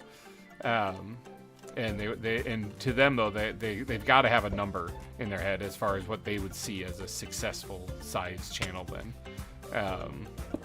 and that's what they're striving for, or at least a rough estimate.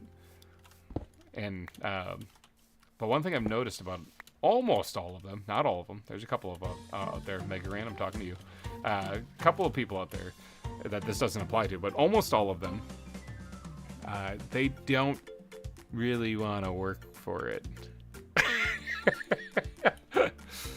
I mean, just being bluntly honest, they don't really want to work for it. They want to put out a video and just have the channel explode, and you know, that does happen, but it's very rare. And oftentimes, even the people who are bigger, their channels took years to grow.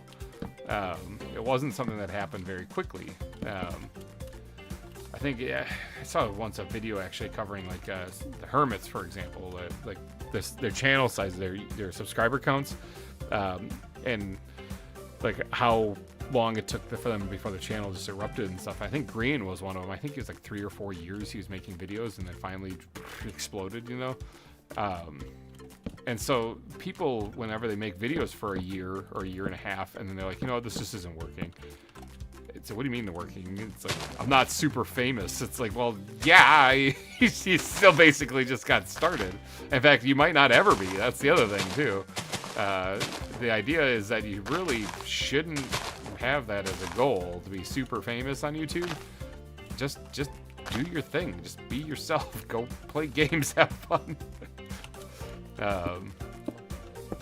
You know, if that's appealing to people, you'll become super famous, or if the algorithm picks up, you'll become super famous. If it doesn't, well, then you won't. But it doesn't really matter because you can just have fun. So I think people get burned out and bummed out then when they're not seeing the growth they'd like on their channel or any growth at all, and they get frustrated and stuff like that. But in reality, just have fun. Unless you're a big corporation who you're planning on this taking off, which is kind of a dumb bet. Yeah, I wouldn't worry about it. It's my helpful tip for anyone, especially anyone who's starting YouTube. If your goal is to become super famous, you might want to revise your goals. If your goal is just to have a lot of fun and meet some new people, that's a really good goal to have. And look at like the zoos and stuff we built along the way, and the crazy adventure we're having in Planet Crafter and all that stuff. I mean, that is already a success to me. That's just fun stuff. Which, by the way, if you're watching this because you like the zoo content, but you haven't seen Planet Crafter, you should check that. It's not well, later on it kind of becomes a zoo. I mean, we do actually get animals there, but they look kind of freaky because they're aliens. They're weird slug creature things and stuff. There. Although those weird big-eyed monkey things are pretty awesome in that game, so I gotta get to that. If you guys are watching this current season of Planet Crafter, it's a weird one because I'm so far ahead on terraforming that I think the next stage is total terraformation. Like I'm already working towards total terraformation, I think, or is mammals next? I can't remember. I think it's total terraformation, and I have only made bugs. I haven't done anything with fish or anything with mammals yet, or amphibians, nothing. It's just been bugs and that was it. So my terraforming is going through the roof, but I have not added much animal life to anything. Still working on getting like the auto farms up and running in that place. Not to mention I'm gonna have to make a big choice here at the end once the planet is terraformed. Drama, ooh. Oh, the reason why I pointed out Megagrain earlier about it not applying to her is because Megagrain clearly works her butt off on what she's been doing. She's been doing a fantastic job too. So, yeah, seeing all the years out of everybody that was making YouTube content when I first started, Megagrain I think is the only one who's still reliably making new, fresh content along with me.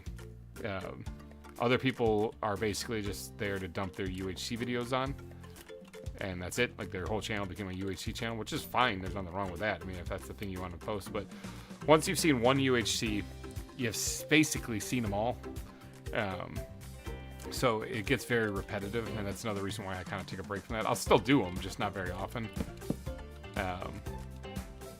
Because I don't want it to be super, super repetitive.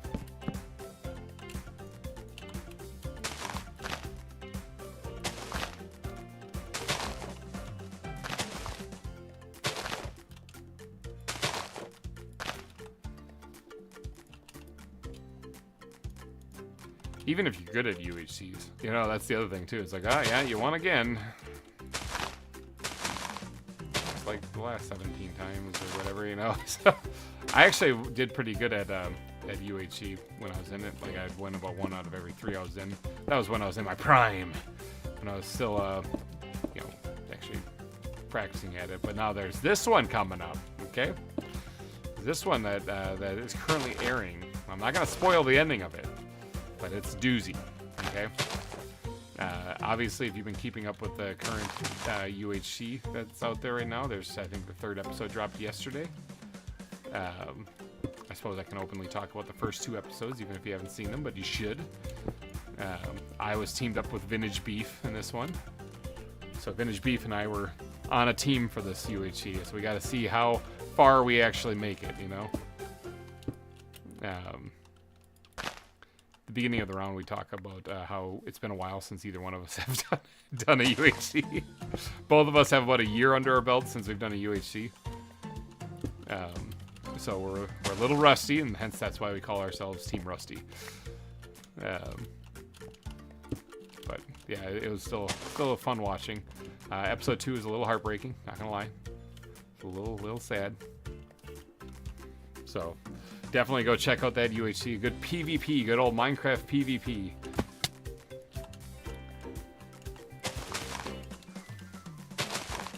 Those of you who have watched episode 2, you can go ahead and put your X's in chat. It wasn't me. It wasn't me. I'm still alive. Spoiler, I'm still alive at episode 2.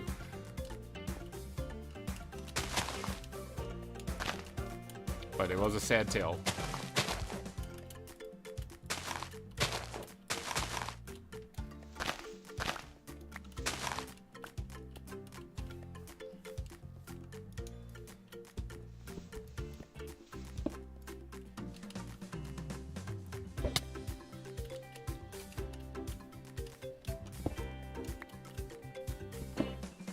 Oh, Squilliam Ford has left the building.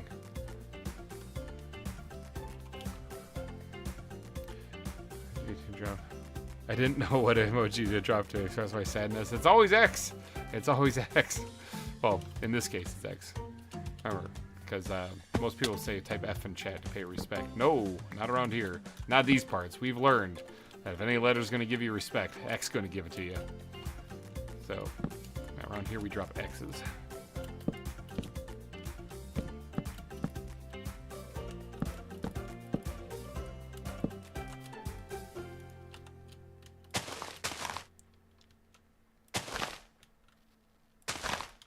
And yes, I am very well aware that that is a massive dad joke. I'm a dad. I am allowed. Oh, speaking of becoming a dad, not me, don't worry, that's not happening anymore. But there's a gentleman at work that I work with, a young man, and I can say that because I'm older. Well, Squilliam Ford, welcome back. That just recently had a little baby girl. So, Christian, if you, for whatever reason, are watching this, which I know this isn't your cup of tea, you know, congrats again on the newborn.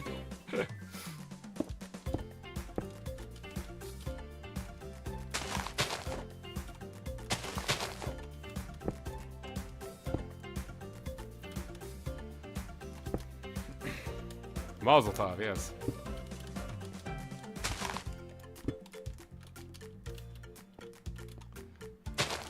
Yeah, it's his first kid. I told him myself and other coworkers, you know, all who have kids and stuff, we were telling them the things to expect, but ultimately we said, you got it like a birthing plan? Oh yeah. I'm like, okay, good, throw that out because you're not gonna need it. It's not gonna go that way. It never does. It's good to have it, but it never goes that way. You know, I gave him my the little cameras and stuff that we use to keep an eye on the newborns, the Wi-Fi system, whatever. Probably, I think it cost like $150 when we bought it, but it's survived 3 children for me, so it's kind of, the antenna's breaking off, it's kind of falling apart now, and I was like, hey, it still works though, and you can have it for free, so here you go. So he took that, so he's got the camera set up so he can watch the nursery and stuff, make sure the kid's fine there without going in and disturbing her. Gave all the little pointers and tips and stuff about being a parent, but one thing that I told him, and I told him, I was like, this is going to happen, whether you want it to or not. You're going to cry when your kid is born. Yeah, I was like, it's okay. It's one of the times that a guy is actually allowed and acceptable to cry. You can cry when your kid is born, and you can cry when your dog dies. But beyond that, no more crying. And so... after the kid was born and I saw him again, he's like, yo, you were totally right. I couldn't stop it. It was, it just came out. It just came out. I was like, it does. It does. It happened to me on all 3 of mine. It's not even like you're crying. Like it's like your eyes just leak. You're like, ah! And so it happens. And for people who haven't had kids, you don't quite understand. And if you have kids, you will. It just happens. It just leaks out of your face. I think that's fine. I think that's fine right there. Because it's kind of overwhelming. Like, oh man, I'm a dad now. For at least the next 18 years, I gotta watch after this kid. And then, even then, that's still your kids. But yeah, no, he told me, like, yeah, you're totally right, it happened. It's like, yeah, it's not even like a macho thing, it happens. Because everything's good until you hear the kid. Like, you're just going about, like, no, I got this, guys. Okay, I'm doing whatever I gotta do. The support, you know, guys are really there for support and stuff like that. And then all of a sudden you hear that, the little cry, you're like, oh my god. It just destroys a guy, you know, in a way, like, breaks him down. Any barriers you put up, they crumble. It's awesome. It's an awesome experience, so.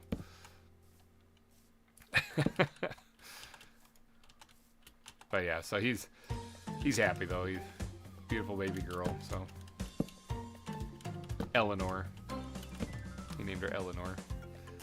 I think it's a lovely name. So, babies. Man, we've covered a wide variety of topics from ghosts to poop to babies. I guess poop and babies are kind of synonymous. You deal with poop when you have babies. So. But yeah, what an experience that is. And so, big shout out to him for welcoming that little one into the world. Oh, we got one more tree here, one more tree here.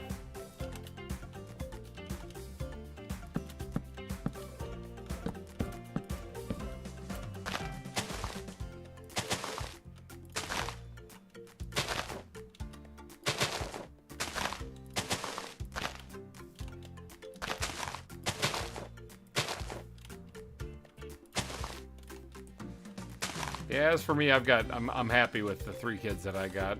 That's plenty for me. So I am good. But you guys were here for 2 of them. You guys were here for 2 of them when they came into the world. So.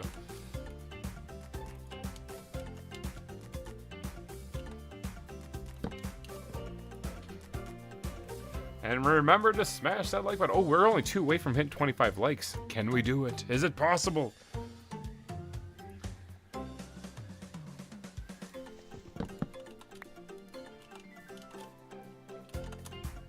Yeah, you can show support for the channel in various ways. You can, the like button is the cheapest and freest way of doing it. You can do it with a super chat, of course. Thank you again, Peter, for the $5 super chat today. Memberships, all that other fun jazz. There's ways to do it. You can just buy something. If you want something tangible in your hand, you can buy something from the online store. That's the thing. Got a really comfy hoodie off there recently. There's also beanies. With the logo. I recommend getting either the GReimer Gaming logo beanie, or getting if you're going to get a hoodie, get the GReimer Chibi hoodie. Because yeah, I do have a Chibi version. When we did Pixelmon Revolution, we had Chibis drawn of everybody. So I have both of those things. I know Peter there says, oh, Peter's got both of them too. So a lot of fun stuff. And stylish. Well, huh? No, I'm just kidding. Actually, I feel weird saying, oh, it's stylish when it's like my character in Minecraft. But hey, if you think it's stylish, then there you go. I know my kids wear the beanies a lot whenever it's cold out, which it's no longer cold out. It's going into spring here, but I'd wear them a lot. So. There's also T-shirts and all sorts of fun jazz. There's other shirts on there too that aren't just GReimer, just GReimer related stuff. Like there's the Trees Give Me Wood shirt. There's the I'm Lost and I Can't Stop Mining shirt. Yeah, there's other things on there that are a lot of fun. Stickers, all sorts of jazz. I don't know. It was through spring. So like not the season, through the website spring. So go check it out. That's another way to support the channel big time, and get something out of it for yourself too, and other than just a good feeling, you know. So if you are looking for the good feeling, yeah, super chats. I'll get you your name on the billboard of sponsors at the front of the zoo here, along with the other fine people that have been there. It's at the front of the zoo. So welcome back. Or you just named 2/3 of the merch on the I own. Welcome back, GReimer. I've been here the whole time, haven't I? I think I have. I think I've been here. Maybe not. Have I been gone? I think that one's done. Oh, nope, it's not. Right here. I just named 2/3 of the merch that you own. Oh wow, this one's nowhere near done. Wow, okay.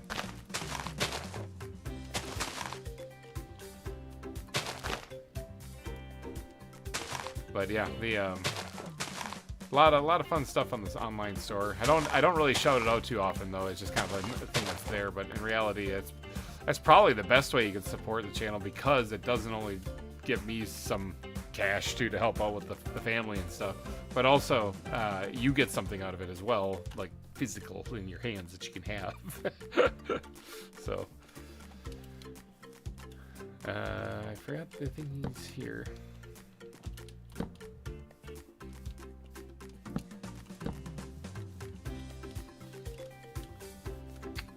Alright, oh, this one I did grab the same thing. All right, yeah, I think the palm trees are done up here now. How about them apples?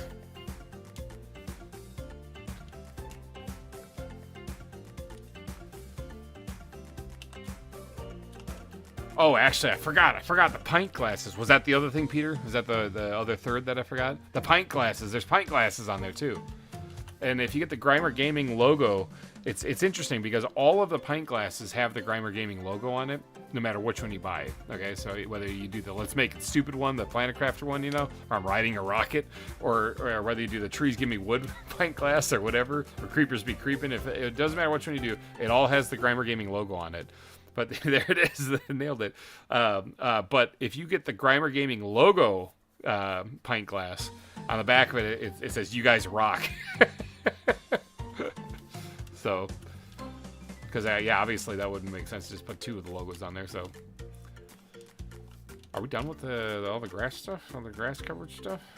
I think we're done with all the grass covered stuff. Oh my gosh. So okay, next is either foliage on the ground or grass. We got to place more grass to build more palm trees. I'm kind of tempted to do the latter. Tempted to place more grass, but yeah, I've got the Let's Make It Stupid pint glass. Highly recommend that. It's also probably great for like drinking too, because I mean, it's awesome. Let's Make It Stupid. I think Corey has that one as well. So yeah, highly recommend that one if you are looking to get a pint glass. Top seller type thing, you know. And yeah, that's my motto for Planet Crafter, in case you guys are wondering. In fact, that's the name of the Planet Crafter song that I have out there, is Let's Make It Stupid.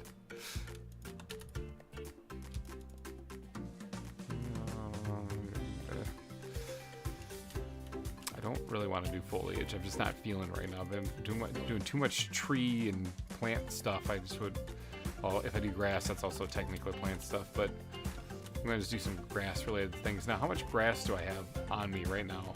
I got quite a bit, actually. Start off with this. Now, where should we just go right over there? Just go right over there and do that part. Sounds good. Let's go.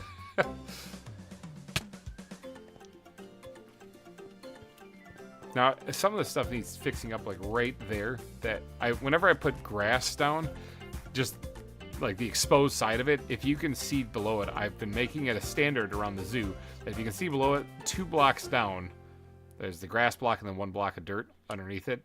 That's like the standard around here for grass everywhere. So I gotta fix like that right there. That's not right. So you see grass block and then there's stone. That's no bueno. I gotta fix that. So yeah, that's like my standard that I've been going on here. Now I could replace this stuff, but I think I'm just gonna build it right over top of it.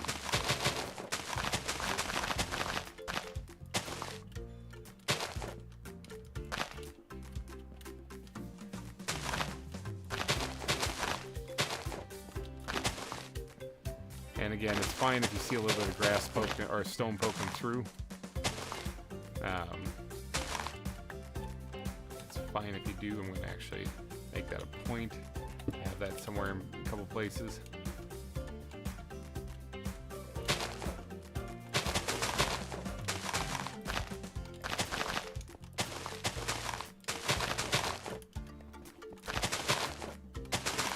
This is how I make the entire island, block by block.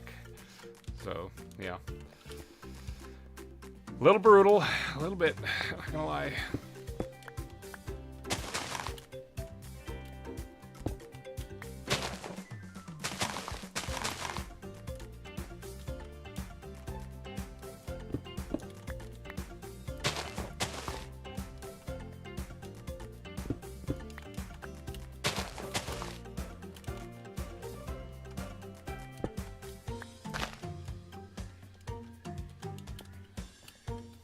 I gotta build this whole thing. So,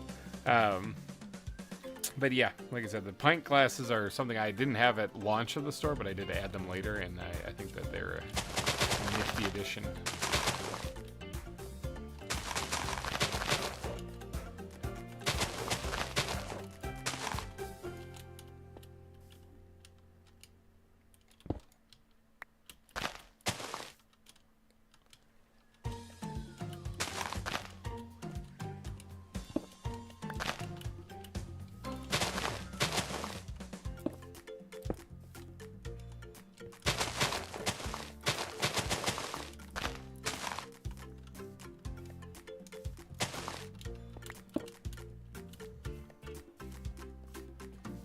There's a big area here. Definitely gonna fit some palm trees in this spot.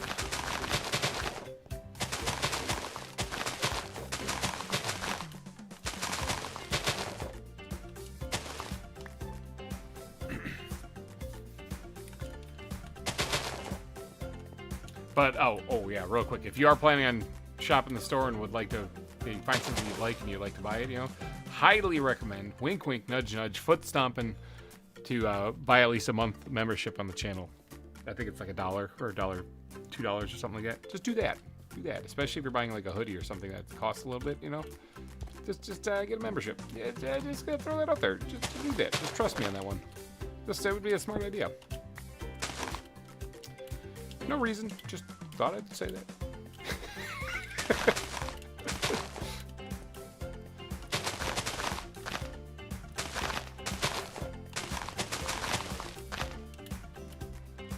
Alright, so this stuff can come down to like maybe start petering out like right about here.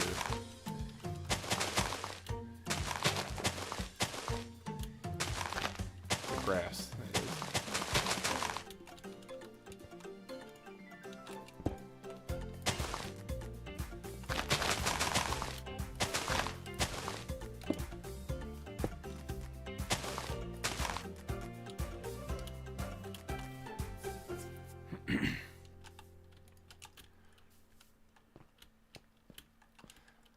One thing I kind of want to do, it's my own merchandise, but one thing I kind of want to do is actually get all of the pint glasses, like collect them all, like Pokemon.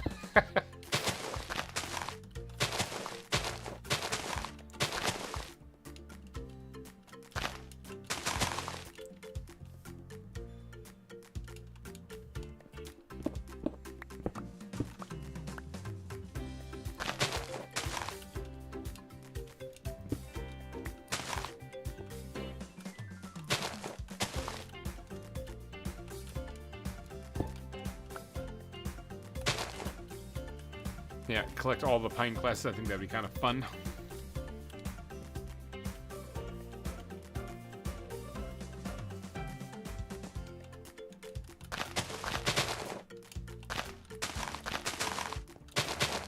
And who knows, if the channel does explode and become super famous, you guys will have like some vintage merch.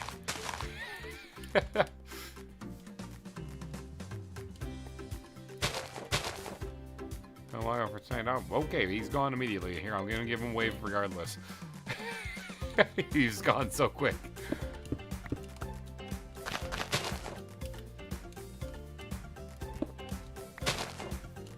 There, it looks like the grass stopped up here on this one. It kind of faded down into nothingness here, so.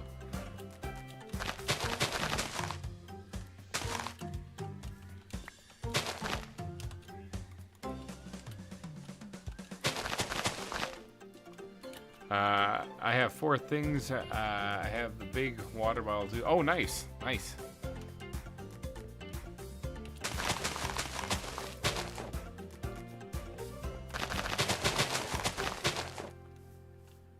Yeah, I've got a few of my own T-shirts and stuff, and then the pint glass and the beanies.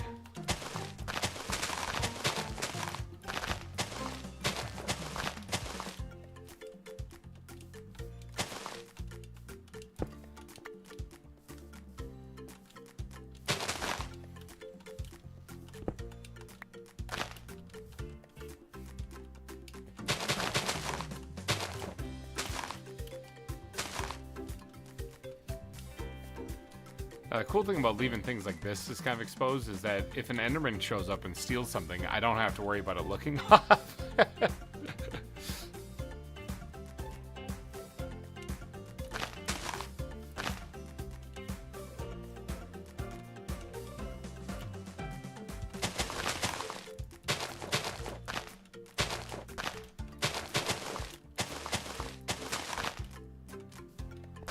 Oops.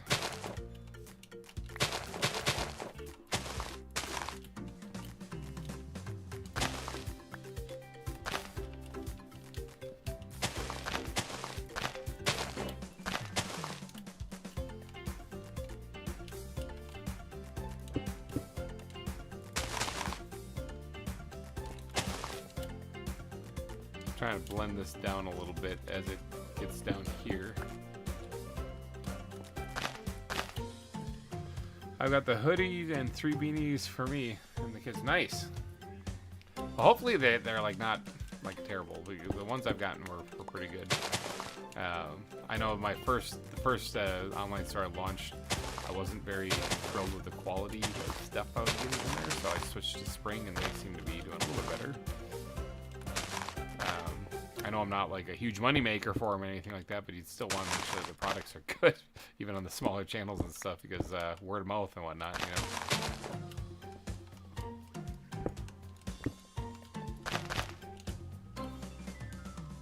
Ooh, big old leg spike right there.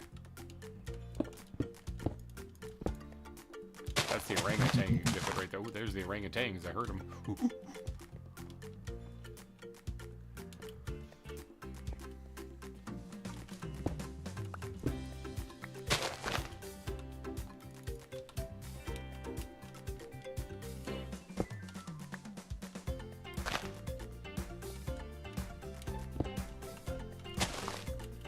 I smell a returning viewer. Purple Pro is back. Welcome back, Purple. We're talking about the online store, different merchants there and stuff like that. If people are interested in getting anything, I've been doing a wink, wink, nudge, nudge, stomping on the floor foot thing, saying make sure you buy a 1-month membership for the channel before you purchase something, just in case you do want to buy anything, especially something that's a little pricey. You should probably do that. Just to be a good idea.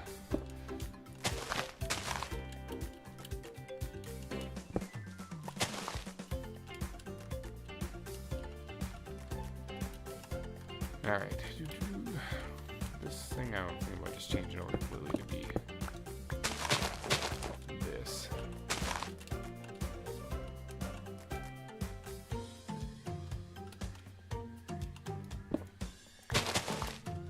Like that.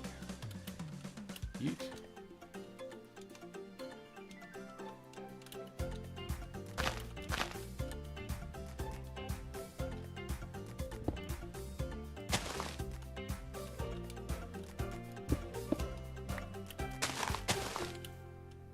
How's that look? Good, bad, in between, kind of weird, sort of sucks. What do you? Yeah,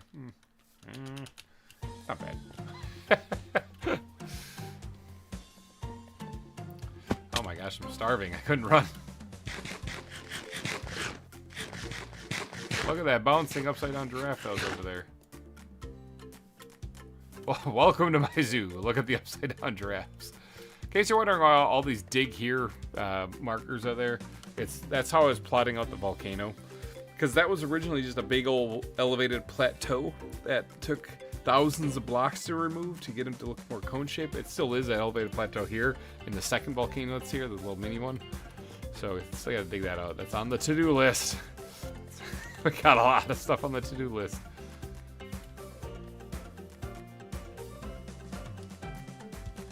I think this is fine. It's fine if it tapers into just stone as the tides rise and whatnot, you know. It's going to be more stone related.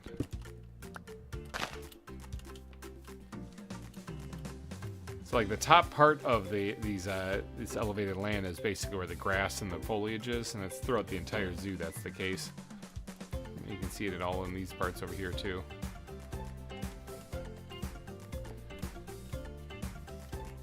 What biome is this, you might be asking? I have no idea. This is a custom biome, so. Oh, boiling like lava. Well, I'm probably gonna need to continue these trees and stuff and foliage all the way up to this drop off here.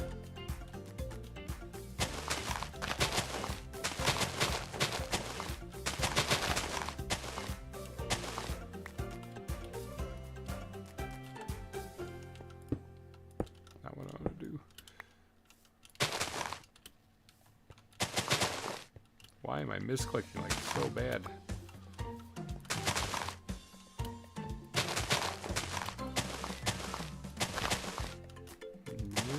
The elytra was kind of freaking out there a second. I was just trying to jump up this block and it's like, elytra?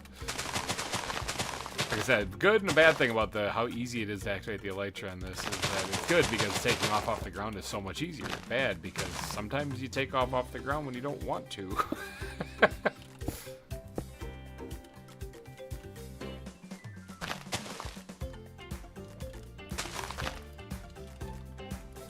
Alright, I'm running out of grass here. I'm gonna have to go grab some more here.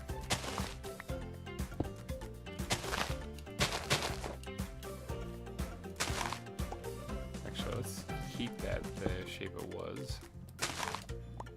Knock this out, make it more interesting looking.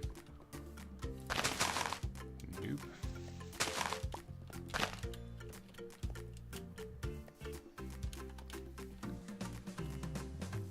Alright, gotta connect these two patches here.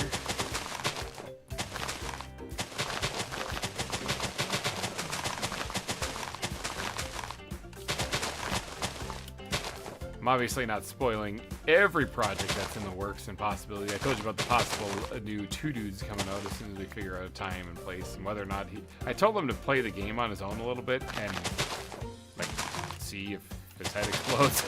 Like, yeah, Nebris with the playing Enshrouded. Because I don't really want him to.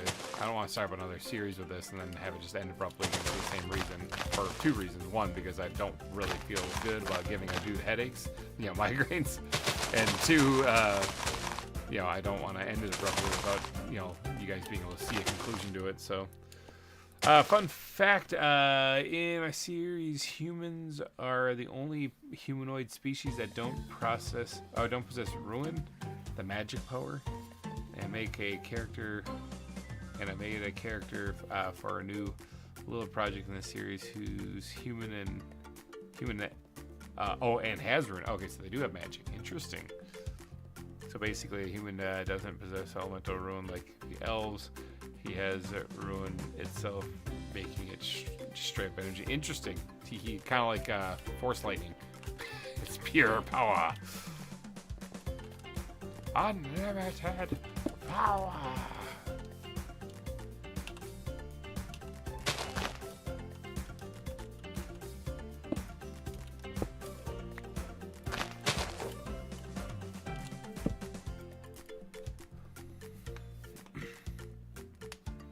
But yeah, don't want to give away all this. There's a lot of possible projects coming down the line. Some projects that are definitely going to be happening.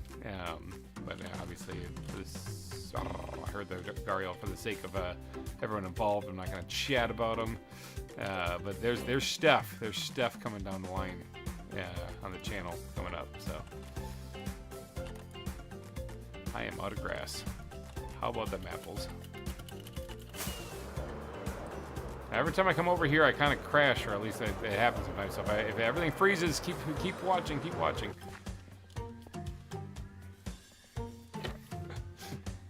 Just here to grab some grass, and we'll get out of here ASAP. Let's actually put away all of the stuff for making the palm trees for right now. Cinnamon would be so happy. Grab a whole bunch of grass.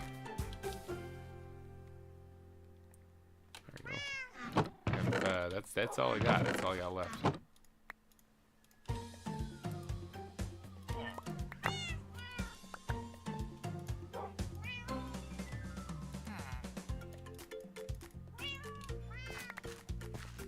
Okay, got some grass.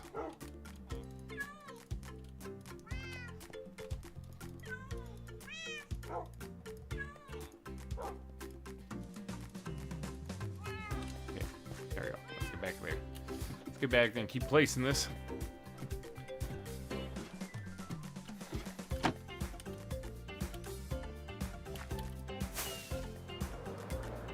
Here's where we'll go, because in the past, it's been some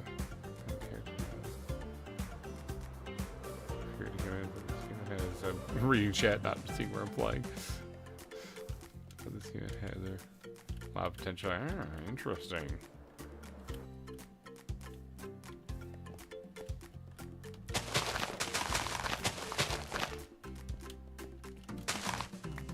Yeah, one of the things I said for nations and nobles is that what they really need, more so than Minecraft players, is storytellers. they don't really need any more Minecraft players. We got a bunch of people on there. What they need is storytellers, people who can tell narrative stories. That's something that they've been...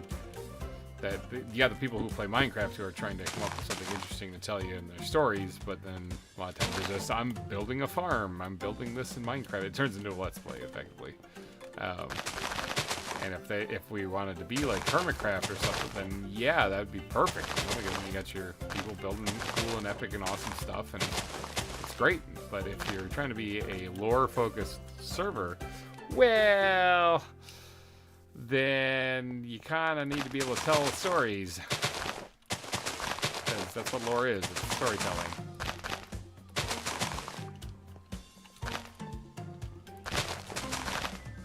In the meeting that's been brought up multiple times, whenever we're talking about, you know, what can we do to improve whatever, we get people who can tell stories in here.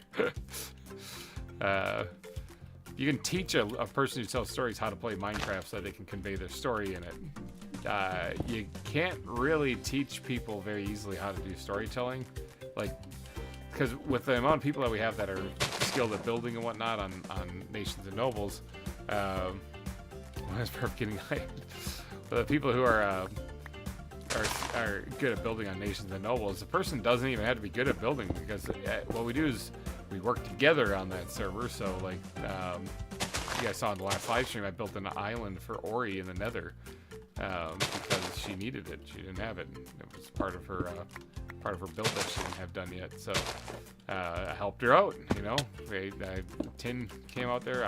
Tin and I went out there and helped out and built it. Now we did have some vested interest in it too, because we needed that place built for the next episode that we were doing. But yeah, it's yeah, we're going to the Nether in the next episode. Ooh. The Nether hasn't really been shown yet in my series for Nations and Nobles. It has, the Nether portals have been there. And if you watch other people's series, you'll see I've gone into the Nether, but that's about it. I also instructed Ori as far as where the piglins or the magma cubes can be found and stuff like that in her series. But as far as the Nether itself and what I've put out, I haven't really touched it yet. It's a lot better over years, because my story is way better than it was when I started writing back to 2018. That's good. That is good stuff. The yeah, storytelling, that's really what we need to focus more so on. Less on the whole Minecraft thing. I know on Nations and Nobles they're doing like the Christmas building contests and stuff like that. That's all good stuff. It's a lot of fun, you know, but I couldn't make it because I literally was wrapped up with like family stuff at the time. But also, yeah, I was a bit confused because I was like, oh, what does that have to do with lore? Especially when people are somehow turning it into lore in their video. And I was like, didn't you guys have this planned out? Don't you? And like, you should probably have it planned out, like what you're trying to do, what your story would be. Yeah, but it looked like people might have been approaching it different. This is because most of the people on there, if not all of them, self-included, are basically Minecraft players that haven't really had to focus on storytelling at all. And the only, I guess, difference between myself from the group, though, is that I have a degree in filmmaking. So, as a result, you know, you can kind of see that reflected in the series. So a little bit different than the rest of it. So I remember of the Nation of the Lore is that y'all are stuck on the island. Oh, you purple! You got to go watch my stuff. There's 7 episodes out right now. We're working on episode 8. We got off the island after episode 3. So yeah, we've been off the island for quite a while. Yeah, we were stuck on the island at first, but thanks to everybody, actually, we broke the curse on it and were able to get off. But yeah, like, I'll give you a quick synopsis. I ran into a person who was living on a destroyed homestead. Their homestead was destroyed by bandits. There's this notorious bandit out there that named Killian that everyone says is unkillable. He's like the best fighter in the land. He's the one who actually destroyed it, her place, and so she obviously didn't fight back because she didn't want to get murdered by Killian, and stayed hidden the entire time. And so I come across her as she's kind of crying over her destroyed homestead. So they kind of binging anime, crying over her destroyed homestead, and that's Tinnikin's character in the series. Her name's Quinn. She doesn't have anything left, so I suggest she could join up with me, because honestly I don't have anybody to help me with this, and we can keep each other safe by working together. And so there's some humorous comments about how she's like, you're a skeleton, right? I'm like, yeah, I know. But because that's the thing, I'm a talking skeleton. That's pointed out several times in the series. I think my favorite one is when we're discussing the curse on the island, and they talk about how, Van points out about, okay, like, even if we were able to get inside the temple and kill the guardian, if that is the source of power, how are we supposed to be able to, like, get in there? We'll drown for sure. And I'm like, you guys do know I'm a skeleton, right? And they're like looking at me, and Ori's like, I wasn't gonna be the first one to point it out, And I say, as a skeleton, I don't really have lungs, so I can be underwater as long as I need to be. And then immediately Birchie is like, how are you even able to talk? But we ignore that question and move on. But that is a good question. If I don't have lungs, how am I able to talk? But that's the thing, too, is it's sort of an ongoing gag throughout the show. It's a subtle one. If people realize that, yeah, I'm a skeleton, some of the things aren't going to make much sense because of that, Then a perp fan art, GReimer is just a white blob kind of like thing with a gray cloak. Yeah, I mean, that was pretty close. I like that fan art. Wasn't I riding a unicorn or something in that?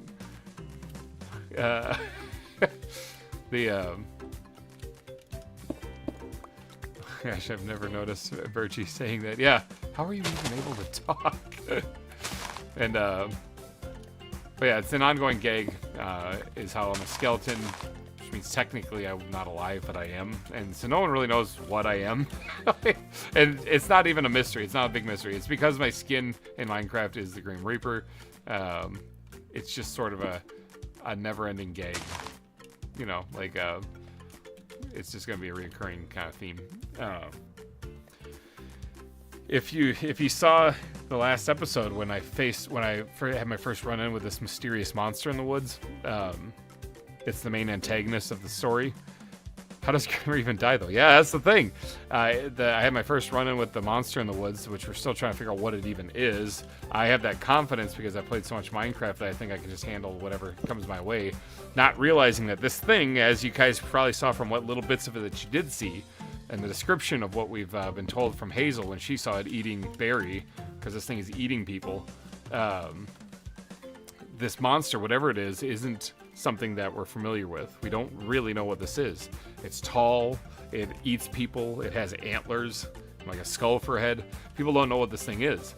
And it doesn't sound like anything that we faced in Minecraft before, but I'm still confident that since I'm in Minecraft, it's fine. No problem, I got it.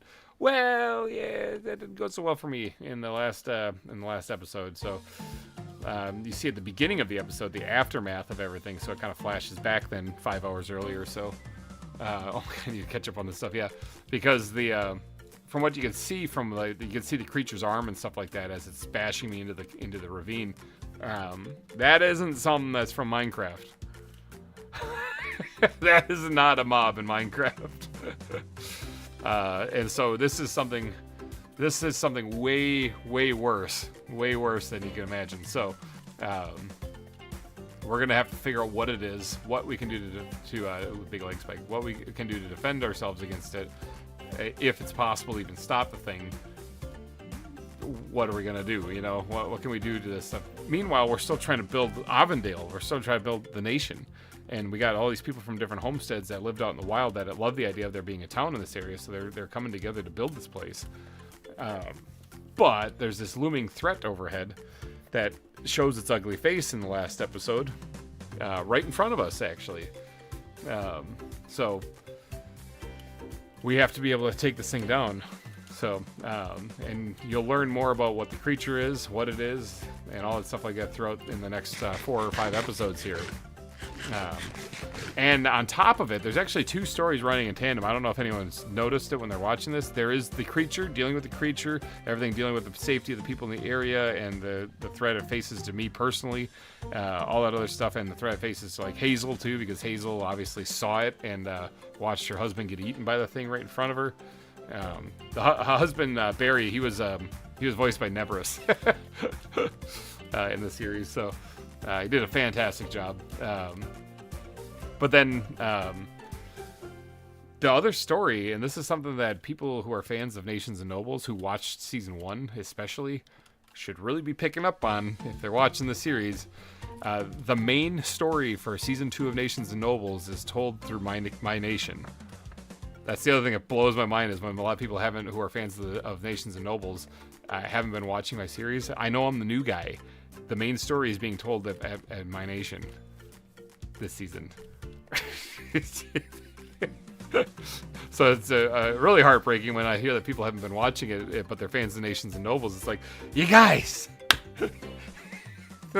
you gotta see my episodes. They're 100% lore focused too. They're not Let's Plays. The Let's Plays are the live streams. So,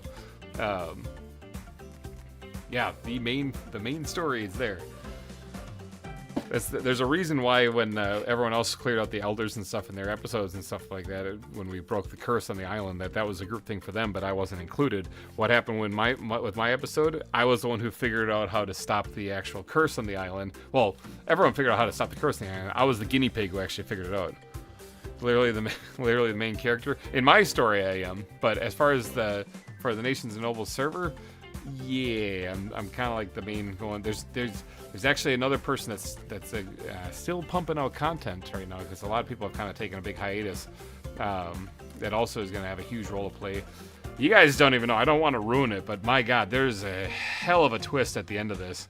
That's going to be coming down the line, including a character we haven't seen in literally years returning in my series, which isn't somebody that I know, but fans of Nations and Nobles will. So it's kind of insane. It's all coming down the line. I can't butter it up enough. It still blows my mind that a lot of people, like, the viewership is so bad on it, because it's insanely good compared to basically everything else on my channel.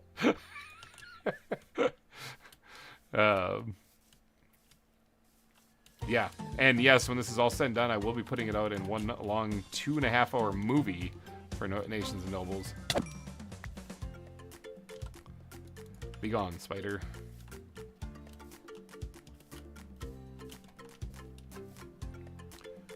No predictions, Beardo? Maybe. You don't know. There's a lot of people. That could come back. I will say that it is somebody that has not been in this season and is in season 1. Which there's a few of them. There's a few of them that could be. So, but for the love of God, if you're a fan of Nations and Nobles, go watch my series. Especially if you're not a fan of Nations and Nobles and you don't know what the heck I'm talking about, go watch it and see what it's like. See what it's all about. The episodes, I think, at most are like 14 minutes long. But yeah, but if you're a fan, especially if you like season 1, especially, you gotta go watch them. It's like a must-do thing. So much time and effort has been putting into crafting the story for this thing too. So, it is way beyond just a let's play. Oh, I guess we built this. I'll tie that into the story somehow, maybe. No, it was all planned from the beginning. So, I want Beardo to come back because he kind of destroyed the world in season 1, didn't he? Yeah, he did do that. He is actually in the first episode. It's a recapping what happened at the end of season 1. So, I think I remember that. Yes, he did. He destroyed the books of power, the 2 books that were found in season 1 that controlled reality. He cast them into lava, and that destroyed reality. He did that right at the same time that I was blowing myself up on that volcano right over there. That's how it started. So I don't know if you've seen any of my episodes, but that it starts off here at this zoo. Like, this whole story is pretty in depth, and it involves me as GReimer, the person you're talking to right now. And so it's not it's not like I'm playing somebody else or I'm pretending like I'm somebody else. I'm literally the guy building the zoo.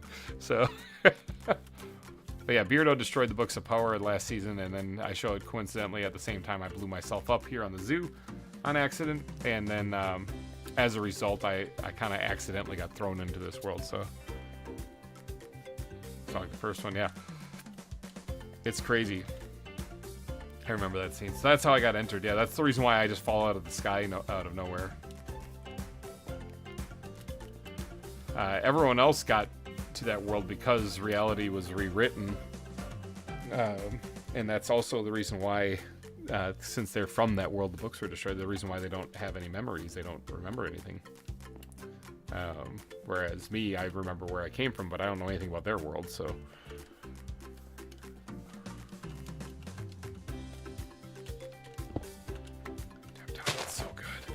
Good. I remember telling Ori and Baloo and stuff like that about what I had planned coming up and stuff, and Ori geeks out hard whenever she hears what's coming.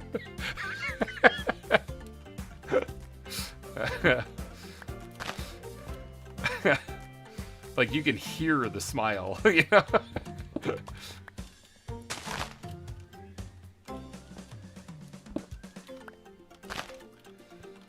So yeah, definitely go watch those. You specifically, Purple, definitely go watch the series so far. There's 7 episodes out. They're not super long, but yeah, definitely. There's a skeleton underneath me somewhere, or he needs to hear my stuff. I think the reason why Ori geeks out is because I just threw my sword at him, so I punched him instead. I think the reason why Ori geeks out is because it's Nations and Nobles. It's because it's the thing she's involved in too, so she's like really giddy. Really giddy, excited with that stuff. Because, you know, she spearheaded season 2 to get this thing off the ground and get it going. And she was kind of thrown into doing season 1 because the guy who created it sort of failed. And so Ori is the reason why a lot of the stuff is even going on. And so big props to Ori. Go check out Ori if you guys haven't seen Ori's channel. She's a lot of fun. Oreos Keiko, I think is how you pronounce it. Any one of my Nations and Nobles episodes have a link to her channel in them, so definitely go check them out, or the live stream. So, but yeah, so and I don't think she planned on something this in depth being spit out from somebody on this season. I don't think she was. I think she was planning on it being more of a Let's Play thing with some kind of loose story elements to it, you know. And no, this is way more than that. This is like legit. It's going to be a movie when it's done. 2.5-hour feature-length film. So it's kind of involved in my thing as well. She's in my series. Private Discord. Okay. But yeah, this is storytellers, big time. That's really what we need when it comes to more Nations and Nobles stuff. We have some extremely talented people who can play Minecraft already there. Now we just need people who can tell stories. I'm gonna keep going with this grass too while I got a bunch of my inventory, kind of filling this section here and this one over here too. GReimer's movie. Episode 7 is out. Episode 8 is in the works right now. We're in production actually, so it's pre-production's done. We are in production, and then post-production usually takes quite a bit of time too, because I do After Effects and whatever else I need to do to make the thing look spot on. So watch it when it's out, Ed. It's gonna be a while. So these next 5 episodes, I would like to say it's gonna come out 1 every month. I don't think that's gonna be the case because again, time. The time it takes to make these things is a lot more than a normal video. So.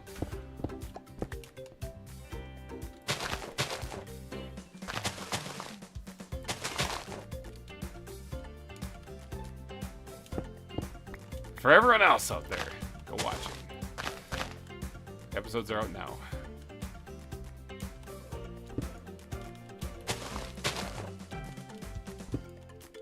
Plus, it's perfect. You got the Minecraft movie that's out right now, but it doesn't really look like Minecraft. It does look good. I mean, it's fine, the animations, you know. How many episodes will there be anyway? 12. There'll be 12 episodes.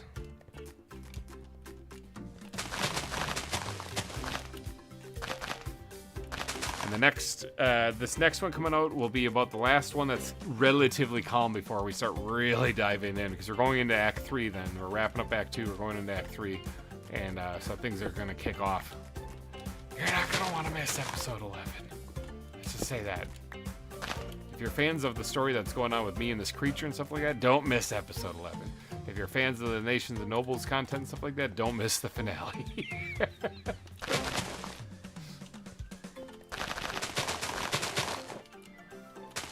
I don't know how much I want to do of this part right here, because I still got to dig out the volcano that's here. So maybe I'll just draw a line. I'll draw a line in the sand right here. Well, not in the sand, in the dirt. This right here is going to be my line.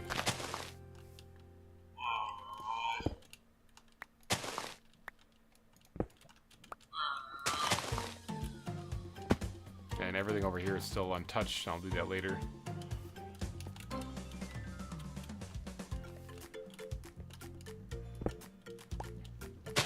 Yeah, I remember like the last episode took me, this might have been my second longest post-production in the last episode, and I think it's got like the least amount of views out of any video, and it's like, yeah, depressing. I can see why because a lot of the nobles are a little disheartened because again the viewership is down and people aren't really watching, and so as a result they lose their motivation. I'm a different breed because again, my purpose of doing this was never about the views. My purpose in doing this was to get the story told. So, but I can see why people would lose some hope, lose some faith and stuff like that when they do all this work, but nobody's really watching, so.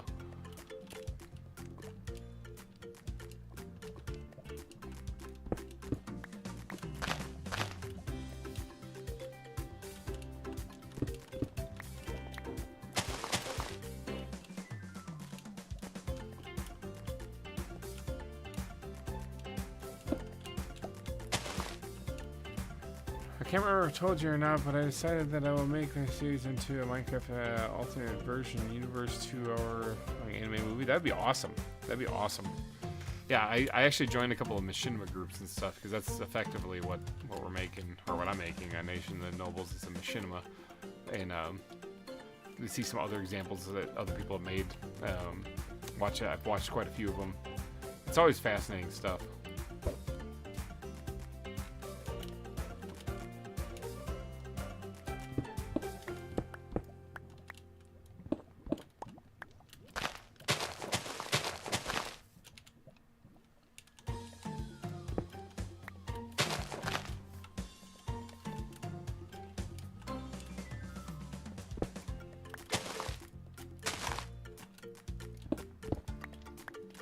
I think I went past the line. Or, yeah, maybe it didn't. Oh, line's right here.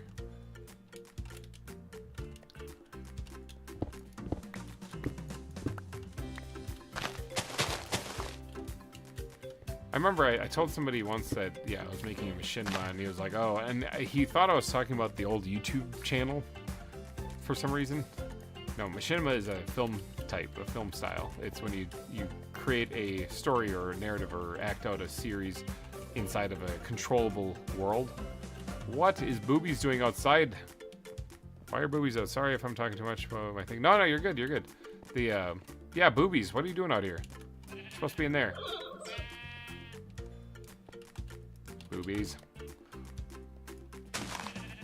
He's like, there's grass out here. I was hungry.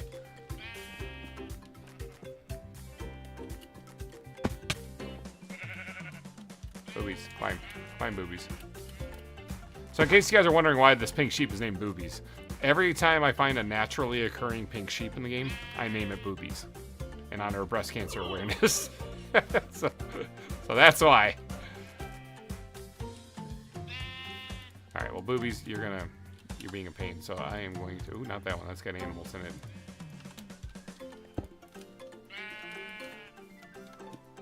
There we go. What a name for a sheep. Yeah. I'd like to think it's for a good cause. There we go. Alright. Back in. Ah, there's a spider coming after me! Boobies, trample that thing, would you? We're working right over here next. and all around the sheep exhibit, sheep/goat exhibit. It was mainly the goat exhibit, but then like Maddie used a red sheep in her prank that she did on me, where she says, "I never would have thought of that." Yeah, I also do that in my season of Minecraft. I did. I found a pink sheep there too. Boobies brought him home. I think there's an episode called a place for boobies. I'm surprised YouTube didn't flag that one, but honestly, in reality, it's like it's a pink sheep. It's a name for the pink sheep.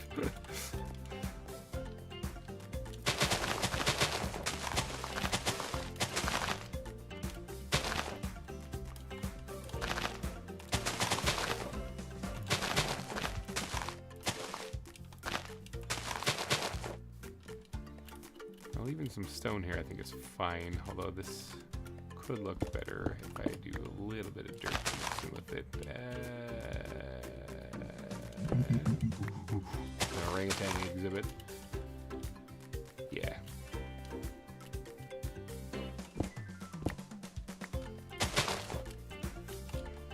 Yeah, I like that better. All right.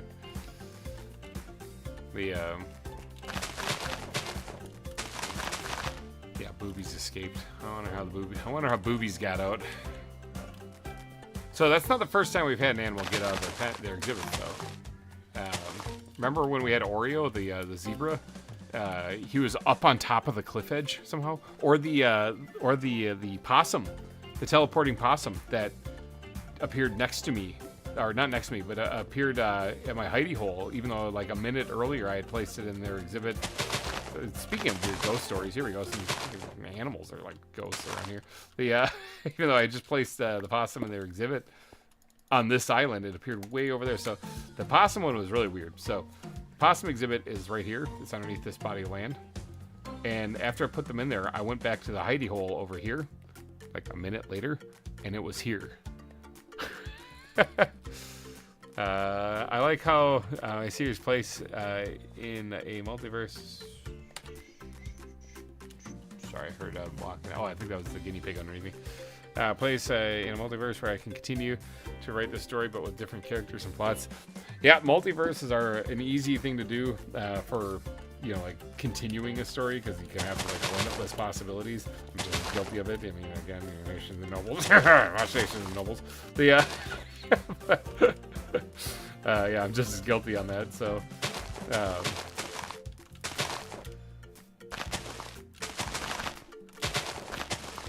I mean, the artifact alone that we found, jeepers.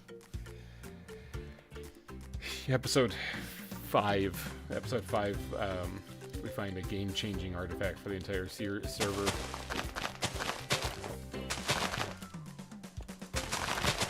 Similar to when they found the Books of Power, actually.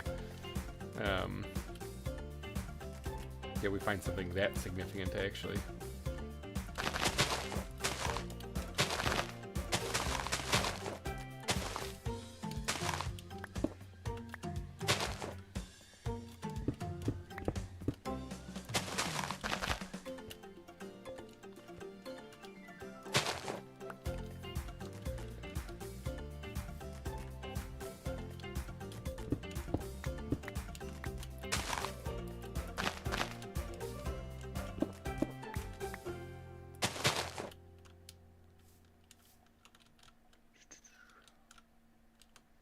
I'm okay with this being kind of rocky here, more so than anything.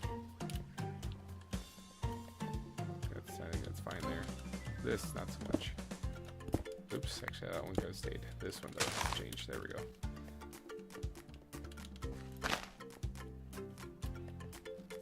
That is the hamster down here, right? Or the guinea pig, I mean? Yeah, it's the guinea pig down here. I was like, what's walking and scaring me? It's the guinea pig. I actually do have hamsters captured too, so the Eurasian or something like that hamster. Yeah, I got a couple of them too. They're little guys. I think I got a baby one too. And I thought I saw a sheep walking out of the pen again. I was like, what?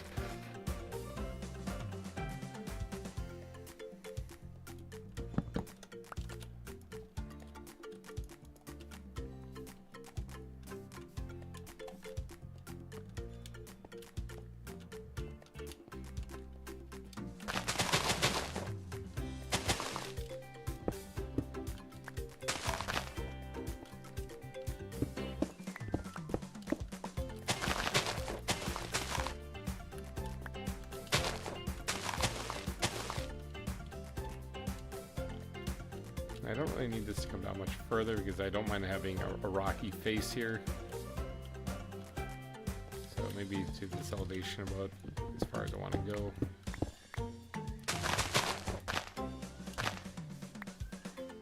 With hints of it creeping down here then.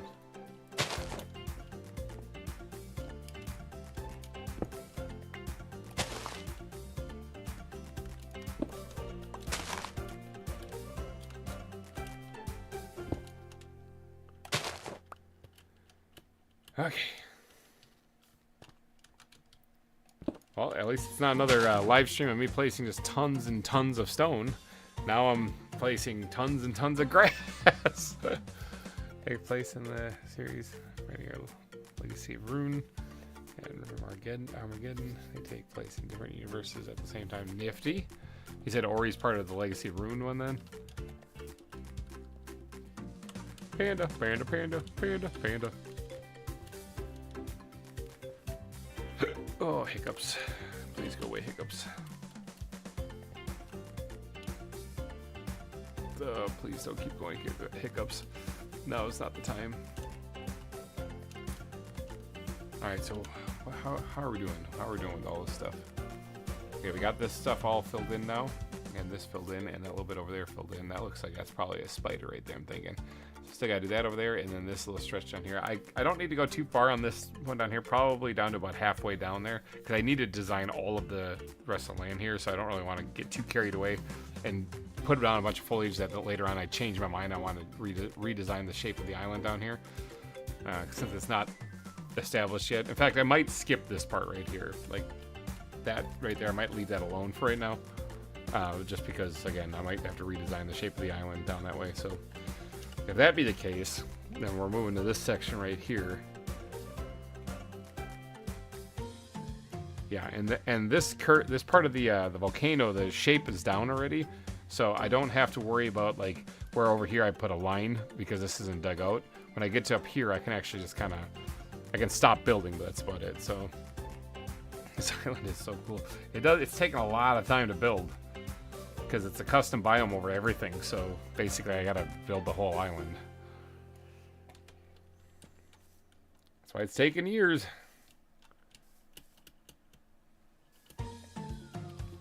So let's get on over here. I still have a whole lot of grass to place here, so... Again, though, this isn't really dug down, though, so I don't really want to go too crazy. So I will have to create a line here on this part, this top part right here. But then as it goes this way, and it catches up to that land right there, I think that should be good. Because there's a part where the volcanoes are going to collide. It's a very difficult shape to make, but... Oh, let's just start getting some grass put down.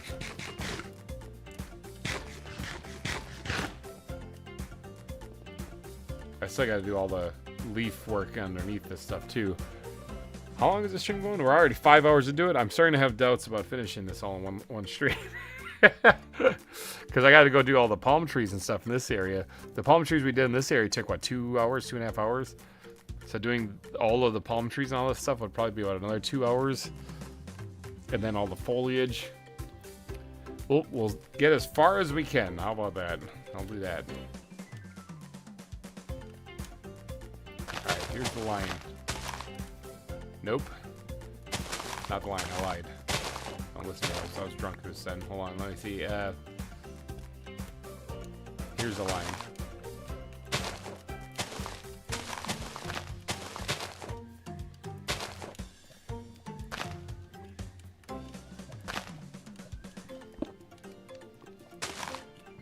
Alright, so this is the line that we're gonna work with. And everything over here we got to do, but everything back here not so much because I'm still carving it out. Line's going to curve a little here too because this part is done. But obviously I got to connect it still, so.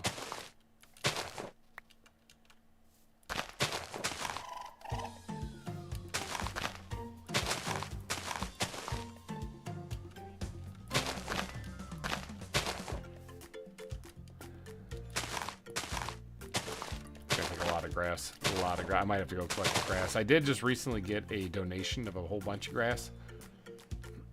but I'm using it right now.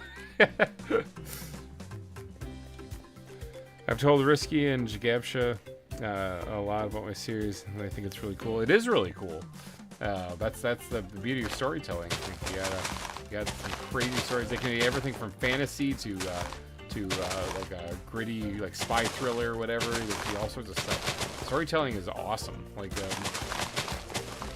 I mean, just think about the stories I was telling today. Well, I mean, they were real. They were based on real things, like the meteor falling and stuff like that, and the ghost stories and stuff like that. So, but storytelling is always a lot of fun, especially because basically you're sharing an experience that the person themselves who's listening didn't ever have, so they can listen along and find out what happens next.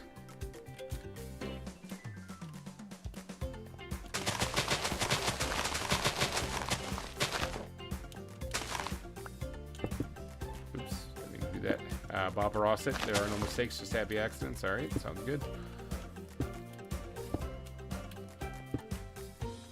Found some of these things in here too, so that we can just leave them there.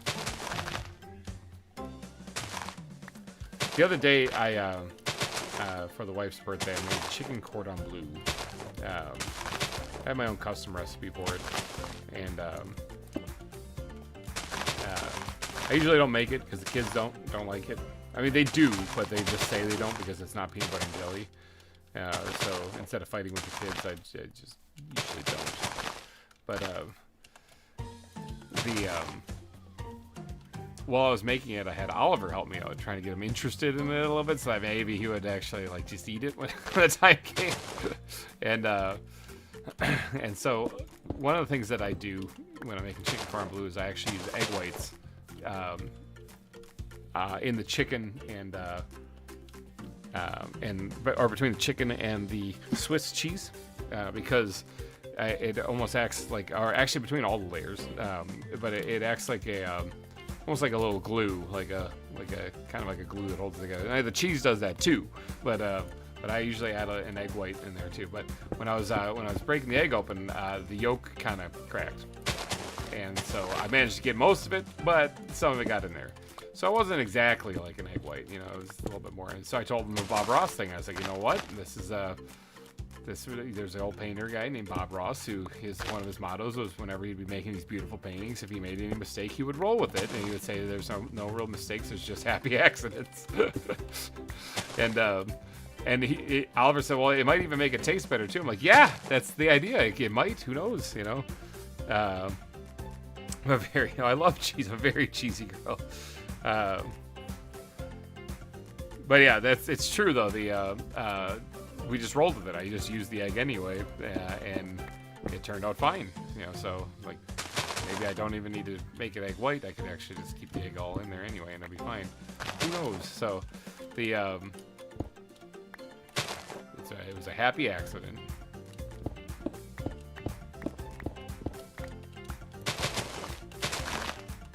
Good old Bob Ross. What a guy.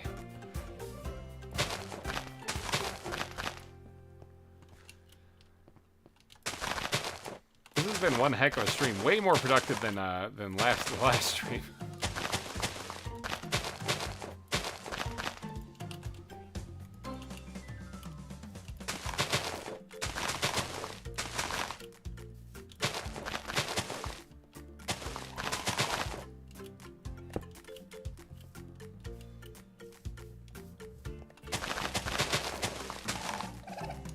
Accidents. There are no accidents, Master Uguay. What was that, Kung Fu Panda?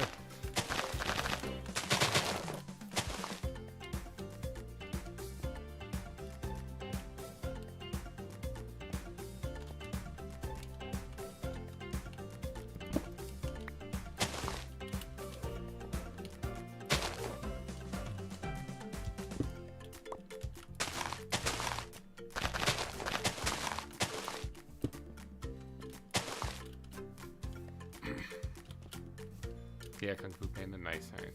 I've seen, I don't, they made a second one, I know, but I saw the first one. I heard the second one had a really good villain. The Peacock or whatever it was that was in there. So,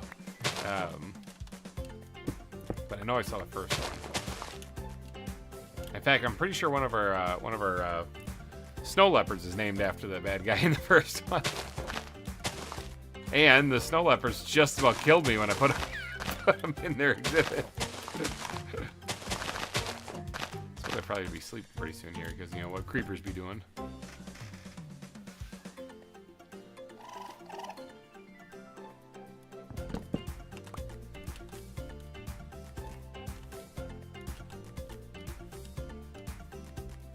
We're making some great progress, though, on the zoo today. Holy cow. Feeling accomplished, actually. Yeah, it doesn't make me feel accomplished. It makes me feel like I did placed a couple blocks in the wrong spot, like a big old dud today.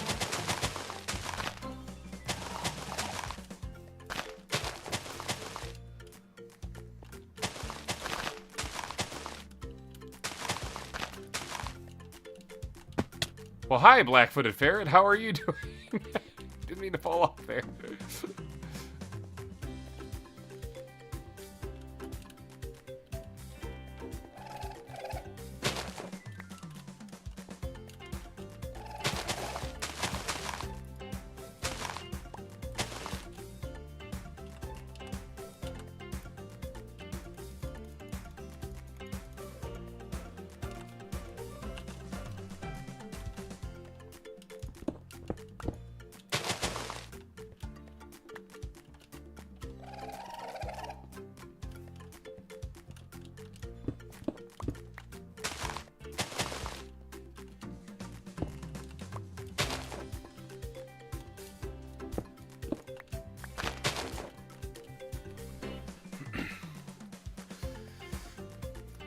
But yeah, since joining Nations and Nobles, like I said, a lot of the Nobles have kind of taken a hiatus for a little bit here because, you know, things are either not going so well with the series, they're burnt out or whatever like that. But for me, I'm still going. But one big praise I'm going to give Nations and Nobles, though, is that since joining them, I've met so many cool people. Like there's a lot of interesting folks I've met. A lot of different takes on things. A lot of people, even the ones that I don't necessarily agree with what they're doing, or like story-wise or whatever, it's still cool to see how it all comes together. You know, it's been a lot of fun meeting new people and doing stuff, and it's required me to actually work with people that I normally probably wouldn't ever have had to, because it never was really an idea. And so getting out there and meeting new people, building new connections and stuff like that, it's been a lot of fun. That is not supposed to be there, but it's going to stay there forever now. Yeah, so tons of fun meeting new people, and even people that are not in Nations and Nobles, but I've had to reach out to, have been, it's been very interesting meeting new folks there too. But because to do this, to do some of the stuff I'm trying to do in this season, I need help that even the other Nobles can't provide.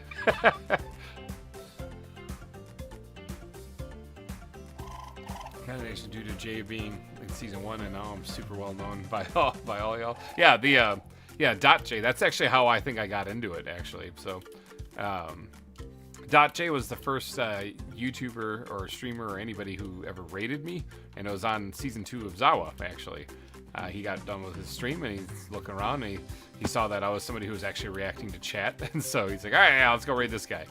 And so big kudos to him. Whenever I get rated, which doesn't happen very often anymore, but whenever I get rated, I always try to pay it forward. I'll go raid 3 more streamers at the end of a live stream. In fact, you know, today, although I don't really have a pay it forward moment, I think someone remind me at the end of the stream today, we're going to go try to raid somebody. We're just going to go find somebody. I usually try to find a small YouTuber who's just playing something. We've raided people who have been playing like the Bedrock Edition or whatever like that. Just kind of hanging out, you know, playing a game, just having fun. And they got like 1 or 2 people watching, if anybody, you know. And we show up. And we show up with like a few of us like, yo, hey, what's going on? So we'll raid somebody. It'll be a good time. Again, it's all about spreading the good vibes. So we'll do that today too, if I remember. So please don't let me forget. We'll find somebody or another. So,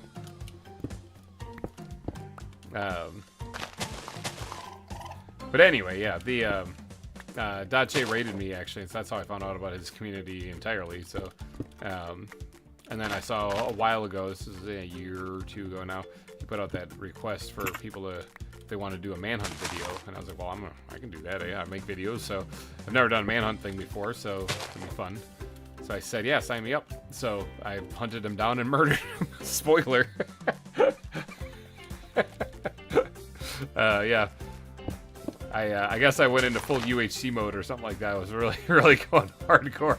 But ironically, though, when we finally did chase him down, it was myself and one other person that caught up to him. And I had gotten a goat horn while I was playing. And so as we were charging in, I blasted the goat horn. Those PvP events like Manhunt or UHCs even or stuff like that, I love doing them every once in a while. I don't really want to be like, that's all I do type thing, you know? But I love doing them every once in a while. So if people are doing those events and they're like, hey, you know, we were looking for another player or something, there's a good chance I could join into it, you know? I know, like, Corey asked me a few years back to join in on Kingslayer, which was like a 4 or 5 episode PvP event, and yeah, I joined in on that, and that was a ton of fun. Which, by the way, still to this day, best intro. The best intro for any series was Kingslayer. Oh my gosh. When I finished editing that thing and I watched it back, I'm like, oh my gosh, this is awesome. The title drop alone just gives me chills every time. It's just ridiculous. It's got kind of like a slower intro, at least in the first one. Later on the later episodes, I didn't include the slower part. It just goes right to the hard part. And yeah, it was just awesome. Again, title drop. The title drop was insane on that one. Now, I think I want to stop right about here because I don't really want to go into trying to decorate the side of the volcano. That's kind of what I'm running the risk of getting into. In fact, maybe even a little bit farther down. Because like right here is the slope of the volcano, you know, going up. So maybe like right here.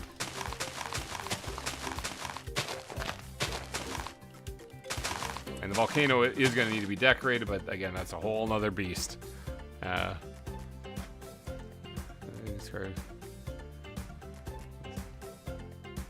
They got to see what they're getting into. Yeah, fan art's another thing. If anyone does want to do any like fan art or anything like that, you know, you can send it, post it on X, send it to me, whatever. You know, you can tag. I'm gaming GReimer on X. Or if you are part of my Discord, you can just send it to me directly or post it. We actually have a fan art section in the Discord.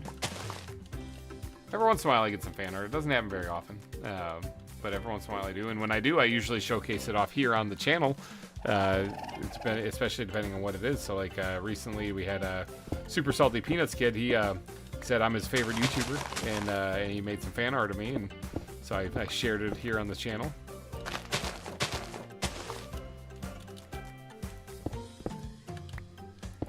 That's totally what I just removed. So yeah, I appreciate fan art. I know in season 2 we had a couple of them also that I shared. I think like we had one where somebody drew a fox that was actually happy because a big ongoing joke last season was that the foxes were like super depressed. Fan art for your series. It was a ship art nice.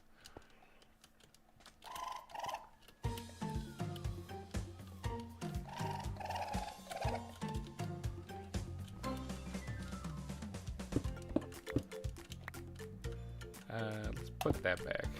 Let's just do that. I'm hearing the ferrets underneath me running around. It's freaking me out.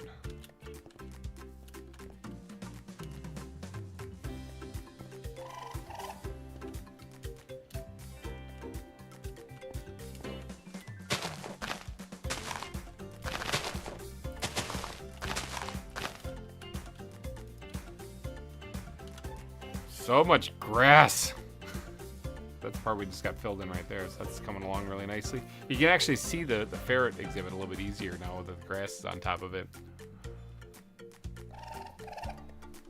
Oh, we're at 24 likes. We need one more. Can we get one more? Is there anyone out there watching who hasn't hit the like button yet? Wouldn't mind going ahead and just clicking it to get us all the way to 25. That'd be incredible. Hey, we hit 25. Okay, somebody out there listen.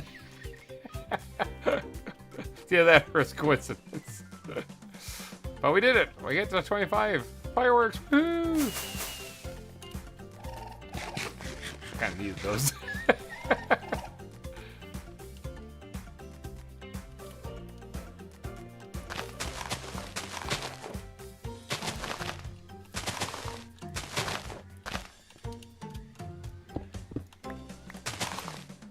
Yeah, we made it to 25 likes. It's good. Let's see if we can't push to 30. Actually, I watched it take over. That was crazy stuff.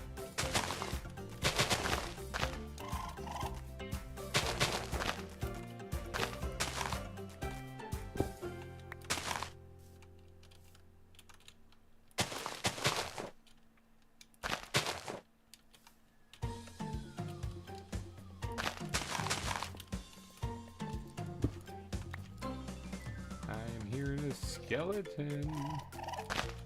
Somewhere in there. Oh, sun is setting. Creepers be creeping. But don't be afraid. The joy of being around the animals never fades. So I've been having a lot of fun recently messing around with Suno AI. Not a plug for them, actually. This is not, I don't have a sponsorship. I'm not big enough to have one. Nobody cares about me. But been having a lot of fun with Suno AI. Now, it basically, you make music on there, and people really get touchy about this for some reason. The Charizard versus Moonlord song I did with Suno AI, and they get really crabby because they're like, "Oh, you didn't make this." It's like, yeah, I know it. I'm telling you guys I didn't. I'm telling you, I used an AI to do it.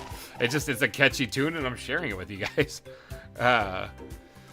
So like, what? This is what I don't know what to tell you. It's I guess I never really saw anything bad about it, as long as people aren't trying to pretend like they're the ones doing the instruments and stuff.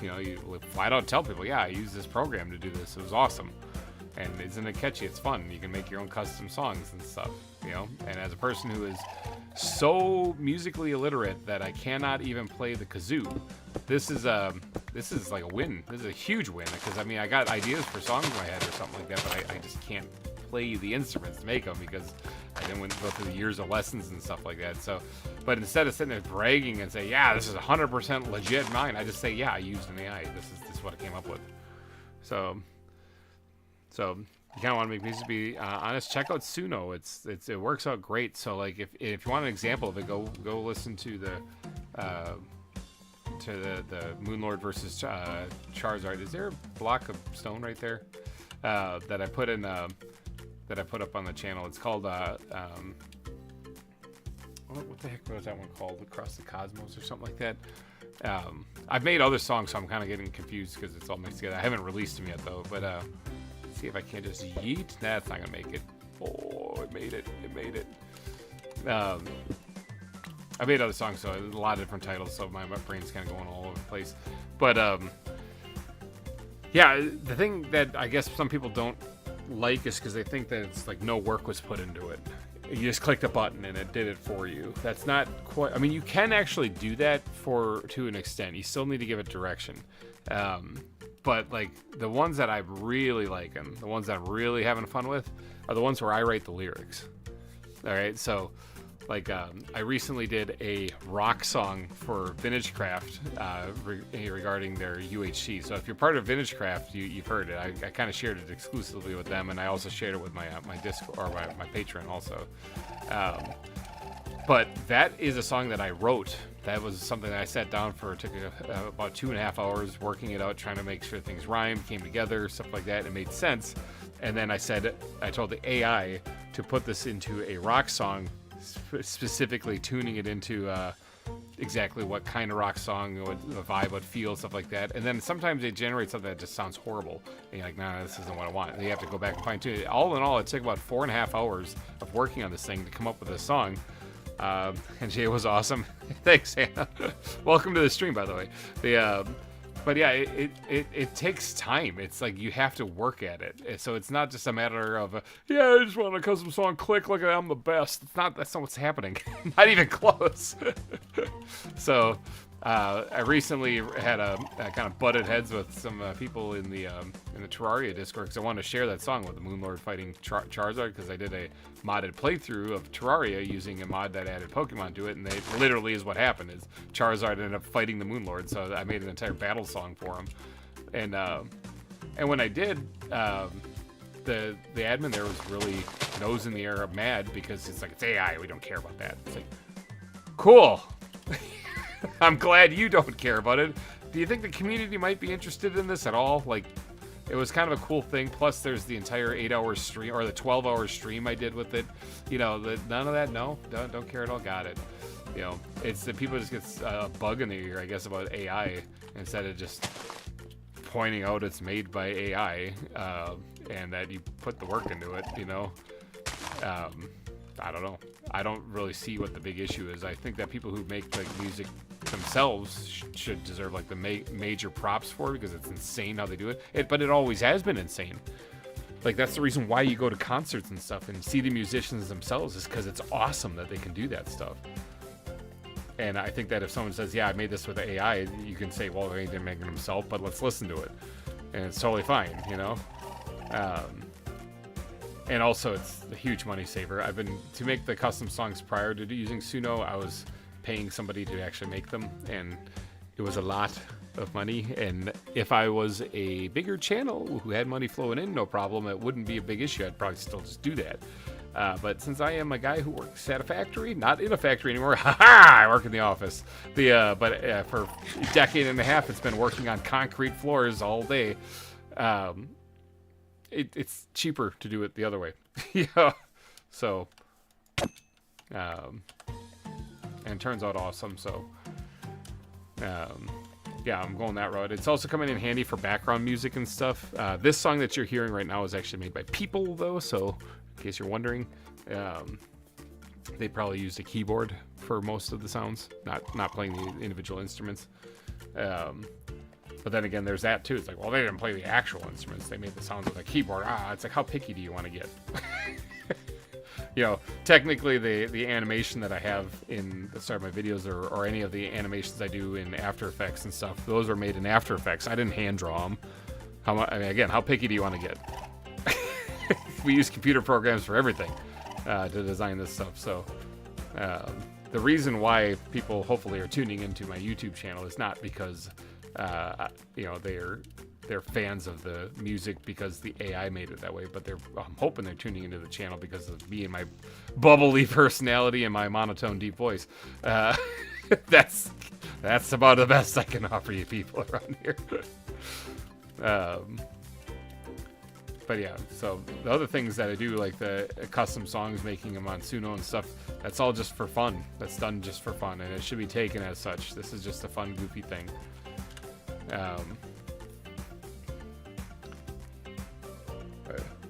Sakana, you look shocked. I don't know what the shocked look is, but unless you were tuned in for the songs and you weren't here because of my bubbly personality, in which case then yeah, that's it. And for some people, their first video goes viral. YouTube video goes viral. Yeah, that's true. That is true. Yeah, we were talking about YouTube a while ago, though. No, that's true. I mean, people do post some videos. Sometimes it just explodes right off the bat, but it's very rare. More importantly, when that happens, since the person, oftentimes it was sort of luck. They caught a fab or something that was going on, or a fad that's going on. They don't really know how to follow it up. So.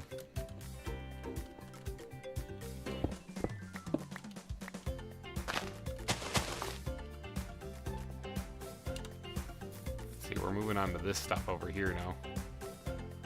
Boy, if I can get these things grass covered, that would be a huge step forward.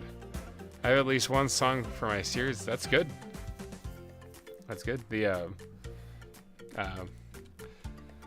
yeah, like I said, I made that Vintage Craft Rock song. It specifically mentions myself, Tasty Bacon, and VintageBeef, of course, in it. I picked those 3 individuals. Well, 1, because it's VintageCraft, so it's going to have VintageBeef in it because it's VintageBeef, you know? And 2, I picked Tasty Bacon because he is a longtime member of VintageCraft, way before it was VintageCraft even. So he's been around forever and ever and ever. Plus, he loves doing UHCs, so he's a good spokesman, basically, for it. And then I put myself in there because I made the song. Haha! If you guys, if you guys want to put your, if you wanted yourself in the song, you make your own song. So but yeah, that one I sat down and wrote the lyrics for. That one was actually not just a generated whatever, you know. That's the reason why it's so tailor-made, so custom specific to VintageCraft.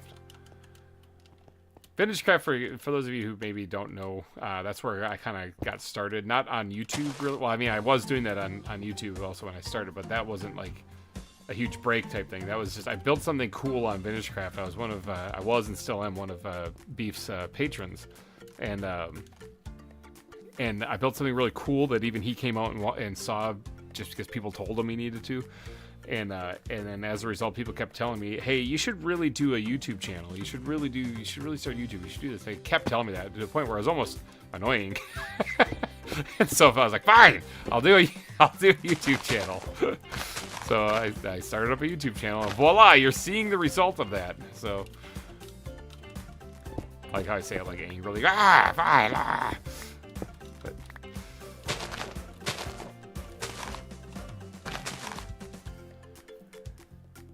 there's a song on the piano, and I've been playing it for years. Nice. Yeah, you can come up with such good music. Again, like I said, try looking into Suno for stuff. Like, I've used other songs from Suno in other series as well, for background music. Nations and Nobles, there's a tavern scene there where Quinn and Hazel are talking to each other. The background music that's playing was generated from Suno. Because I needed background music, and I was looking through like the audio library on YouTube that they give you, the open source stuff that you can use, and just nothing was really working. Like, it was all stuff that was like it sounded fine, but it didn't quite fit the scene like what I was hoping for. So, you know, I said, well, let's try generating a song once, see if that works. And I came up with a couple of different versions of the song, and I was like, no, that doesn't work. And then after about another hour of messing around with it, voila, there we go. I got one. I was like, this actually sounds pretty good. I like this. Let's use this one.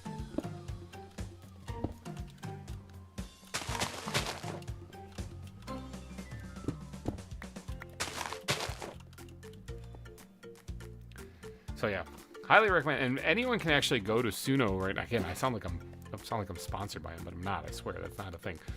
Nobody, like I said, nobody gives a crap about me. I'm not big enough to be sponsored by people at all. So, but anyone can go there and give it a shot. Like, I think it gives you like 50 credits a month or something like that to free, which is enough to generate like 1 or 2 songs, or just a handful of them, and you can try it out.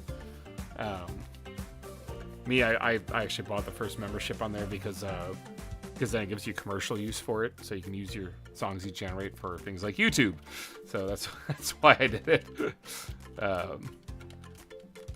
Because yeah, obviously, if I'm going to be doing this so that I can do it for YouTube, I'm going to need the commercial license. So it's fun being a YouTuber.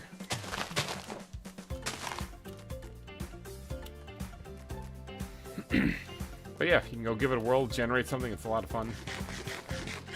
I made a song about hating my job. It was fun. It was frustrations of the job. Even though I actually enjoy what I do, there are frustrations on the job. And so this song was like an emo punk song that just let out a lot of those frustrations. Again, the Patreon heard it. Hopefully they liked it.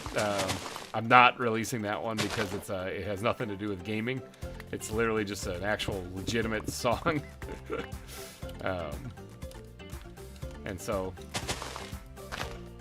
yeah, that'll be a Patreon exclusive only for that one. So, I like that song though a lot. So if anyone else knows what I'm talking about, any patrons out there who've heard the song called "My Job," let me know if you guys really like that one or not. I thought that one was a lot of fun. It does have some foul language in it, but again, Patreon exclusive. Ah!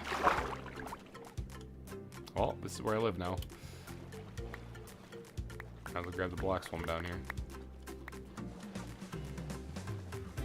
And again, the My Job song, that was one that I wrote as well. That was not just a generated one.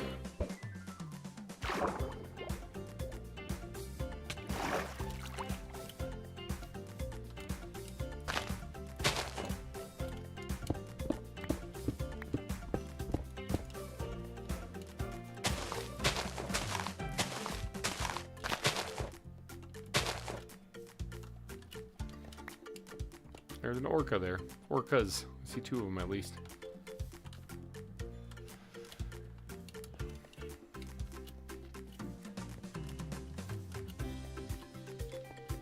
You can actually, if you do check out my Patreon, even if you aren't, I can't remember if I have a sample of it actually on there available to listen to, even if you aren't a paying patron. But there might be. That might be a thing. So you want to hear a snapshot of it, there's that option too.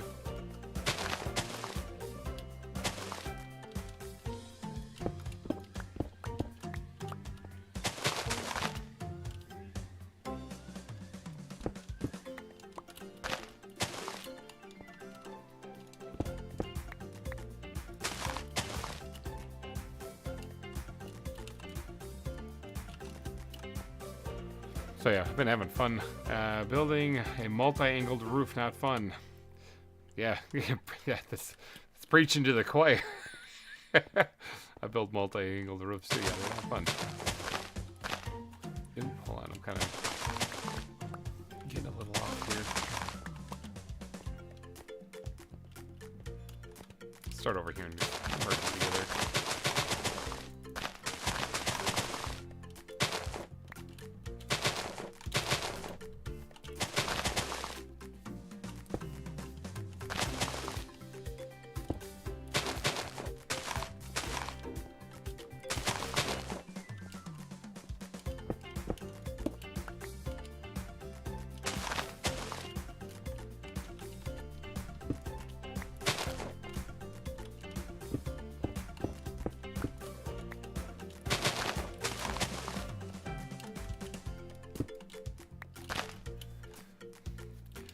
Yeah, so give it a shot actually if you are interested in like songwriting especially, but you don't have either the talent like me. I don't have the talent to play instruments. I'm horrible at musical instruments. Or maybe even just the finances. You don't have the finances to go like get a studio and actually record something. Try Suno out. Give that a shot and see if you can come up with some pretty awesome music. Every once in a while, I'll go on there too and just listen to what other people have created in there. Man, oh man, it's awesome. It's awesome stuff.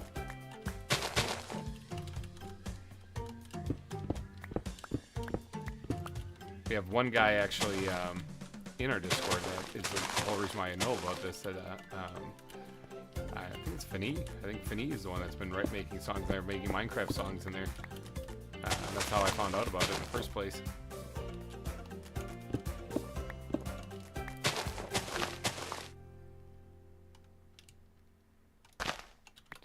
Back there.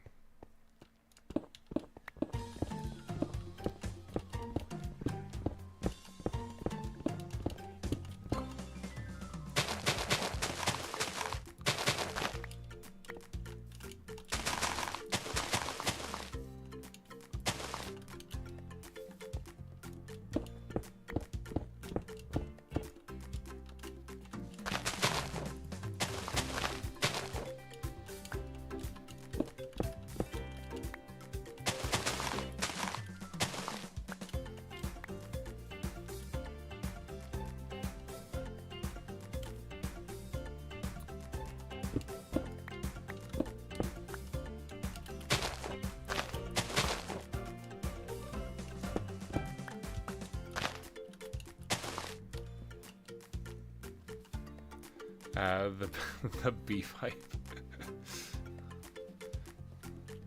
Not sure. I think Scan has mentioned things that I think we talked about a little bit ago, so I'm worried that maybe the stream might be a little bit behind for her.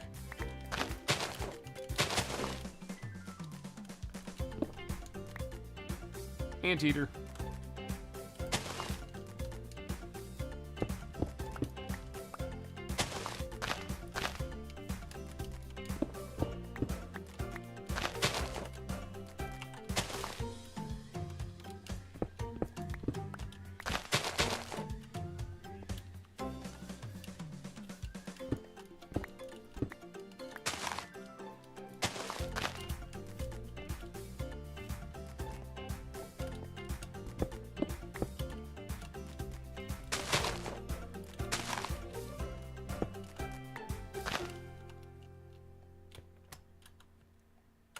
Octopus sticking on the water back there kind of freaks me out a little bit, not gonna lie.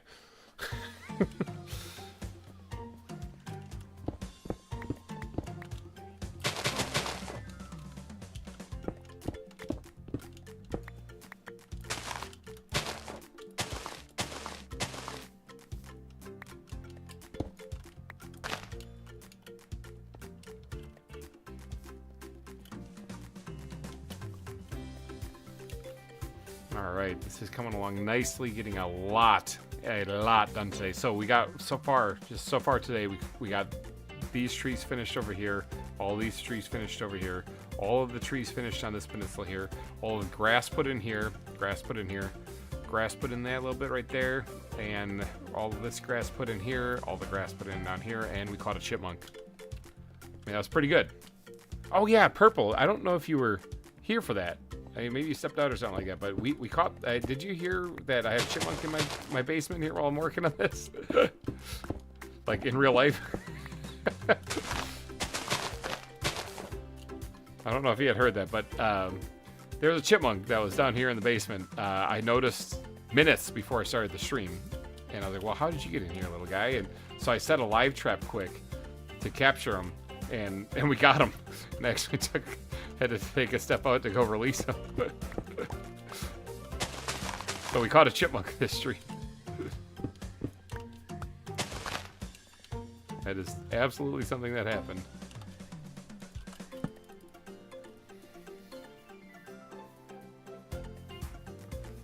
Yeah, Beef also became a dad as well. That's true, actually. Beef did become a dad. He had a baby boy, I believe. I remember him mentioning that in one of his Hermitcraft episodes. What, a chipmunk? A chipmunk? Exactly. There was a chipmunk in here. But no, that legitimately happened. I thought I heard a noise over by the laundry machine or whatever, the washing machine. I was like, what's going on there? You know, and I went to go look, and there was a chipmunk. As I was watching, I kind of froze for a second. I was listening. All of a sudden, you saw this little scuttle of a chipmunk go shooting past. Like, what are you doing down here? So yeah, I went and got our live trap because we've had them in our garage before, and set it up, and I posted a picture on my Patreon Discord anyway. And not only that, but I also posted the video of me releasing it.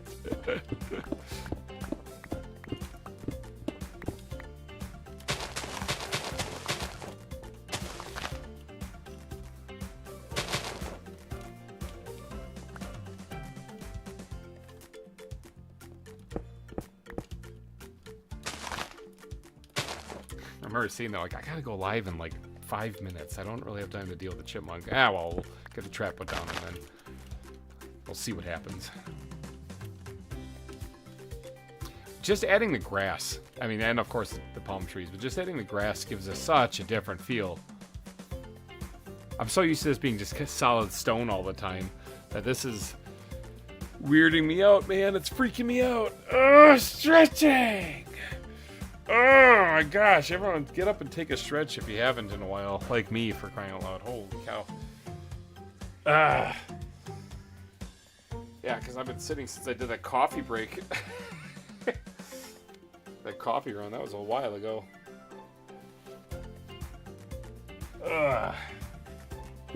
It's getting late in the day here too. Let's see, we've been going on 6 hours now. Holy cow.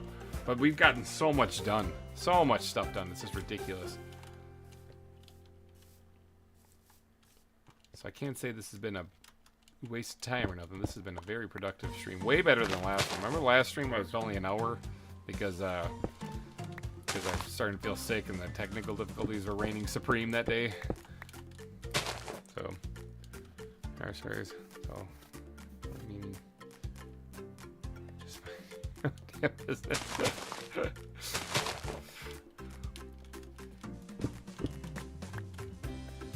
Well, again, I just wanted to blab all the cool stuff about Nations and Nobles that's coming up, but there is so much cool stuff coming up for Nations and Nobles.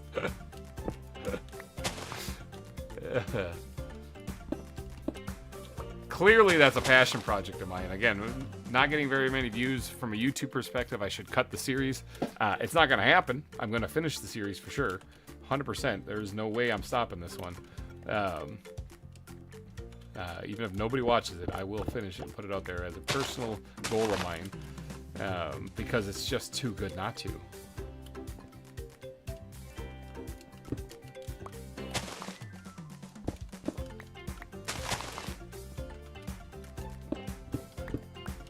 It'd be an injustice upon the world not to finish the story, so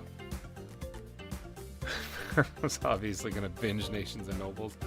I'm telling you, it's like nothing you've seen on Nations and Nobles so far. I can guarantee that. The closest anyone's come to actually doing this stuff that I'm doing on Nations and Nobles is Birchie's episodes. But even he's off a little bit. But yeah, and he makes some really entertaining stuff. So another person who should check out Birchie. But yeah, it's like nothing you've ever seen before on Nations and Nobles. So if you've been a fan of last season, one, you're going to be geeking out on this season, and if you've been it's also a step up as far as quality wise. I'm not talking about quality of builds or even just that kind of the quality of the personalities that have been shining through on everyone else's videos. I especially like Ori's videos because she's so cheerful and upbeat and borderline ADHD that it's really fun watching her videos because she's just having a blast, you know. But as far as like in-depth storytelling, really in-depth storytelling where you get wrapped up because the characters themselves are fascinating and stuff, you've only met a handful of people in Ori's videos so far. So whereas in mine, there's full-on characters with personalities and goals and objectives and stuff.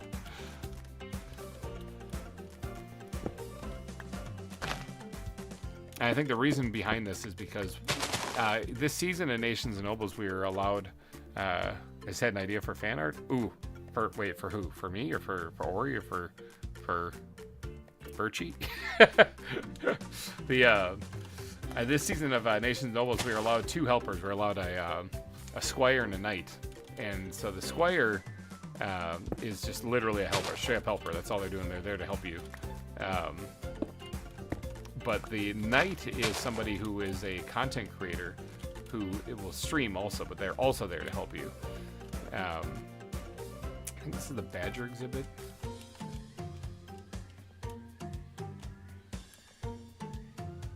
And I think they're behind that tree right there. I saw one move.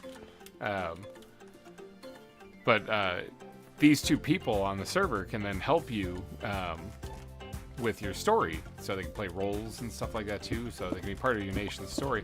Now, interestingly enough, they said at the beginning of the season, GReimer and oh yeah, that would be an epic. Oh, if you can make a really cool thing, because I mean, there's a whole lot of burning debris behind there, so you could definitely make some really cool fan art with that.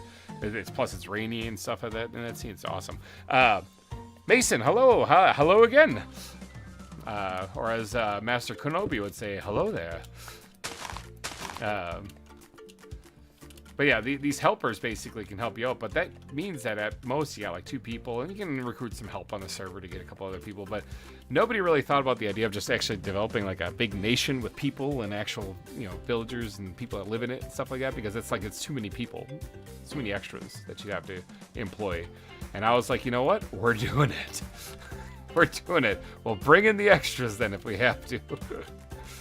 Another reason why Cinnamon and Orskull are part of it, even though they don't have a huge role in it, is because if we need extras, they're readily available then. So they're there primarily to help out Baloo with his story, but Baloo is one of the people who are taking a little bit of a hiatus at the moment. So.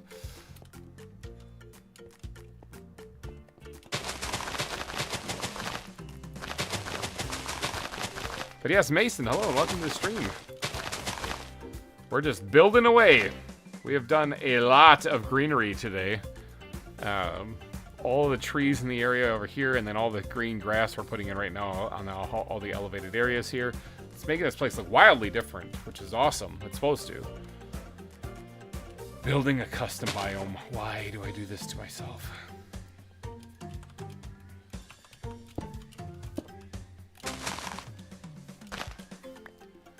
Still haven't even gotten on that server yet. Don't worry, Orskull, you will when you're needed. It's a very weird server. I have a headcanon that in the guild there's books written by me. I mean, yeah, that would actually be pretty awesome. I know the guild has quite a few interesting things, and even though I only have 5 episodes left, yes, the guild will be coming back in my series. The Adventurers Guild that was introduced on the island. I'll have a need to go there again.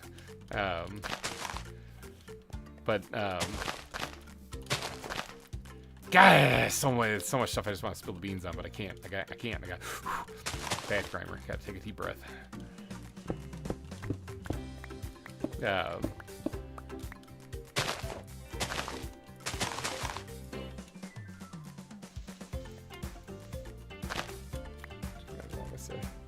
So I figured it would be odd for me to just hop on without any direction or what to do or where to go. Yeah, exactly. The people who are helpers, the squires and knights and stuff, which Orskull, I believe you're the squire. They need direction from their nobles. They need to have a goal or something to do, you know? So they can't just pop on and just play Minecraft, unless that's what the noble tells us. Get on and collect resources, you know? So the server is a very unique server because it's not a Minecraft SMP. It is like, in a sense, like we're playing survival, and all the sets are built in survival and stuff, but the goal of this is not to create content of us playing Minecraft. The goal of this is to create content that is telling you a story. A lore-focused SMP. So story-focused. Story-driven. Everything is about the story. So as a result, like when I first logged onto there, I was like, okay, well, I'm going to need to get decked out because we're going to need to be building some crazy sets. So for the first month or so, it was Minecraft for me. Get the first episode out. It's the introduction to basically what the heck's going on, and there's not much else there, you know. And then the story starts building on after that. The second episode is like a lot longer. It introduces a lot of the characters in the series and characters that are going to be important later in the series. Do you like the Dream SMP? I don't actually know what that is. I don't actually know what that one is, but that could be because I'm old and out of touch. I'm a uncultured swine, so. Creepers be creeping here. Let me get taking a power nap here. I'm shielding myself in the rain too, apparently, while I sleep.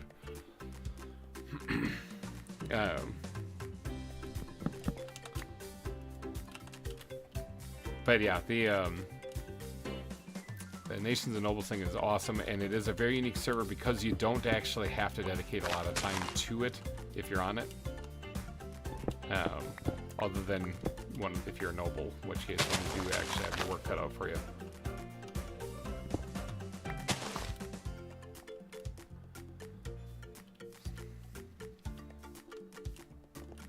But even then, like once you get established and once you get going, a huge portion of it is the storytelling part. So you're not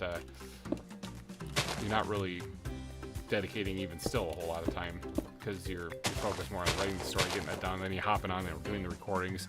You're instructing your knight and your squire to help with the builds and stuff. So similar to Dream SMP because they're both lore-based. SMPs for content creators. Yeah, I think everyone kept saying it was, and this is a server actually I too don't really know, so I'm again on Culture Swine, but everyone on Nations and Nobles says it's a lot like Empire's SMP. I don't know what that one is either. I'm sure it's actually full of tons of great content too, because apparently it was a pretty big hit, they said. So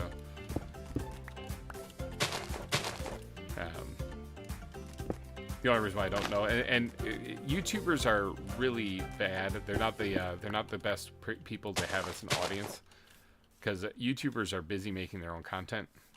And when I mean busy, I mean like sitting around and watching YouTube isn't something that we have time for. So because either making your own content or dealing with things in your life, you just don't have time for it. Yeah, like I before becoming a YouTuber, I used to watch a lot of YouTube, and I used to play a lot more video games. Now that I'm a gaming channel, that's been cut down quite a bit.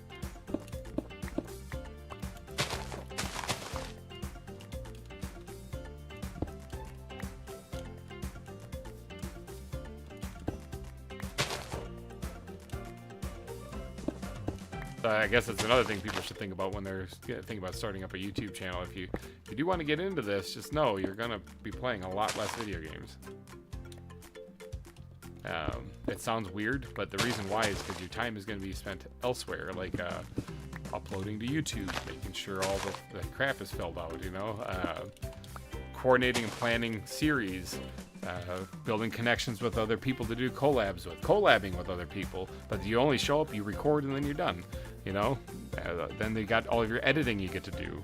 Like editing is about twice as much time. So whenever you see like I always say that the ZAWA episodes take me about 4.5 hours to make, because it's about 2 hours of just raw footage, and then the rest is editing and uploading. Most of the time I'm not playing games. So that's just what it is. Usually Planet Crafter goes a little bit quicker. I can usually get an episode of Planet Crafter out in about 2 hours. Again, an hour of footage, hour of editing, and get it uploaded right away. So 2.5 hours maybe. So it's kind of funny how that works. How you'd think that you'd be playing more video games being a gaming content creator, but nope. It's the opposite.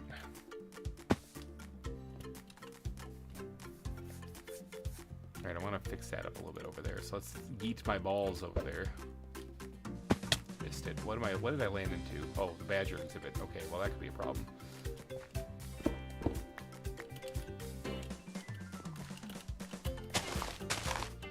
Let me get out of there quick. Or the badger eats me.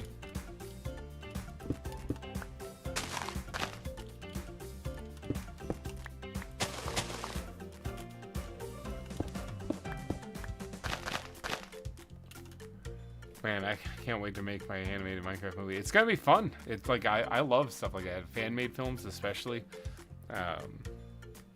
People making their own thing. And when you're dealing with people who don't have the budget like what Hollywood does or something, yeah, it's not gonna be what you call mind-bogglingly amazing, unless the story's really good. You don't actually really need the good graphics to tell an excellent story. People with very low attention spans might have a hard time grabbing it, though, because they're like, yeah, this isn't Hollywood. This doesn't look like Hollywood. Yeah, that's because it's not. Welcome to indie films.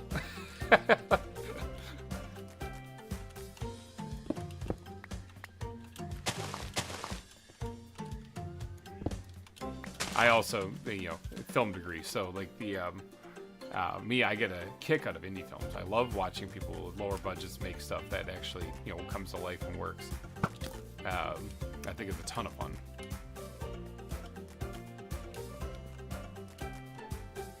Okay, I've been blabbing about films and stuff. Are we done with some of the stuff? We're done with over here now. So we just got like this little stretch right here to do, and then maybe I can finish this backside here. And then we're done with all the greenery. Then we're back to palm tree building.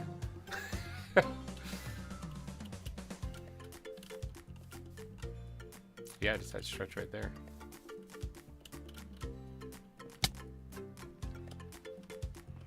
So this is the skunk exhibit. And we have Le Pepe Le Pew right there. I don't know. I think one of them is actually named Pepe Le Pew. There should be 2 in there, I think.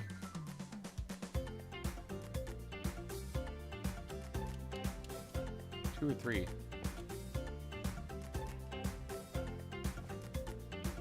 Oh, there's one right there.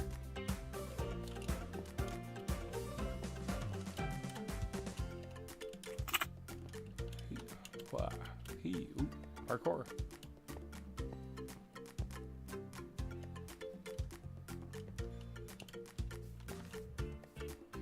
Oh yeah. So one's over there. Just walk down a tree. One's underneath me here, and one is over there. Skunks.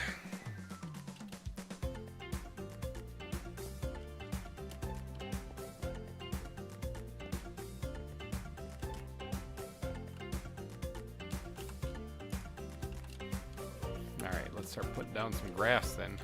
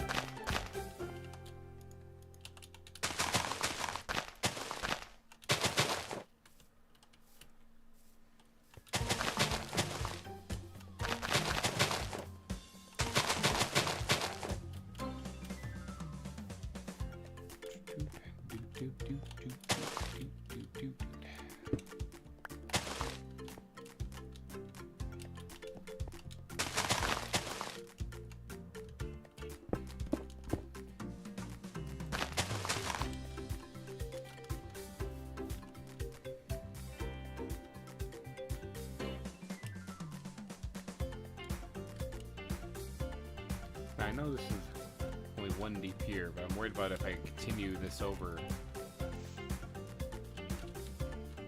Here's how we fix that.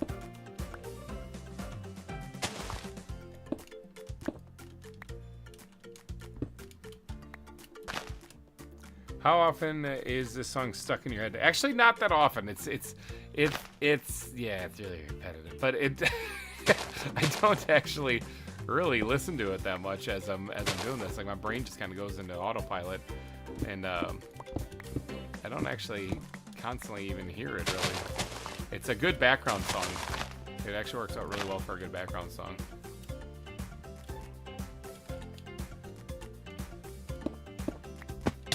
Okay, well, that was not what I had in mind.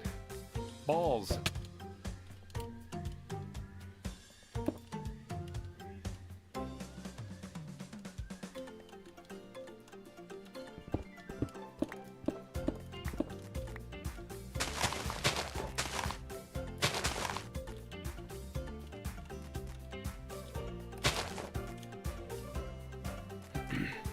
But yeah, it is on repeat like a lot.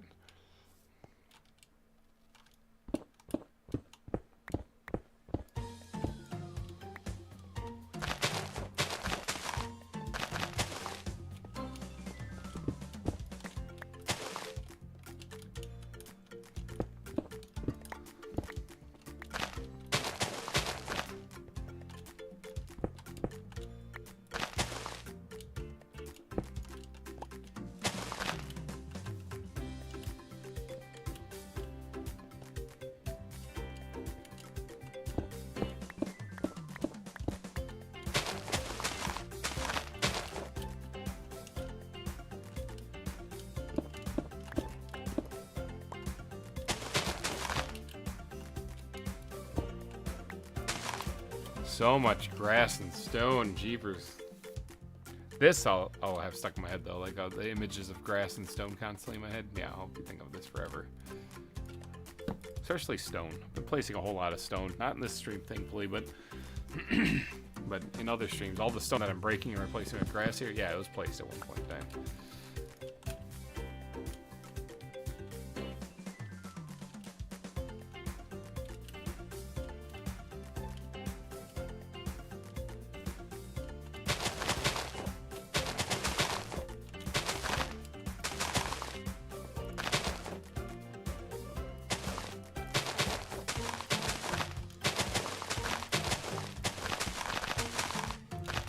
Actually, one of the most difficult things, speaking back on storytelling, one of the most difficult things that I've run into is telling a story without telling it. You have to show it, you know? So, like, it's easy just to kind of have narrative exposition dumps that just tell you everything. And to an extent, those have their purpose. But but when it comes to storytelling, the best thing you can do, especially when you're working with a visual medium, is show it. Like, show the stuff happening rather than saying it, you know? So, like, there's a scene in one of the Nations and Nobles where Quinn and Hazel, or Quinn references, like, I think it's something about my courage or the confidence, my confidence. It's in the episode titled the Outcome of Arrogance. I think it's the last one. It's the last one that came out. But she mentions about how my oh, look at this. We have some guests that are not welcome here. Hey, buddies, you guys want to do me a favor and shoot this guy?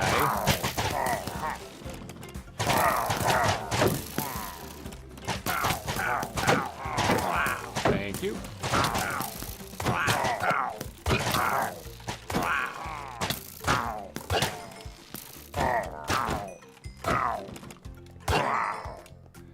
There. How do I look? Perfect. Don't need a crossbow. Elytra wings have seen better days, but that's fine. The Highland Shield with the G is doing good. Ominous Banner, throw that in there. Yeah, that's how I usually deal with them, is I give them a good whack with the Sharpness 5 sword. Really kind of mess him up. And then I just let his friends take him out. But yeah, the confidence and stuff like that, I also kind of portray that then when I'm still on the island with breaking the curse and trying to take out the ocean monument. You know, I talk about how I can just get down. They'll be no problem. They're pushovers. I got it. And I just go down there and I try to take care of it. Now, interestingly enough, there's somebody actually in Nations and Nobles on the Discord that has been critiquing people and stuff, and he almost nailed my character. He actually got it almost perfectly correct. Where my confidence oftentimes will get me in over my head. And so, like, when I talk about clearing out the ocean monument, I talk about it won't be a problem, I got it. And then it turns out that I go through quite a workout trying to clear out that place, so much so at the end that I'm exhausted, and I literally tell the other people, yeah, you guys you guys got the rest. I'm just gonna sit here and catch my breath. So even though I put on the face and I have the belief that I can just handle whatever's thrown at me when it comes to Minecraft, oftentimes that leads to my demise, or at least it could lead to my demise, because being confident is one thing, being arrogant is another. Believing that you can handle everything and that you'll be just fine when you don't actually know what you're up against, that would be arrogance. that is not bravery or confidence or none of that stuff. It's arrogance. And that's why that episode is called The Outcome of Arrogance. Well, because it doesn't end up so well for me, you know? There is an episode coming up here that I'm tentatively thinking about calling The Outcome of Bravery. So there's a difference between bravery and arrogance. A lot of times, as I say in that episode, bravery and arrogance oftentimes go hand in hand. It all depends on the outcome.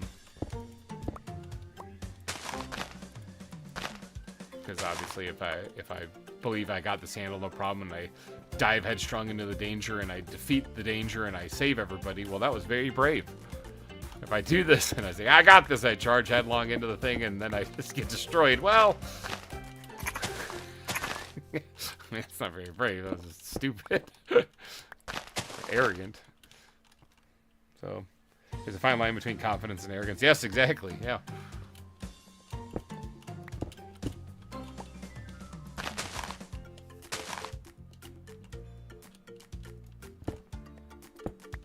That was the right block.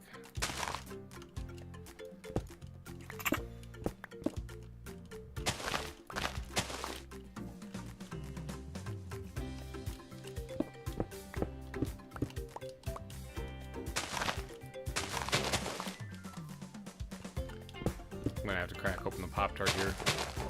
I'm getting hungry and I don't think the oranges are gonna do it. don't think I've ever made a pizza live on stream, but I could always go do that. If I really get hungry, that Pop-Tart should sustain for a little bit.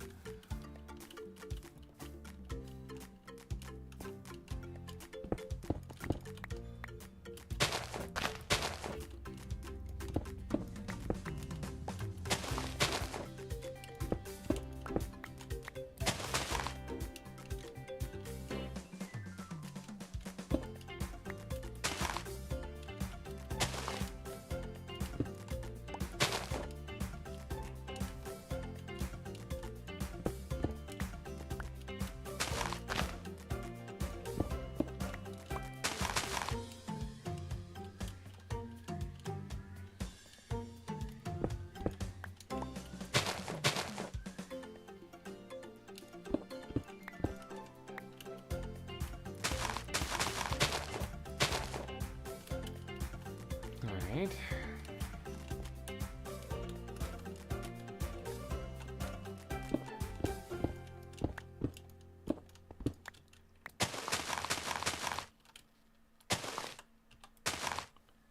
Grass? Do I have more grass? Ooh, I'm running out of grass now.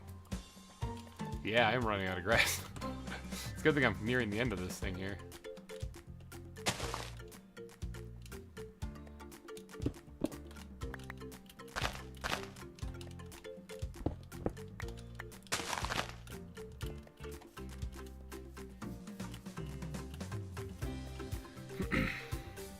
Kind of imagination GReimer with glowing blue eyes for some reason.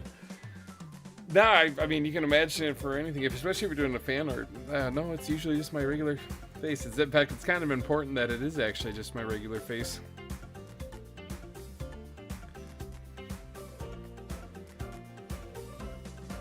So, here, Purple, you're going to get a kick out of this. One thing that I've relayed to a lot of the nobles regarding as their stories are developing is I tell them that, you know, your audience, don't take your audience for granted. Don't waste their time. And that's not like a thing I'm trying to be mean about to people about or anything like that. It's that when you're writing a story, when you're showing your story, when you're portraying it and stuff like that, whatever you're doing, make sure that it's not a waste of your audience's time. Like, they're seeing stuff that's important. It's not just some throwaway thing that is just done because you're trying to like get some content out or something, you know. Whatever you're showing has to develop the story, has to drive home the story, has to keep pushing it forward.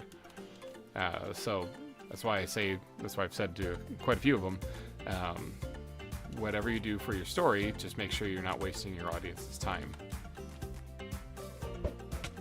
And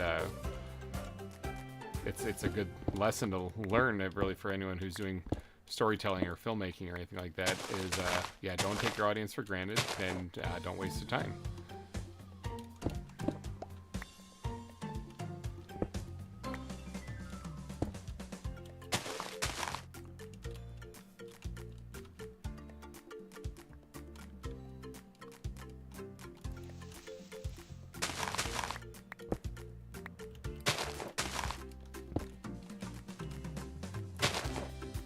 That's so true. Yeah, because imagine if you're trying to follow along with a story and they go off on a 5 to 10 minute tangent on something that by the time you're done watching the story, you're like, what the hell was the point of that? What was I doing? Why was that a thing? You know, and then you start watching a lot of this stuff and more stuff keeps happening like that, where they just tell you stuff that's not really necessary or important.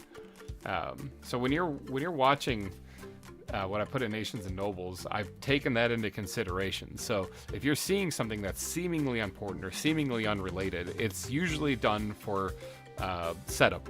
It's done for setup, meaning it's going to be important later.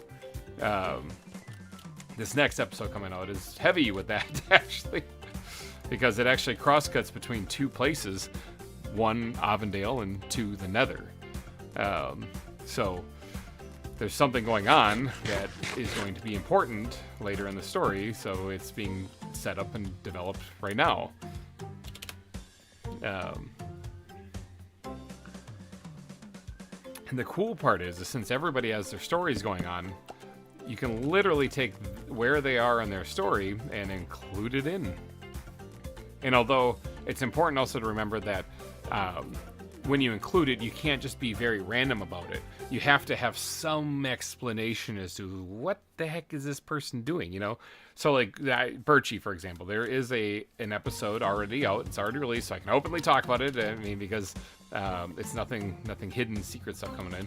But I have to travel to Berkshire in my series because we're low on food in Avondale. We can't, we just started planting fields for crops. And this is the thing too, is like in Minecraft, you could just bone meal stuff and you just get it, you got it. But what the story I'm telling isn't Minecraft, it's us surviving in this world type thing. So it's not like, well, we're gonna do Minecraft hacks to make things work or Minecraft tips and tricks to make things work. No, we're literally like, we're roughing it out in the woods. We're building a nation. We're actually doing this. Like we show cranes building the buildings, which obviously you wouldn't need to do in Minecraft. So we're making it seem like as though it's like an actual lived-in world. So we talk about how the crops are just planted, but they're not going to be ready for quite a while and stuff, and how we can't hunt because that monster's out in the woods. So we're several people who went out have not returned, and we don't really know what to do for food. We're going to run out of supplies. And so, rewind the clock a little bit. As I was leaving the island, the last person I was talking to was Ori, and I even talk about, or she talks about how I was the last one to leave. Everyone else is gone, and I mentioned, yeah, Birchie actually even talked to me before he left. He had scouted out a place where he was going to make Berkshire. Said I should visit him sometime should I ever need food. And then lo and behold, 2 episodes later, when we're struggling with feeding the influx of people that came in, I bring out that we need help then, and that we're going to need to go visit Birchie. and that I need to go to Berkshire to do that. And so when we go to Berkshire, you see him. He has already set up his whole farming nation, and he's got plentiful food there. He's holding a festival for the first harvest and stuff like that. It's all there. He got a jump start, a head start than what I did. He had already left the island before I did. He was already well in advance. It all makes sense. So when you show up at Birchie's place, his place, Berkshire, this was something that was already hinted at. Birchie was also shown on the island repeatedly in my series, obsessed with food, talking about how growing it in the crops and the festivals and the unity that it can happen between people when they share a meal.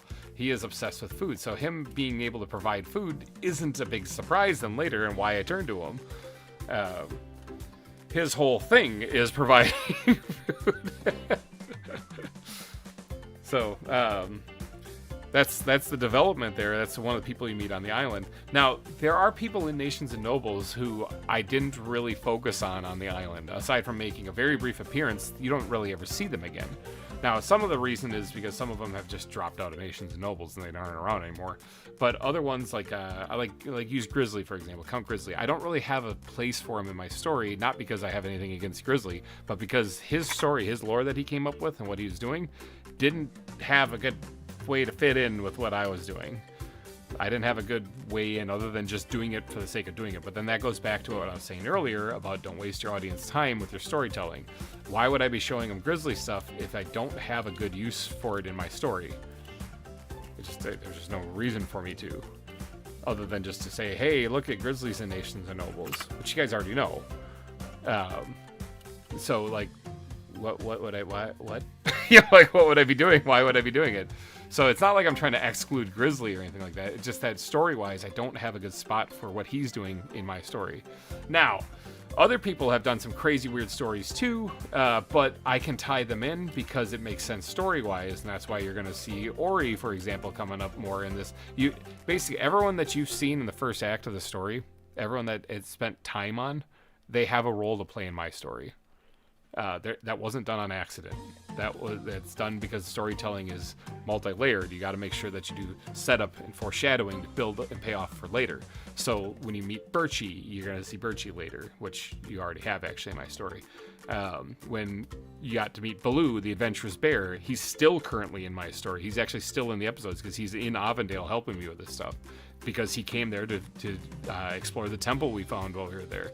And he gives his thoughts on what it might mean, plus the flashbacks he has when he gets there. He doesn't have his memories, but something's seeping through. so Blue has a huge part to play in the whole thing. Ori was introduced, but she hasn't really done much in my story yet. Well, she's about to, because she was introduced for a reason. All these people. Van has been introduced to my story too, but he too has not had a big role yet in my story. But you can bet your bottom that he's going to. This is all built up to pay off later.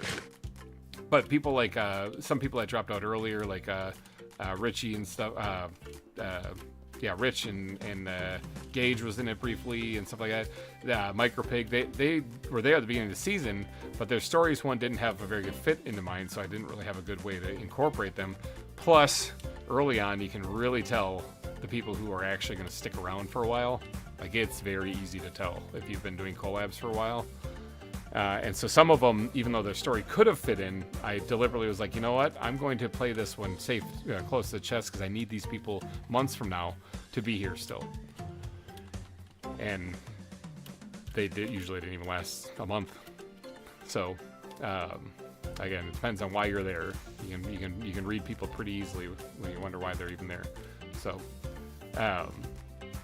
so the people that I selected in the very first episode, and in the second episode, those are the ones that we're going to play key parts in later episodes, like the whole series. And like I said, don't miss the finale. Purple, you especially, don't miss the finale, because if you're a fan of Nations and Nobles, you're gonna geek out. Big time. Actually, the penultimate episode is the one you probably want to watch too. But especially the finale.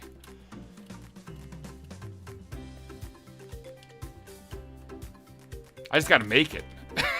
That's the thing. I got to make the thing. All right. So what are we? We don't have a whole lot of grass left. I still got to finish a little stretch here, though.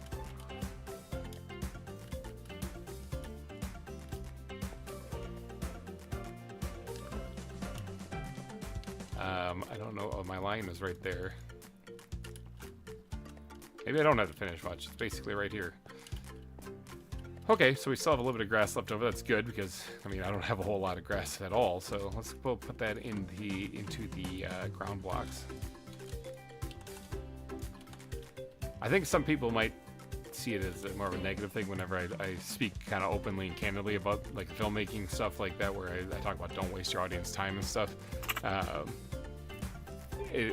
I say that like as if I were saying that what they're doing is wasting their audience time. I don't know that. I have no idea what they're going to plan going forward. I need to make sure that people are aware of that, because that's how you really capture an audience. You show them something that is important all the time. And so, I don't know what they're planning on. And I don't know if people, all the nobles really kind of grasped that when they were first making their stuff. I think a lot of them were just kind of making content because they're part of this server, so they're like, yeah. And I think as time went on, this is all tips, because if people are wondering, if people like what I'm putting out in Nations and Nobles, if they think that this is awesome and they don't know what the real difference is, like how is it that this is so cool? Like why isn't other people? This is how you give thought into it. You literally think about it before you start recording, as far as what you're trying to make and trying to convey. So this is how. And there's times that, like in the script writing process, for example, it takes me a couple weeks to finish a script for an episode because of time and work and family and other things and other series. But when it's done, I'll go over it again. There's been times where I've actually said, this isn't good yet. This isn't good yet. This is not what I wanted. And I'll have to rework it. I hear skeleton someplace. Where is he? Inside here? Oh yeah, he's inside there.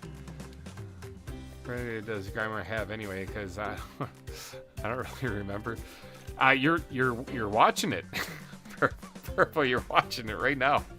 Again, like I said, I'm writing myself in this script. It's literally me in this situation, in that story.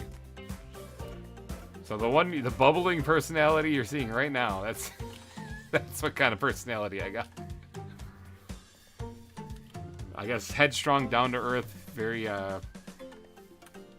confident that I can handle whatever I'm dealing with. Like right here, this is no problem. I'm building a zoo. I got this. It's a big mess, but it's a lot of work, but I'll get it done. Driving forward, pushing forward, getting things done. That's a lot like who I am in Nations and Nobles. Boy, you're gonna want to see what happens after the last episode, though. Because a person who, like me, who is like headstrong in this stuff, I got this. This is no problem. I've done this before. I played on a bunch of different worlds. It's no big deal. You know, I got it all handled. Running into something that might not. Oh, I didn't get out of bed in time. I don't think, or did I? Oh, I did. Because if this is a thunderstorm, maybe I can get some fun stuff.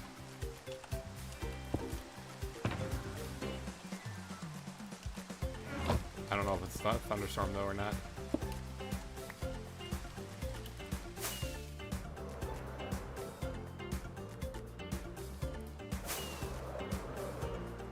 And I also have like weather sound effects turned off or whatever too, so I just need to find a mob.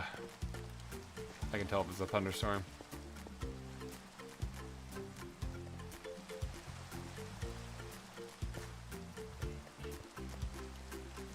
Sorry. Now you can be it's fan art. You can be as creative as you want. Let your imagination flow. Like, yeah, there's nothing bad about that. Hey, can I get a mob, please? There we go. I did the thunderstorm. It is not a thunderstorm. It could turn into one, but if it's not right now, I don't really care.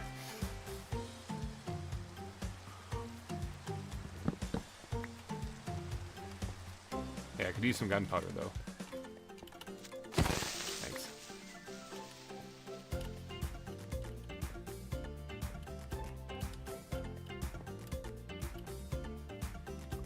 It's a burning zombie! Oh no! Missed him. Aw, let's hope I get some XP.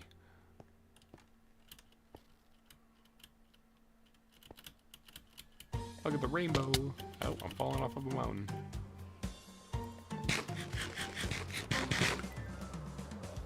Now bring on the fan art. I love fan art. I love getting it from viewers and stuff like that. It's so much fun. Any chance you have a normal skull? I do actually have a normal skeleton skull. Yes. I have, I think, several. I have 10 of them.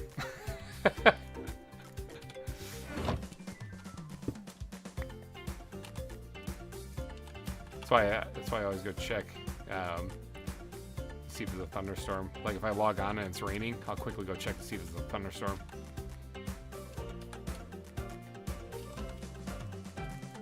Because that's the only way you can get Minecraft heads in here, other than what, wither skeleton heads and stuff. All right, so I think we're done with the grass for what I'm planning on doing today. Now we got to get to building some more palm trees. And I don't know if I'm going to get to what time. How many hours? 6.5 hours. Oh boy. I don't know if I'm going to get to doing all of the foliage in here yet. I was wanting to. That was my goal. I'm not sure if I'm going to because there's still just quite a bit to do. That looks very empty over there. Is that like a steep drop off or what's going on over there? There's a lot of stone. Yeah, I guess it's fine. Just dip down there, so. Alright, so let's start with here. We'll pick a spot and we'll start getting it done, so.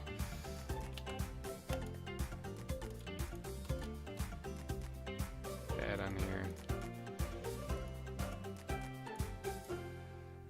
Alright, so let's grab the bat backpack. Can I have one? Yeah, you can have one, Orskull. Just swing by or whatever and I can give it to you.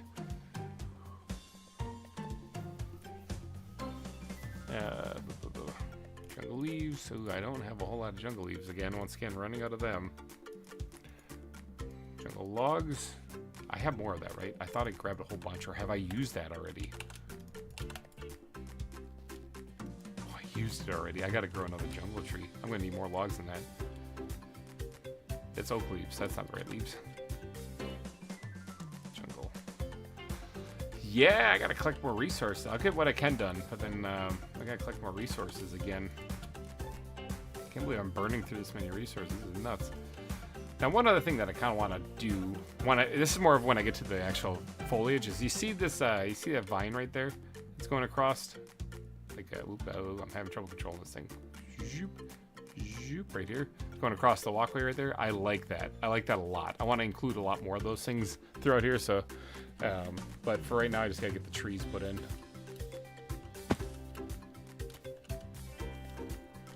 So let's do double banger right there. Do a single one right here. Another single one right there. Single. Double. Nope, bad. Sure.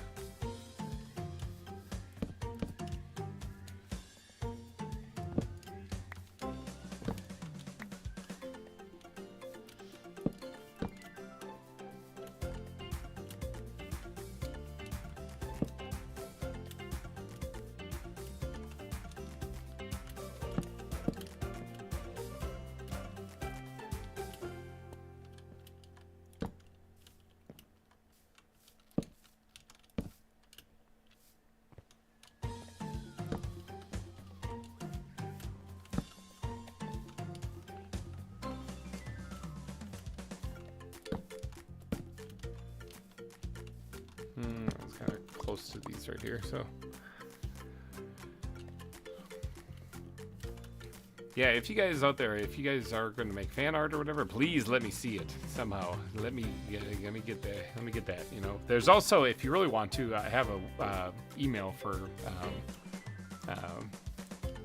you know, for business inquiries or something like that. If you don't have an X account, you don't feel comfortable posting things on there, whatever like that. That's where I ask people to do it though. But if you don't feel comfortable with that, and if you're not part of a Discord that I'm in or something like that, then you can always, you know, just email it to me. So.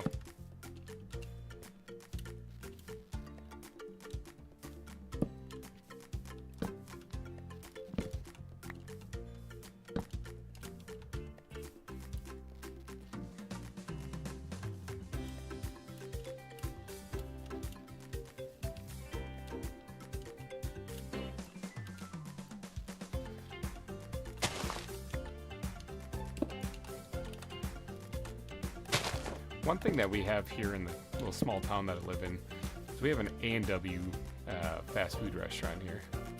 I think I see an ore skull coming in. The wild ore skull approaches the island in search of the skeleton skull. He is going to faceplant into the... No, he landed smoothly.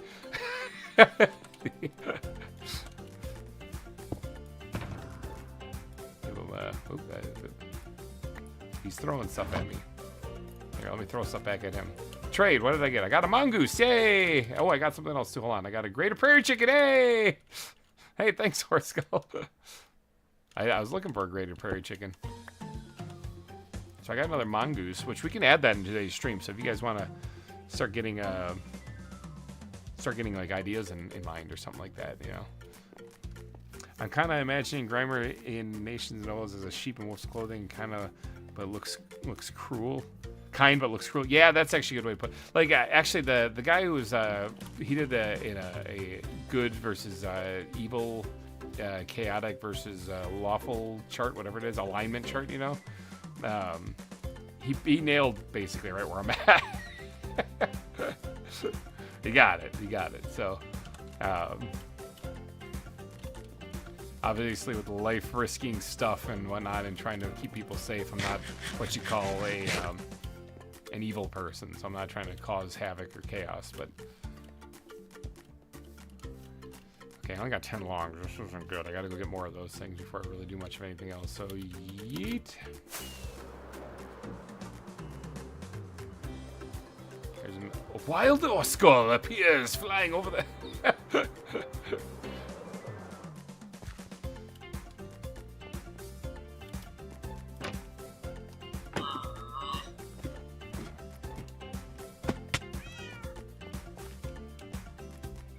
Oh yeah, that kind of grass. I was like, grass? Yes, I do need grass, but currently this is all the grass I have.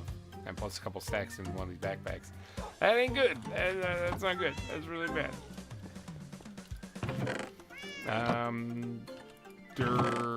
Why are these things in here? These should not be in there. They should be in here. In fact, I don't think these things should be in here either.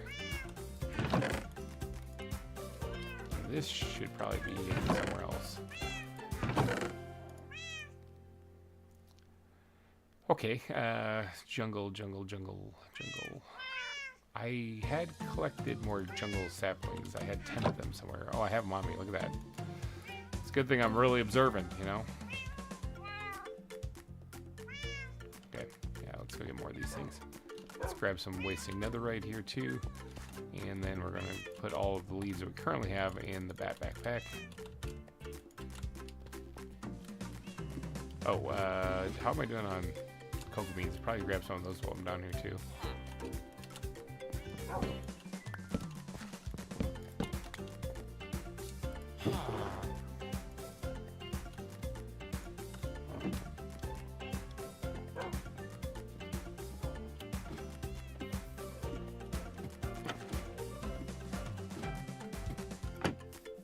So the mongoose exhibit where we're going to add that is right here.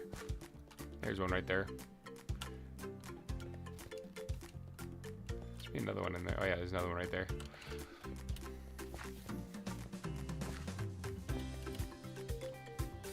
Uh-oh. Oh, no, it worked. It was just lag. I thought for a second I was crashing.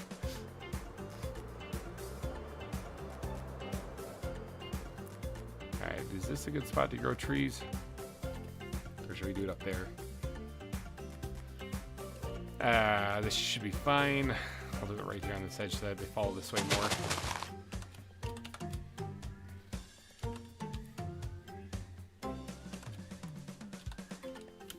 I need more rockets too. I'm gonna have to get more of those things.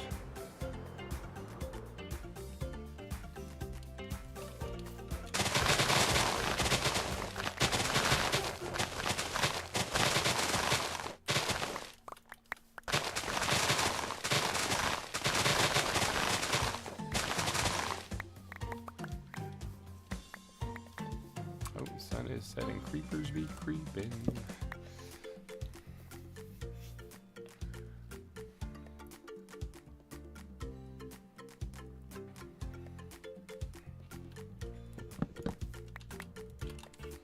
Yeah, so if you guys can start thinking of your best mongoose names, I'm going to need that by the end of the stream. And remember, we're going to go raid somebody. I don't know who, but we'll find somebody.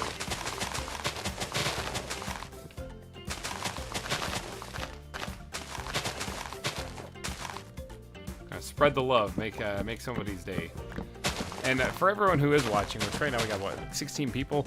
When we pick out somebody to go raid, if everyone could go over there, at least just to say hi and give a comment and stuff like that, because that really does cheer up a person, makes it awesome. It makes a person feel great. When there's somebody who only has like 1 or 2 people watching, if that having 16 people show up would be insane. Like that'd probably be their most viewed stream ever, and so that just makes their whole day. And who knows, that person could grow up to be like the next Markiplier then, or something like that. It'd be a huge person on YouTube and Twitch and everything, because they kept, the motivation was there because those 16 people showed up on that stream and kept them going. And as a result, you got tons of people around the world then worshiping this person for doing this stuff, and maybe they're going through hardships in life or whatever like that, and there was this one new person, this new Markiplier-ish person that emerged, that they love their content and kept it going, and it's all because you guys went and checked it out. So when that happens, when we get to the end of the stream, when we go raid somebody, make sure you go over there, just drop some kind of comment in there, whatever, make them feel better. Motivate them to keep on doing their thing.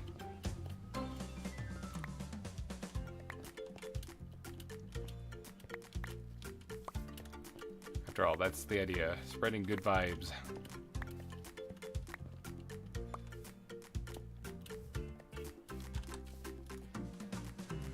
Alright, well, we got a stack of jungle logs and we got some more leaves, so honestly that's pretty good. just don't have a lot of rockets.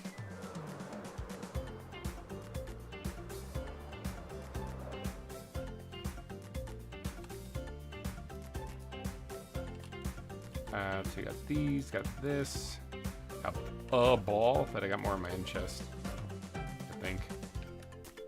Let's start over here.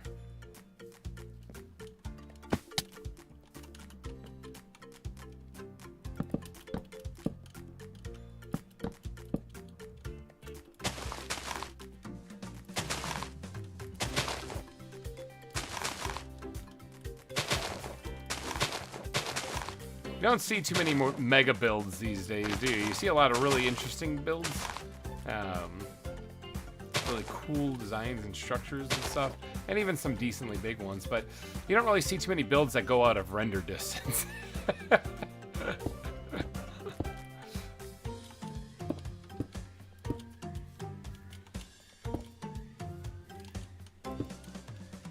Another reason why the stream is going on a decently long one here, even though I am getting rather hungry.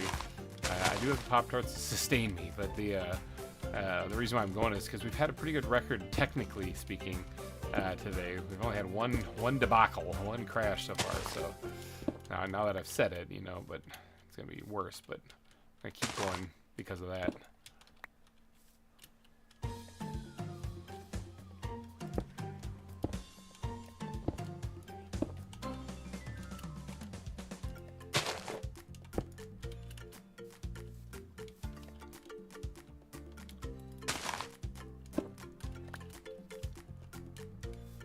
Alright, that's all of them. Whee!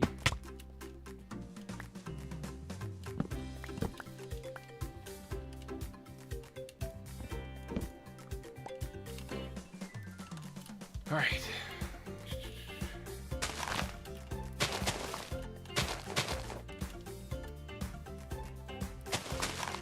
Actually, on the topic of nations and nobles, I got to give a huge shout out to both Maddie and Tinnikin.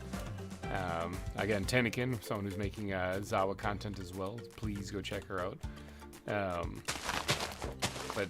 Tinnikin and Maddie have been knocking it out of the park for squires and knight rolls, you know? With Tinnikin being my knight and Maddie being the squire. Those two are powerhouses. I mean, I picked them because I knew that they were. I knew they would do a good job at that role. And that's because of who they are. I mean, I played games with them enough to know that they're focused on that stuff. They're dedicated. They're really good at what they do, and they were going to be a perfect role for this, fit for this. You know, if they would like to do it. And so when I told them the premise, and they said, "Yeah, that sounds good," I was like, "Thank God," because they were the ones. They were easily the top picks for me. So, and they've been knocking it out of the park. Not only just like I've offered up our services on the server to help out other people, like what you saw with Ori building her island and stuff.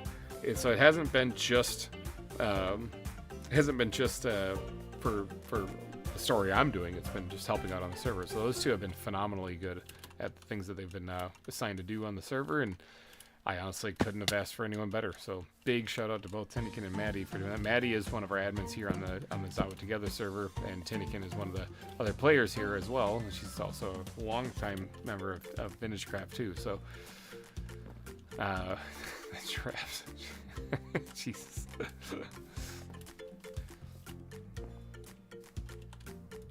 Yeah, when Ori explained the roles of the knight and squire, I was sitting there combing through my the people that I know, going, all right, so who would be the best one for this role? And after thinking pretty hard on it, actually, because there's actually quite a few people that would do very well in it. And I was like, well, Tinnikin for sure, yeah. Especially after that zoo that I saw her build. She's very good at building, so I knew that I was going to need help with building the nation itself. And so I was like, I gotta have somebody who's rock solid at building, so.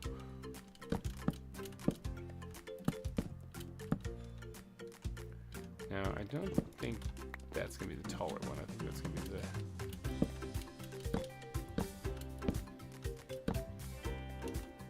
yeah, I'm gonna do this one first.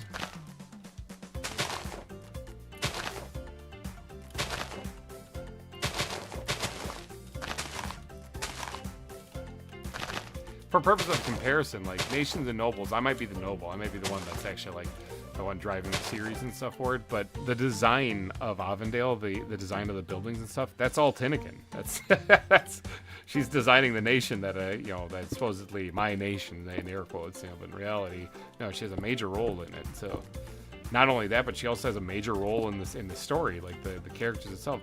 Heck, I'll spoil it right now in a sense to say that there is going to be a post-credit scene for this movie. It's not that good. I'm not that good at drawing body proportions. There is going to be a post-credit scene in this coming up, and Tinnikin is going to have a big role in that post-credit scene. So definitely, when you watch the series and the end credits roll, and when you watch especially the movie and stuff, don't miss the end credit scene. Especially, wink, wink, nudge, nudge, purple. Especially if you.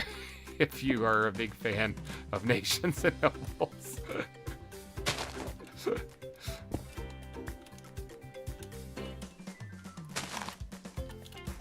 Ah, the Elytra flew there for no reason again. Like, I swear, sometimes the Elytra, I don't like how quickly and easily you can actually glide with it and fly with it. I kind of missed the 112 where you had to spam the spacebar until it broke off kind of thing. I know that sounds horrible, but I never had that problem then. And now, things like right now, that thing that just happened right there, that's because of the Elytra activating spontaneously on its own. Like I said, I press jump, and all of a sudden it's like, you're gliding, you're flying, you're doing it. I'm like, I don't want to be. Or whenever I'm trying to pillar up, that'll happen. So I love post-credit scenes. Yeah, so post-credit scenes are fun because they might not pertain to the story you just watched, because the story you just watched is done. But it definitely alludes to things that are coming up. Whether those things actually happen, well, that's greatly dependent upon you guys out there watching. Do I have ideas for what I could do for beyond the story of Nations and Nobles? And could I develop them into a really in-depth story? Absolutely. The question is do you guys want to see that or not? You can tell me yes by actually watching the series. Again, the viewership is very poor on the series, so as of right now, it's no. No, people don't want to actually see what's coming up past this. So therefore, I just won't do it. But if people do want to see it, they gotta watch the series so that I know that people are interested.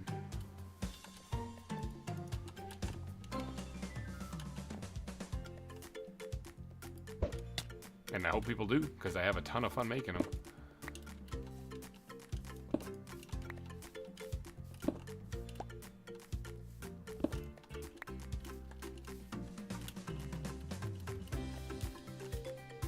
Holy cow, that guy is freaking out.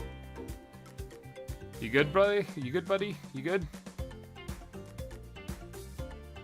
I think he's good.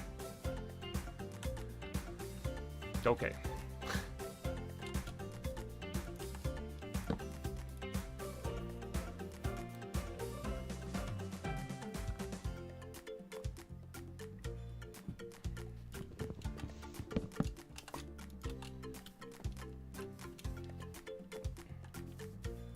Alright, so now I gotta kind of get in here.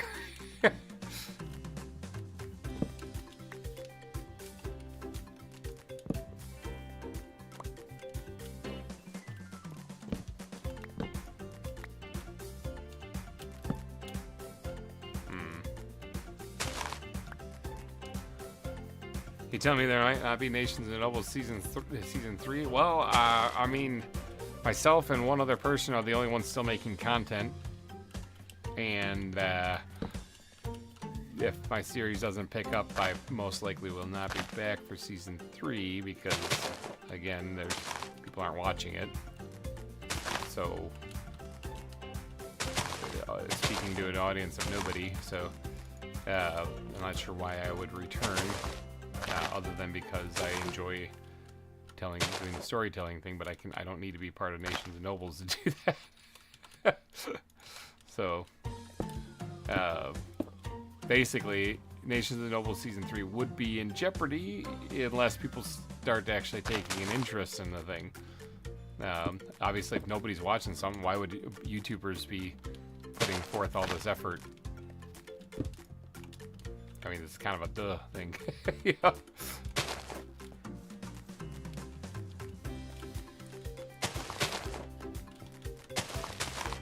Now, me personally, I'd love a season 3. I'm all for that, actually.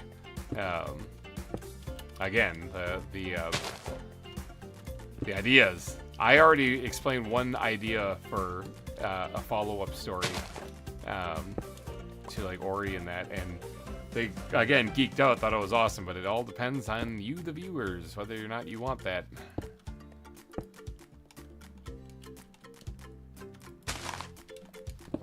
And you know what? It also sort of depends on us, the content creators, because if what we're putting out is just hot trash, like if it's just not good, then you don't have to watch it, obviously, you know? So, but yeah, I'm not gonna sugarcoat it. The season hasn't been doing very good for viewership, like for anybody.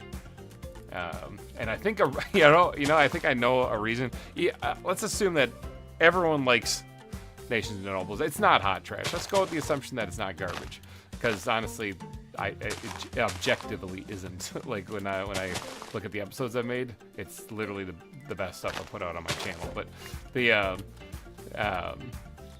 let's just say it's not. Then what? Then why is it that people wouldn't have much interest in this season of Nations and Nobles? Like again, it's not just my content; it's other people's content. It's not doing that great. And the people who are making it, I've noticed that, and that's why you see a lot of them have kind of taken a big time out. But you know what could be causing that? Well, as I pointed out to you, Purple, I said the main story for this season is through my story, and it's I'm a newcomer that people weren't following or watching in the first place. So when they just see stuff kind of happening and it doesn't seem to really be making much sense, it's because other people are just kind of showing them stuff. And it, again, don't waste your audience time. Kind of seems like you're kind of getting your time wasted, and so you just kind of lose interest. Yeah, everyone has their own people that they like watching. You know, so like I don't need to watch the other people in Nations and Nobles because I like Ori, for example. I like Ori. I'm just gonna watch Ori stuff. That's fine, but you're not getting the main story of Nations and Nobles this season, so you know.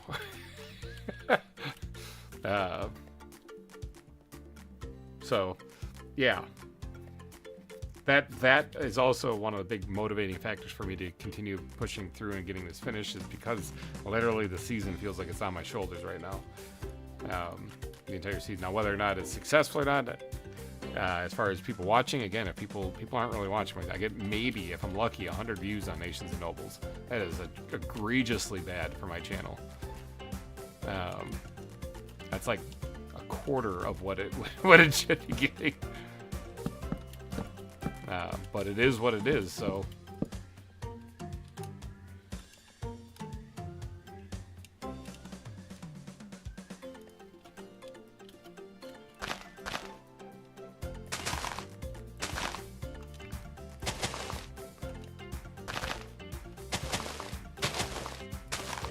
You know, community involvement's been way down and stuff like that, so the whole thing is kind of like on shaky, thin ice right now. So if people wanted to stick around, I'd highly recommend getting a little bit more excited, passionate, letting the people know that they love this kind of stuff. We need more of this, you know, but this isn't happening. So, and so I don't blame people. I really don't blame people for kind of losing motivation. Not everybody is as stubborn as I am. And you know what? That's probably a good thing.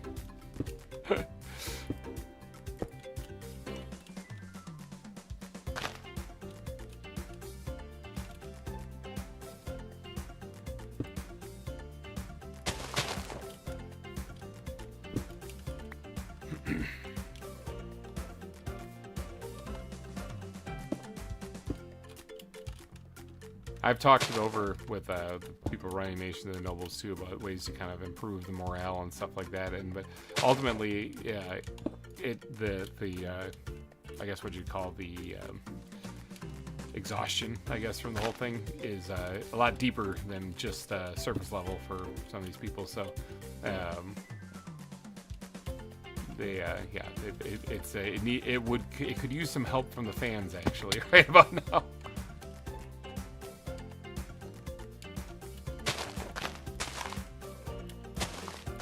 So I've talked to blue in the face, including on this live stream, about encouraging people to go watch that series for reasons that are beyond my own desire to have it succeed.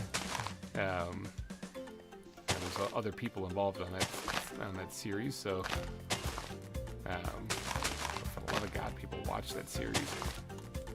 It's a good one. It's a really good one.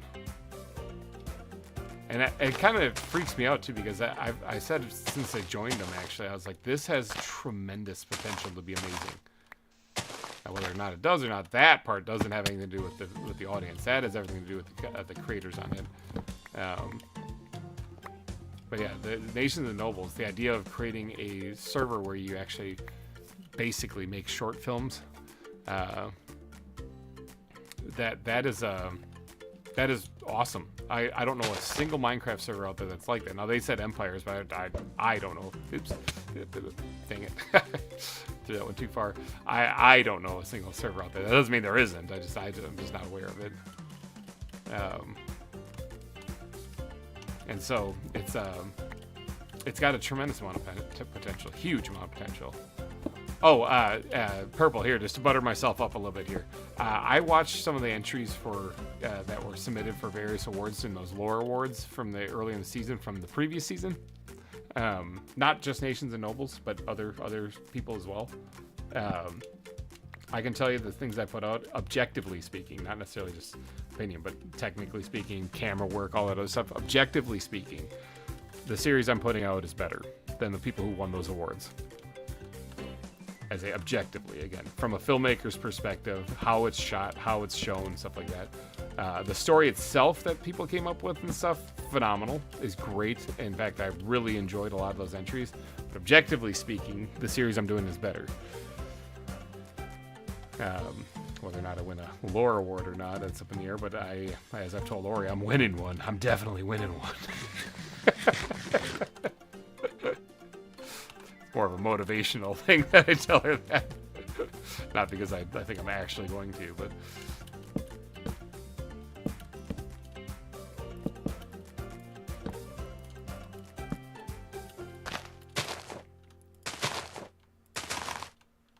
The funny thing is like the entries I saw, especially like best death scene or whatever like that they had a category for, they were really, really good. It's sort of what kind of motivated me to do the series as I'm doing it here, is because I saw what people had done that won those awards, and I was like, these guys, they get it. They got it. They got the whole filmmaker aspect going, you know? And I was like, good. So that was kind of like what my starting point. This is what I should be trying to achieve, you know? And so, yeah.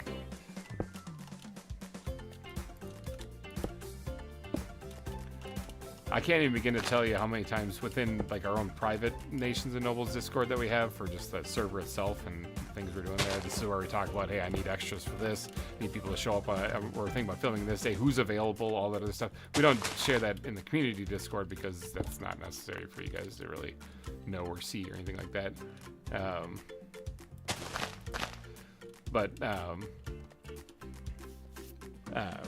I can't tell you how many times I've in there where people the people on Nations and Nobles watch it and they said, this is awesome what GReimer did, we got to do this for the rest of our stuff or whatever. Oftentimes I'll actually interject on that one because one person said that the theme song I use was awesome and that we should all use it. I said, I don't really know if that's a good idea, because other people, I like to use Ori as an example, have very upbeat personalities, very upbeat. Their videos are lighthearted and fun and relaxed, and they're not like the 3-act structure storytelling, yeah, but they're just fun. It's just fun stuff to see, and people like that. There's people that actually just like that too. They don't necessarily want the big, in-depth story thing. They just like a person playing Minecraft, making some goofy, funny story that's really just kind of made up, and it's obvious that it's made up. They like that kind of stuff, and so that's fine. The song I picked out is pretty dramatic, and it fits great for what I'm doing. But I don't think it would fit great for something like what Ori's doing or what other people are doing, what Blue's doing. I don't think it would work that great for either. And so no, I don't think we should make it like the theme for Nations and Nobles, because I don't think I just don't think it would work out good for some people. This tree is never gonna happen. I think people should have the liberty to make their own creative decisions with their stories that they're doing. They don't need to make it all the same, you know. But I appreciate the confidence that guy had when I posted that.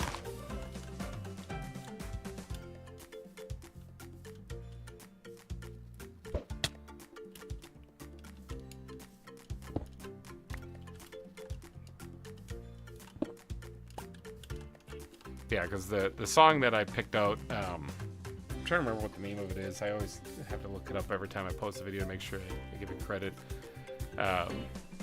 It was, it's almost, they said it reminded them of like Game of Thrones.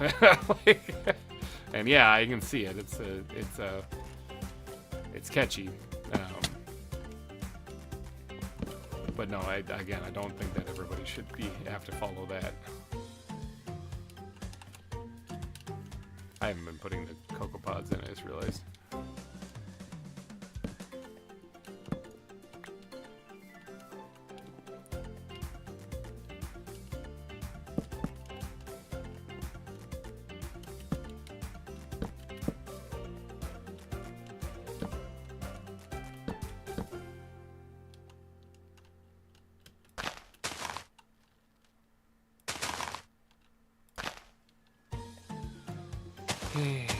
Misplaced one block, you know, one block.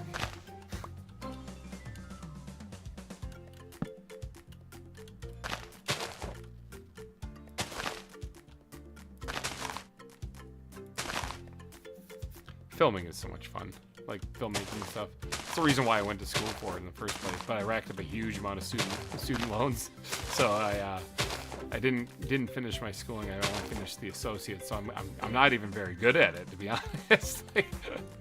But I just do my best with what I know, and that's all I can do.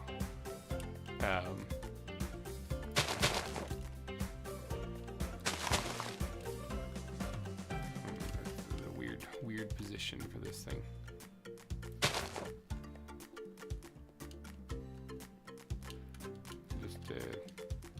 Yeah, I'll have to make a mental note to do that right. Just don't screw that up there. Mental note.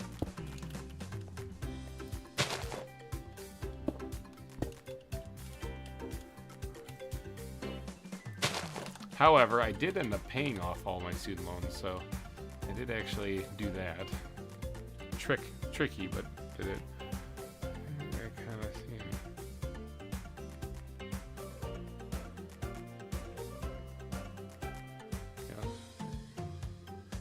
I'll see what just what I show. Yeah, exactly. That is true. Is oh my God, how am I running out of jungle leaves again so quickly? When you're making characters, yeah, you have to paint the personality, the character, the whole shebang for the audience to see.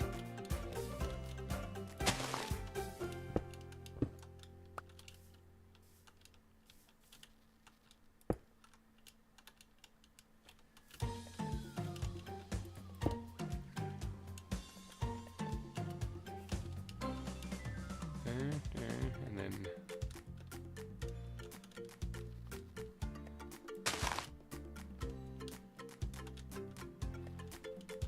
got that in place.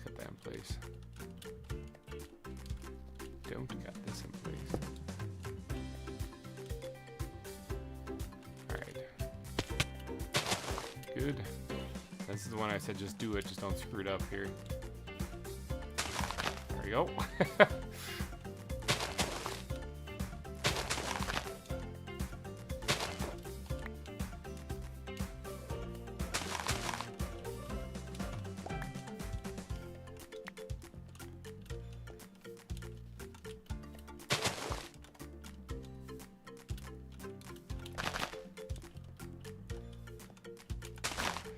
Yeah, an example of kind of like the mentality of what's going on over there with a lot of the people is we just recently, a few weeks ago, had another one of the nobles drop out, and so it's not going to be any more content from this individual from there, but there hasn't been for quite some time anyway, so I don't know if anyone's really going to notice, to be honest.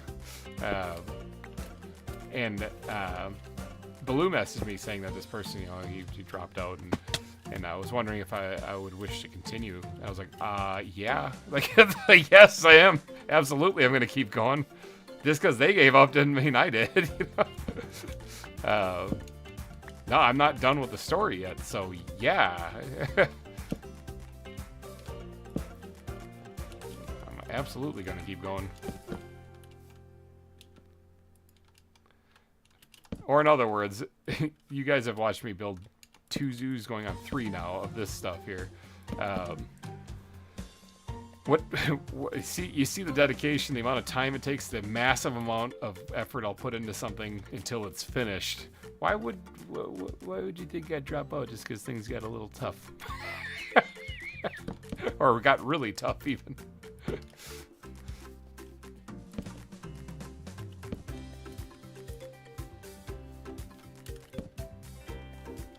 Because after all, there is an old saying actually about this.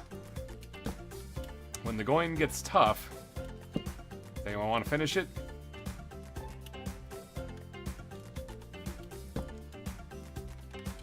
When the going gets tough. Anyone out there know that saying?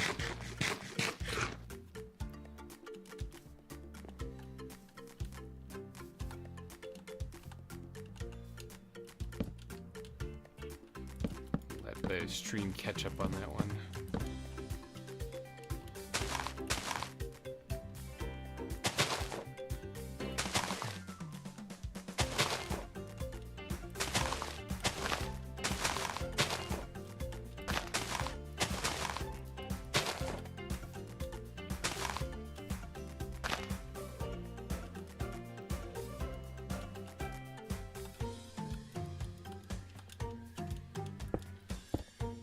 Yep, Orskull gets it. The tough get going, exactly. The tough get to work. They actually get things done. The people who, I guess, aren't tough, they stop. They stop. I can't handle it. I just can't. On a scale of 1 to can't, or on a scale of 1 to even, I just can't. That's what it turns into.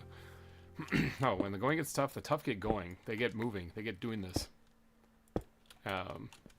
And in reality, especially when it comes to something like Nations and Nobles, where you're planning for a year-long series, because that's what it was for, a year-long series, you're gonna have to go through times where you're like, I just don't want to do this, man. And viewership sucks. I'm not gonna really. But no, it doesn't matter. You gotta get going, get to it. And oftentimes, if you sit around and don't get going on the thing, you end up getting depressed about it. You get upset. It bothers you that you're not going, and you're like, you know, maybe I'll just give up because then it won't bother me anymore. But that's not getting going. That's the opposite, actually.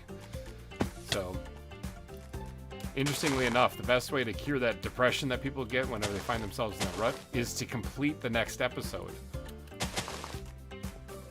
Literally. Just work on the next episode. Get it done.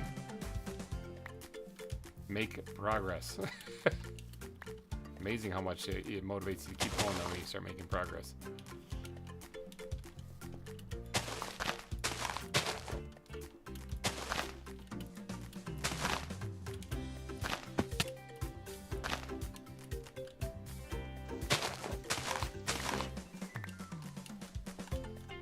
It's actually supposed to be motivating. It's not supposed to be like I'm giving anyone a tongue lashing.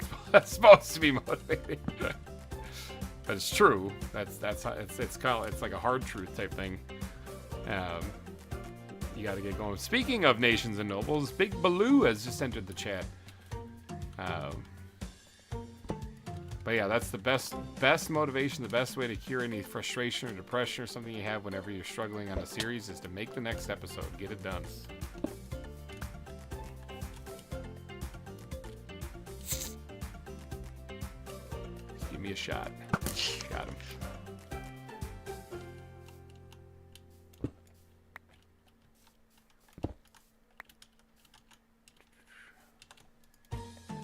Alright, looks like creepers be creeping moment. Hour is upon us.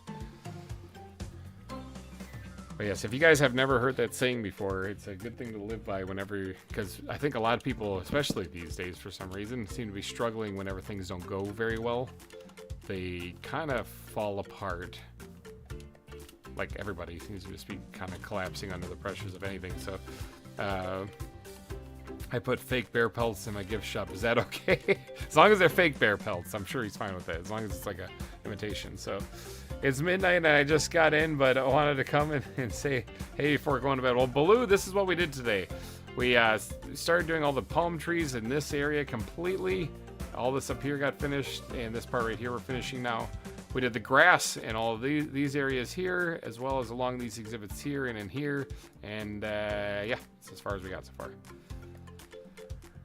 Now we're back to building palm trees. Just chatting about things, servers. I've been trying to get people to go watch Nations and Nobles, for crying out loud.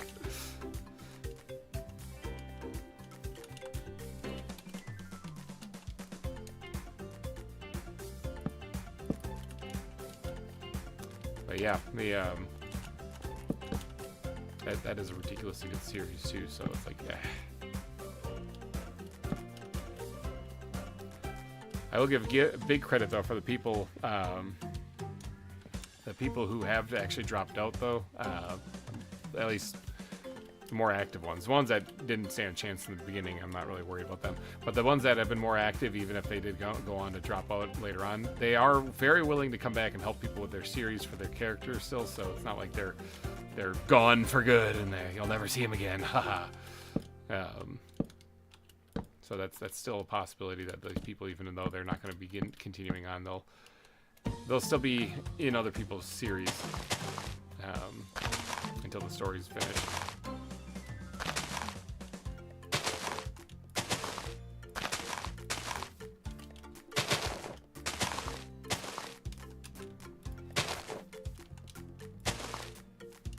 But yes, Baloo in the chat there. He's one of the content creators here on the Together server.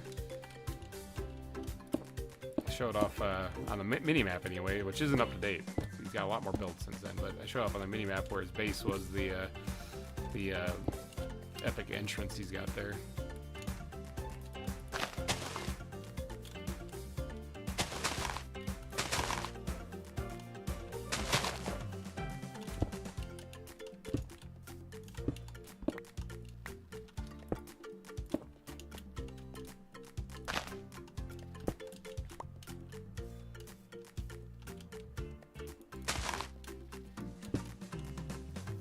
Good chunk of progress, exactly. Yeah, it's been a hugely successful stream compared to last stream where I got sick and we kept having technical difficulties.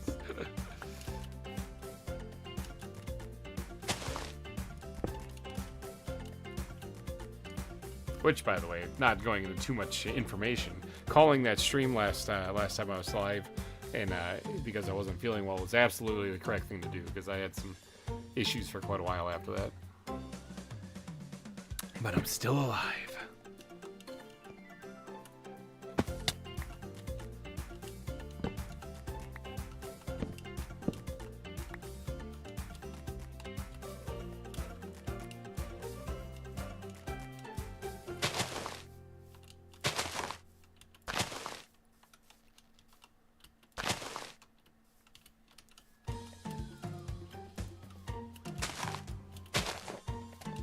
But yeah, Baloo, you weren't here earlier, but we had an exciting time here on stream. I have made not only a lot of progress, built a lot of palm trees, placed a lot of grass, but I also caught a chipmunk while I've been here streaming. I'm not kidding. Like that actually happened.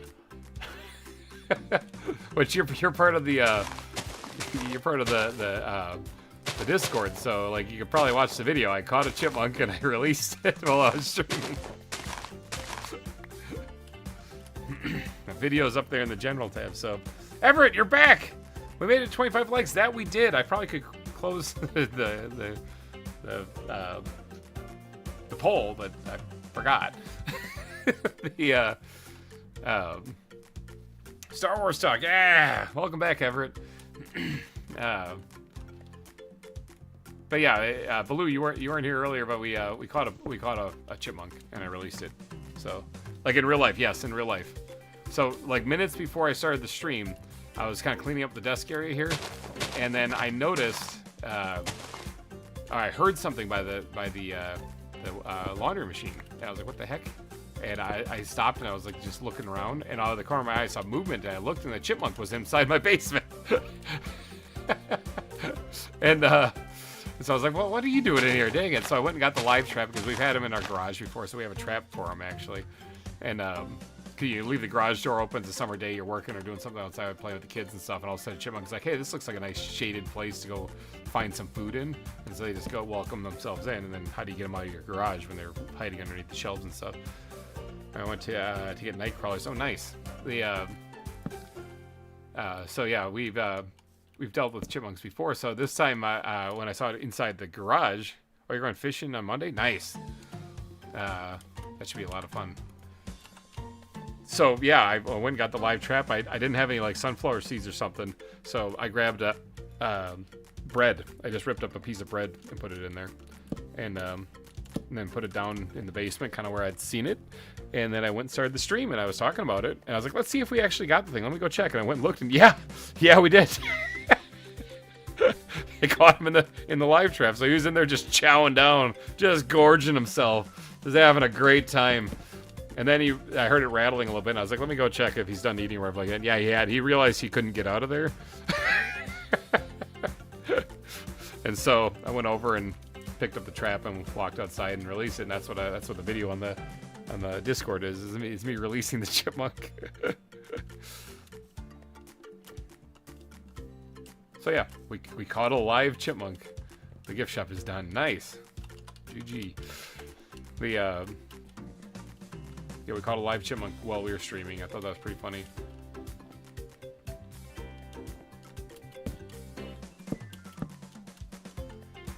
Star Wars talk. I have a signed Vader mask worn by Spencer Wilding during Rogue One. Got it at an auction. That's awesome. I don't really have anything really keepsake-wise, like Star Wars stuff. I just like the older movies. That's a good way to put it. Older movies encompasses like the prequels and the originals. I like the older movies. And when people say, well, the prequels aren't that old, just keep in mind that they were made a quarter century ago, so more time had passed between the originals and the prequels than the prequels and now. So that just sink in and make yourself feel super old.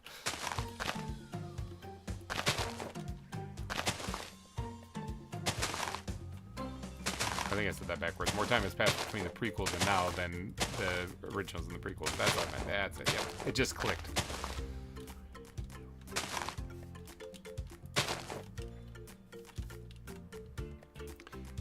You know, it's crazy. Everett is my middle name, and that's all you get to know.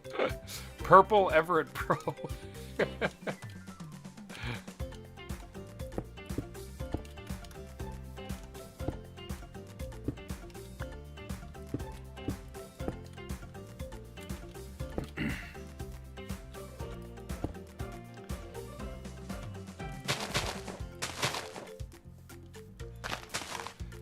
Yeah, speaking of other nations and nobles thing, we did just put out a podcast a month and some change ago, I think it was. I'm going to be pushing everybody to do one more at the end of the season at least, because I kind of had to push to get this one done. And if I make it myself, I'll make it myself if I have to. I very much have a Thanos approach with this stuff. When people are burned out, disheartened, whatever, and they're just kind of dragging their feet, if they're not going to do it, then I grab that gauntlet and I say, fine, I'll do it myself. We'll do another Nations and Nobles podcast at the end of the season at least, and then but you guys don't miss that one, because that's how many palm trees have I made? A lot. Like a lot. You're probably wondering how I got in this situation. Welcome back, Squilliam. The palm trees wise speaking, we finished all of the ones over here. We finished all of the ones over here, and we're finishing all of these ones right here. So all those ones right there we built, all those ones we built over there, and then we also got, since you've been here, we also put the grass down for all of the elevated surfaces over here. So all that stuff over there is done, and then all the stuff behind these palm trees, you can even see a little bit through the palm trees right there. We did all that. So, pro, no breaks, exactly. So yeah, this is You're not going to want to miss the next podcast of Nations and Nobles. Again, Nations and Nobles has their own YouTube channel, and that's where they put their podcasts out on, so please go check that out. I'm in 2 of their podcasts, the 2 latest ones, so you want to see more of my bubbling personality there, including some fun stories that we share, like how do we get our IGN, our name that we have, and stuff like that. In the most recent one, I tell you about the time I got chased by a Russian Supergirl in Hollywood. That happened. Again, another weird story. So there's a lot of stuff like that. But in the next Nations and Nobles podcast, I'm going to tell you how I completely saved the world from a zombie apocalypse. Again, true story. These aren't just made up fictional stories. These are real life, really happened things. So you guys have me to thank for there not being a zombie apocalypse. You don't even realize that, but that's all right. I tell you all about it in the next Nations and Nobles podcast. I don't need any credit or nothing like that. I don't need a pat on the back. It was obviously the right thing to do. So definitely tune in for that one. Do you just have nothing to do all day? Not quite. If you were here earlier, you heard kind of my plight about that. Is not quite. No, live streams are planned in my life. Like, I plan for these to go for a long time. Really funny. You should listen to the story. They asked for they said, do we get a teaser or something? So at the end of the last Nations and Noble podcast, I gave them a teaser. I said it happened when I was in the military, and it involves the old abandoned lab. So I'm not really joking, but my wife's fine. She's watching the kids. They're at a state park. They left for the day so that they could go do that, so that I could be uninterrupted. Like I said, it's all planned. Like, these things are planned events. This isn't one of those things where I wake up and say, get out, get out, get out of the house. I got stuff to do. How am I gonna make this one work? This is gonna be kind of a difficult one to make.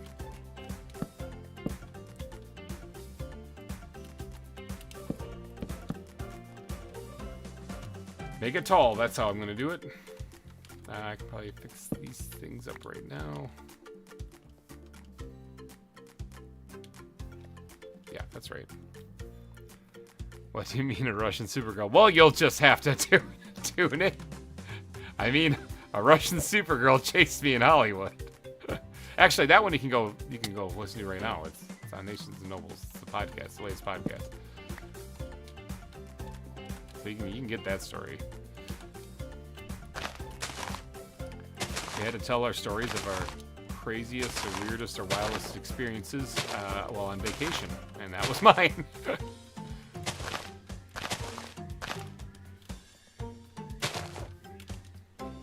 There's a benefit to being older, is you've gone through and lived through a lot of stuff. If you just look for Nations and Nobles, Nations and Nobles, if you just YouTube that, you'll find their channel, and there's podcasts on there. Nations and Nobles is a lore-based SMP, so the people on there are making stories for you to learn and or to enjoy and watch, including myself. I put out there's a whole playlist for Nations and Nobles out there, ridiculously good. I've been boring people with telling them how they have to go watch it all stream, but they the podcast on that YouTube channel, Nations and Nobles, that is the one that I'm in the last 2 that they made, the first 2 of the season here. So, first podcast I've ever done. But let's see, can I just do that and I don't have to do this at all? Yes, I can.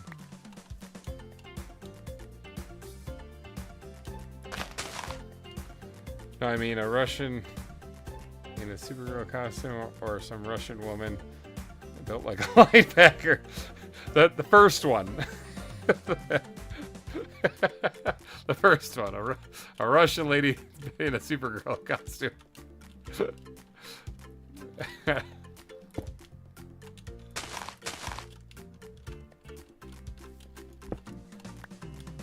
No, this one goes here, so we're gonna do that, and that's exactly right. That's good there. Now this one is that. That's good.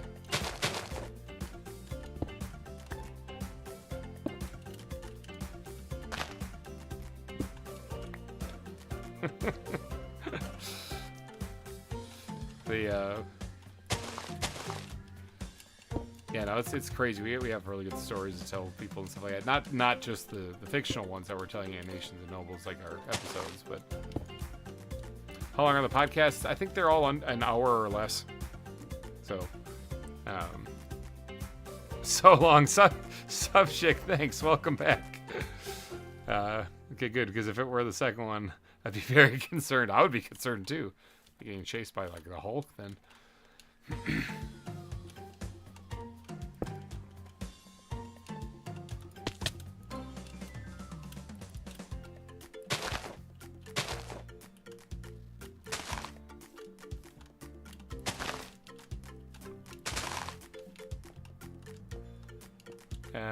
Boy, this one's confusing.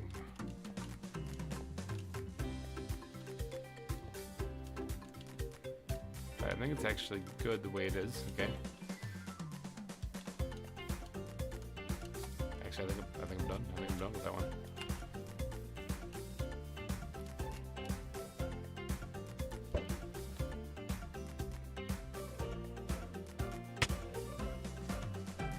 All right. I would be digging my bunker.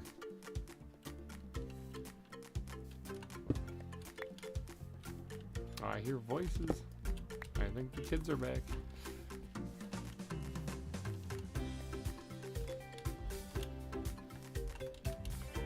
I think that's good up there. All done with that part.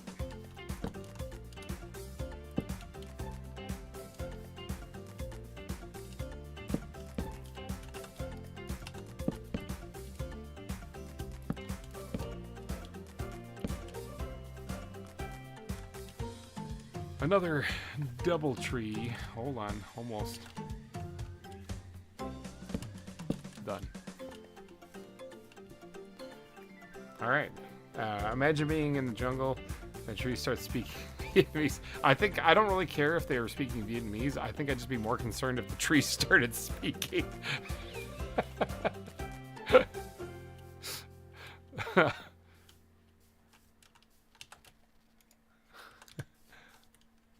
I gotta go. All right, Everett. Yeah, we'll still be here for a little while still. I mean, probably like another maybe hour or so. I don't know. I'm definitely not gonna finish what I set out to do today, but I'll get as much done as I can. Because we are going on 7.5 hours. I really gotta get some food. I haven't even cracked the Pop-Tart yet, but that's because I'm just keeping my eye on the prize here.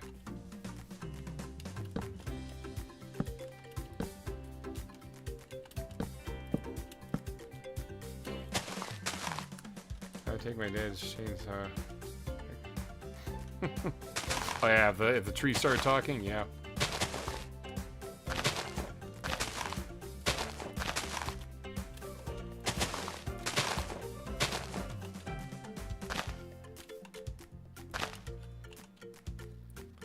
Am I running out of jungle leaves? I think I'm running out of jungle leaves too. Yes, I am. I don't have enough to finish this one. Well, that's a conundrum.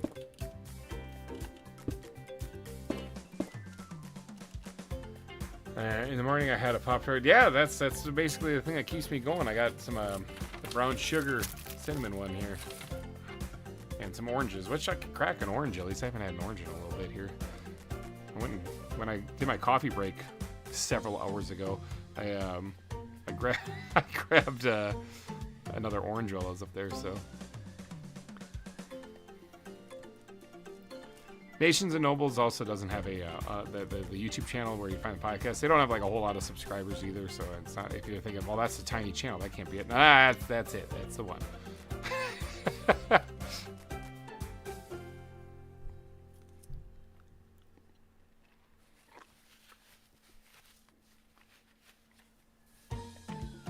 All right, got an orange. I'm good.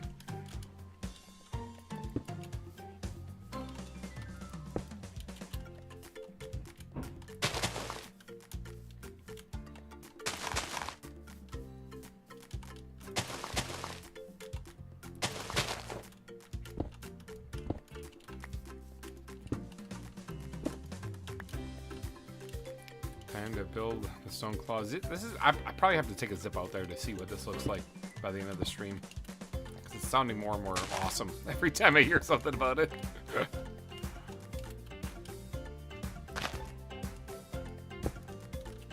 Okay, I have enough to at least finish the top part of this here. Fun fact, GReimer, the magical energy rune is every color that exists, including white and black.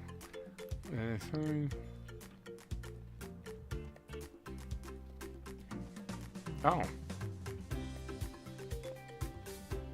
So it's like if it uses the energy, does it have like a rainbow center? Purple? Like it has like a rainbow center, and then it's got like a maybe a white to black or black to white fading like outline around it.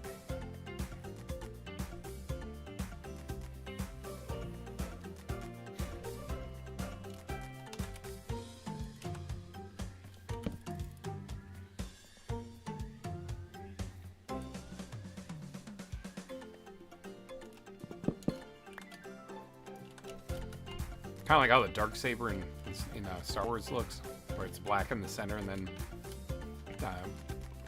it fades. Okay, it's got like a white outline to it.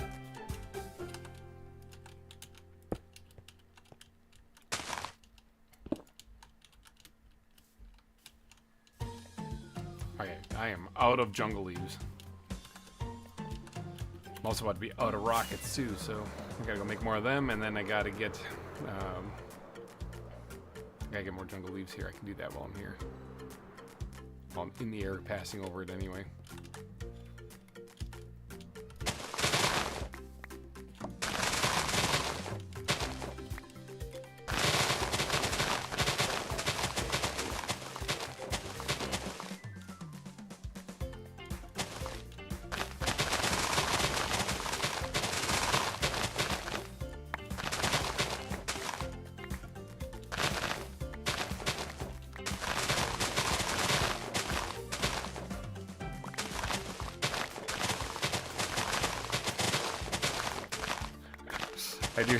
I do get a kick out of Everett's comment, like, you just do nothing all day.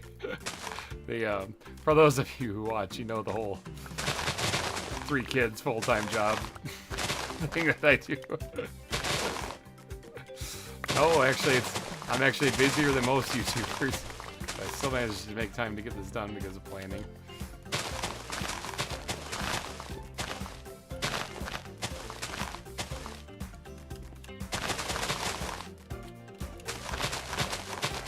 I've often talked about that before too, about how like I got quite a lot on my plate when it comes to keeping up with things and also doing these long streams and everything else, and yeah, still get it done.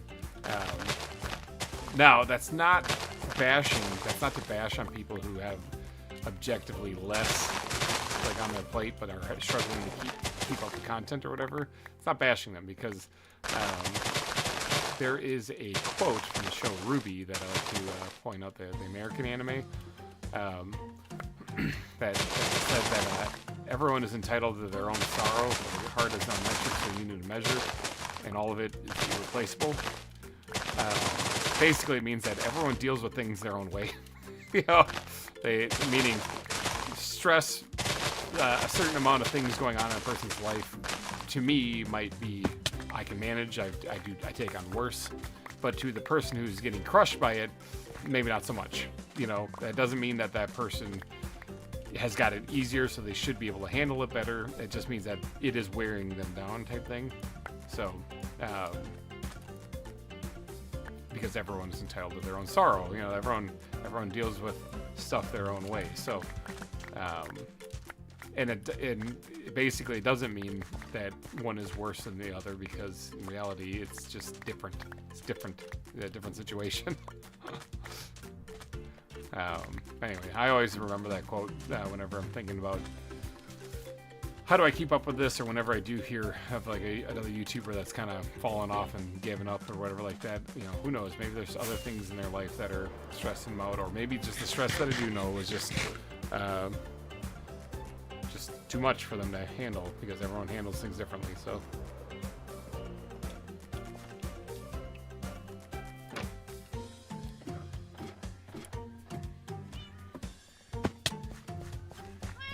Alright, I need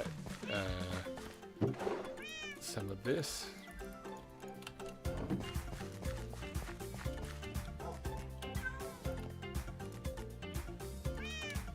I need some of this.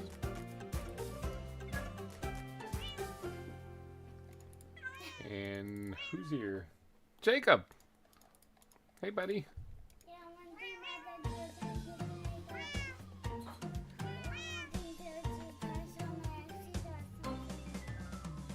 Give you a splinter?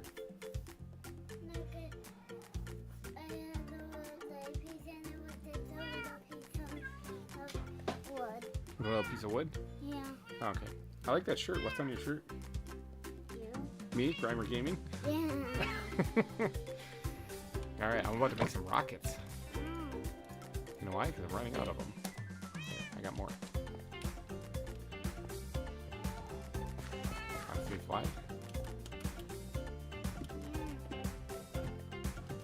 So I'm building palm trees right now, bud. Also running out of jungle wood too, so. Ready?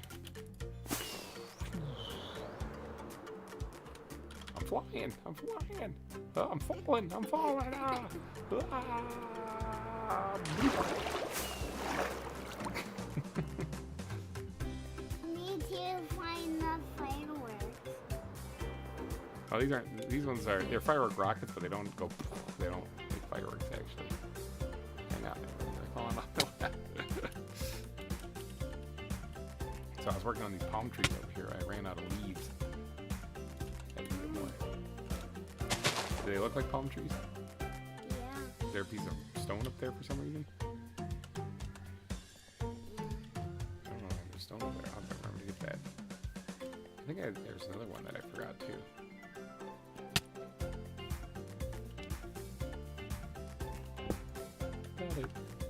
There's one over here too. I thought I left. But yeah, everybody say hi to Jacob. Did you know that? Did you know there's a bunch of people watching? Yeah. You want to say hi to him? No? You don't want to say hi to him? Are you all nervous now that you know a bunch of people are watching?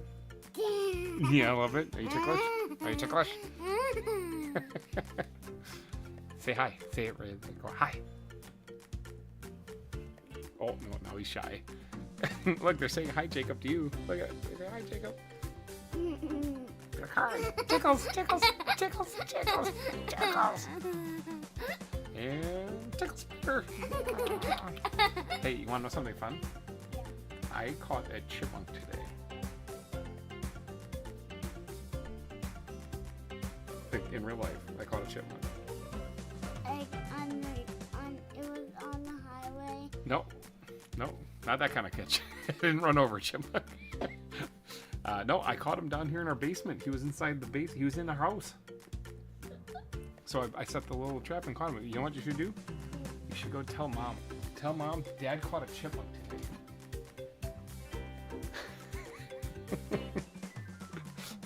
So that was Jake. That was Jacob, everyone.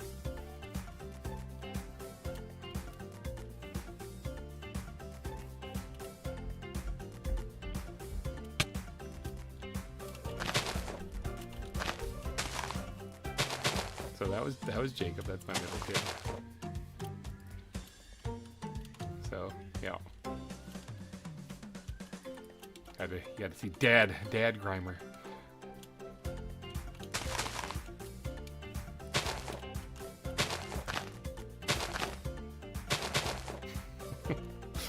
Like I talked to him for a little bit, and then I'm like, "Do you know that there's a bunch of people watching us?" Oh. He doesn't want to talk then. No, shy.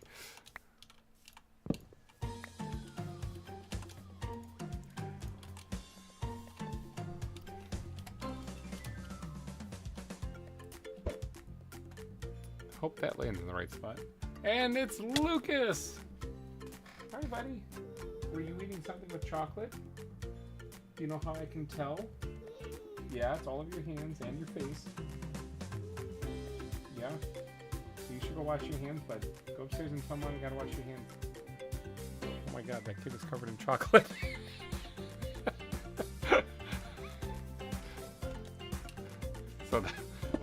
Lucas. That was Lucas. He's my youngest. Hi, Lucas. Yeah. He comes down to show me how his hands are covered in chocolate. But them being home, though, I probably will have to wrap up the stream here pretty soon. So hopefully you guys enjoyed hanging out today. If you did want to get in on the Super Chat sponsored board on the front, you're running out of time. So basically, GReimer, rune isn't really magic. It's part of the body, like blood is. Oh, interesting. So it's like the force. It flows through you.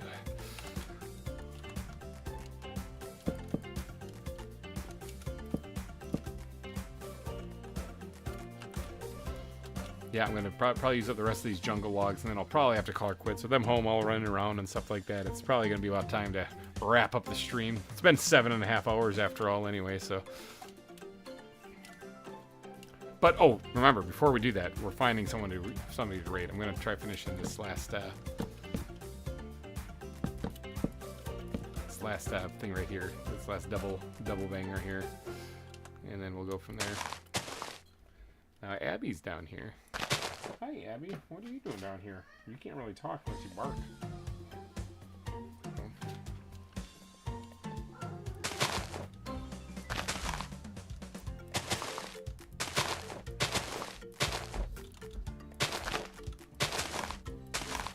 Yeah, the whole family's back now, so. Now, usually, I wait, and then I'll binge Nations and Nobles. 7 hours. What? Yeah, exactly. It's been a go.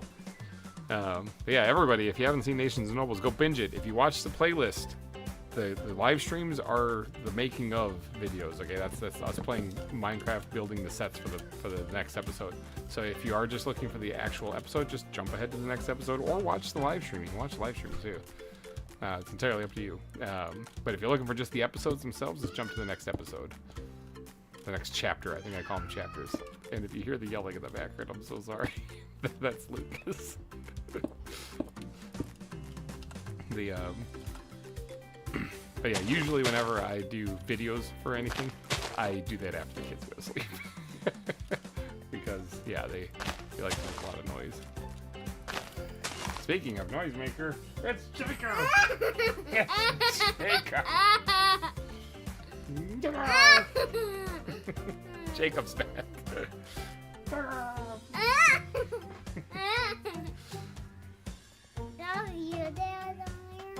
That's me. It's a little delayed because it's the stream, but yeah. So I'm building palm trees. I've been building a lot of palm trees today. A lot of palm trees. Oh no, Lucas is back. Lucas, did you get your face washed? Did you get your face washed, buddy? Tickles.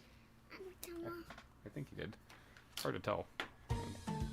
Nope, he did not. He still has chocolate all over his face. I love that. Were you eating chocolate? The other day I came upstairs and he was watching TV, and by watching TV I mean he was standing with like his face an inch from the screen, so that's probably not good. But you know, I walked up, I saw him, I was like, "Can you see the TV from there?"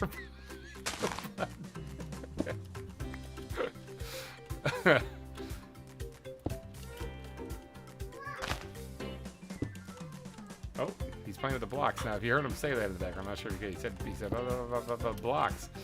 So those blocks, I think my first super chat, one of my first super chats I got, it was Peter. I think he dropped like $50 during season 2 of ZAWA or something like that. I used those $50 to then buy the boys some blocks. Those are the ones he's playing with right now. What happened? Yeah, mobs. Yeah, they're in here. Bad guys and stuff. Look at there's crocodiles down there. Those are gargoyles. They jump ya. They jump ya. They don't want it. They want to. Do not want to go by them. Yeah, no, they bite me.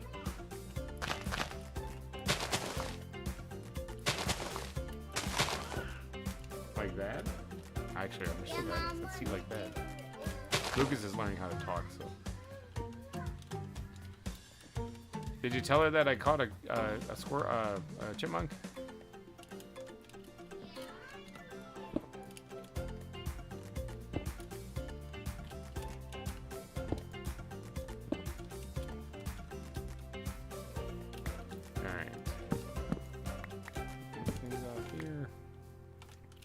that one's done. That one's bravissimo. It's done. All right. So let's get the logs out here, and we're going to build the next one a little taller. Jungle leaves, jungle leaves, jungle leaves.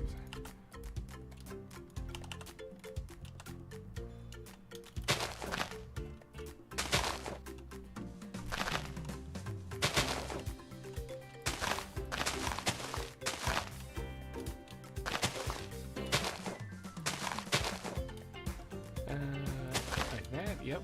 And just seeing if I can get away with not having to use stone blocks anymore. Just place things.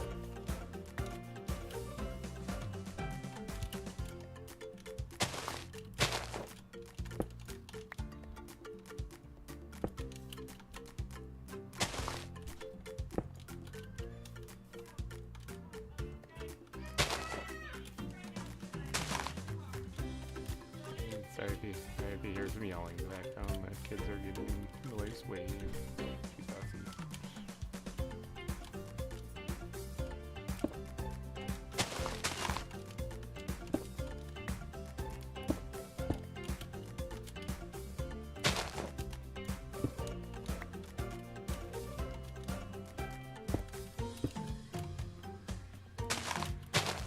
Oh, build, build.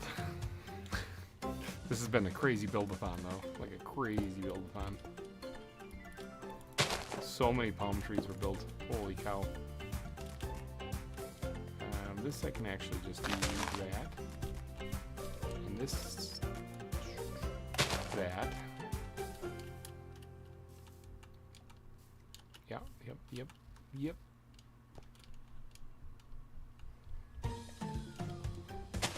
Yep, that's good. Alright, now I can get down. Yeah.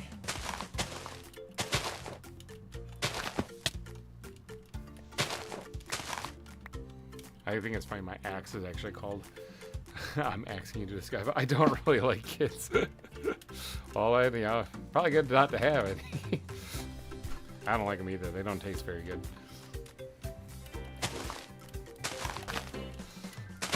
I'm just kidding. The kids are great. I get along good with kids.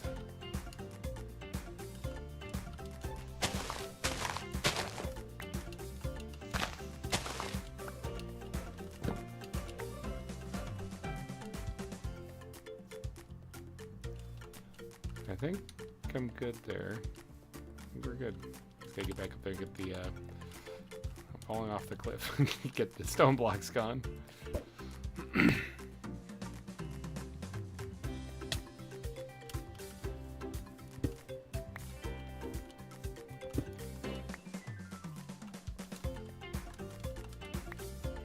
Alright, I think that's it for up top here. Break my legs.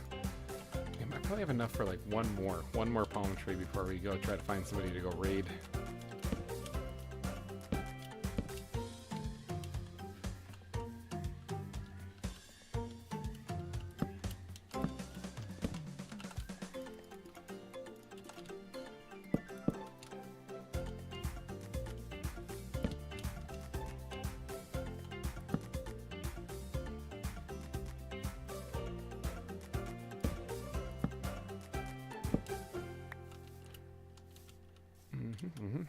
Alright, I can't do the double one.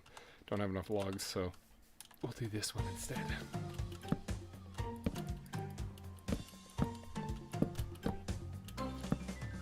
Good. Alright, let's grab some some jungle leaves. It's gonna be palm leaves from here on out.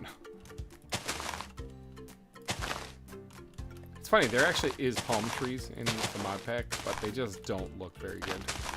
In my opinion, I think they look terrible. So I'm building it block by block instead of just planting and using bone meal. Tastes like chicken if you ask me. Exactly, yeah.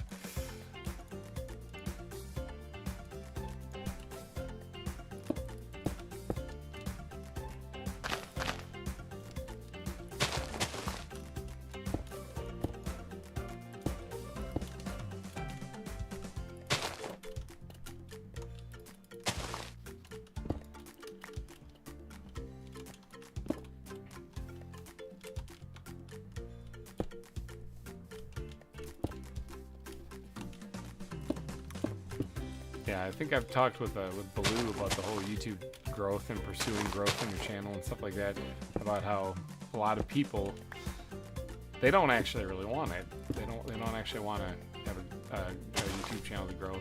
They do. They really just don't want to put forth the effort to do it though. So they'd rather it just kind of happen magically. And you know, very rarely that does. But it's not something I would put money on.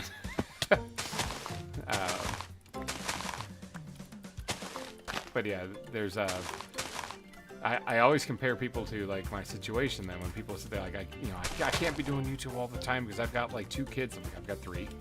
Or I've got I can't do it because I work full time. Like, so do I. Like you're saying stuff that you're using as excuses. You're saying I can't do it because of these things when instead of being able to just say I did do it in spite of these things. They are giving up effectively. Now, for whatever reason, they're giving up, and therefore they're then trying to find excuses as to why they did. Whereas you don't really need to do that. You could just do the YouTube thing and all of those other things that you're talking about.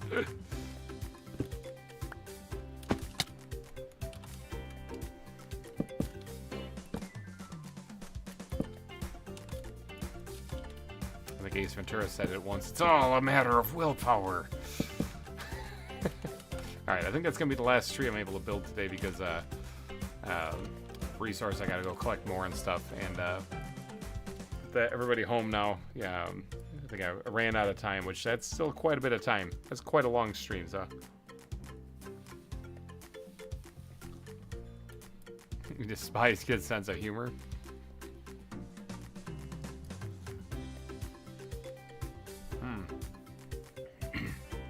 I've got visitors over there. Maybe they'll just move along. Get out of here. Alright, let me go back to the hidey hole. I'll probably end up logging off there.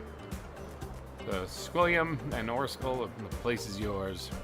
But we're gonna go find we're gonna find somebody to go raid. Why? Because we're gonna pay it forward. Remember, good vibes here. So hopefully everybody watching, if you could head on over to this new place as soon as I find it. I got to figure out a spot. But yeah, let me disconnect here and do a little searching real quick. I'll see if I can find a small YouTuber of sorts that we'll go raid, and then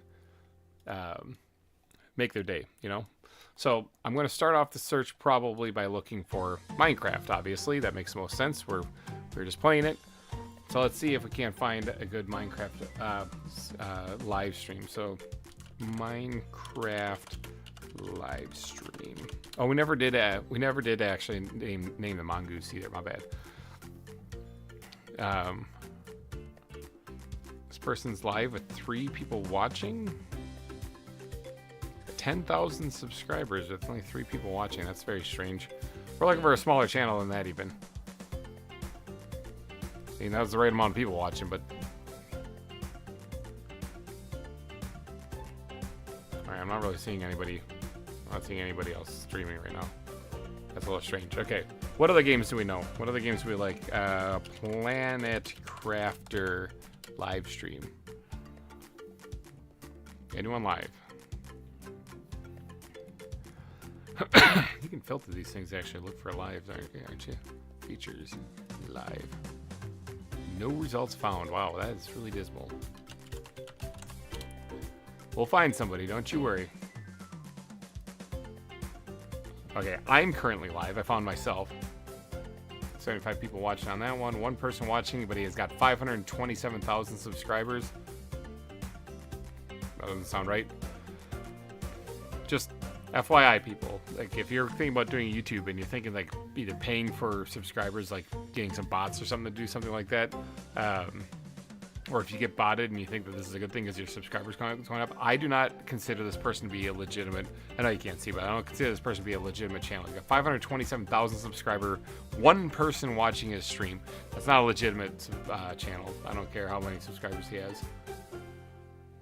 Again, this one here has 2.8 million subscribers, just 21 people watching. That's just strange. That's just strange. That doesn't seem legit either.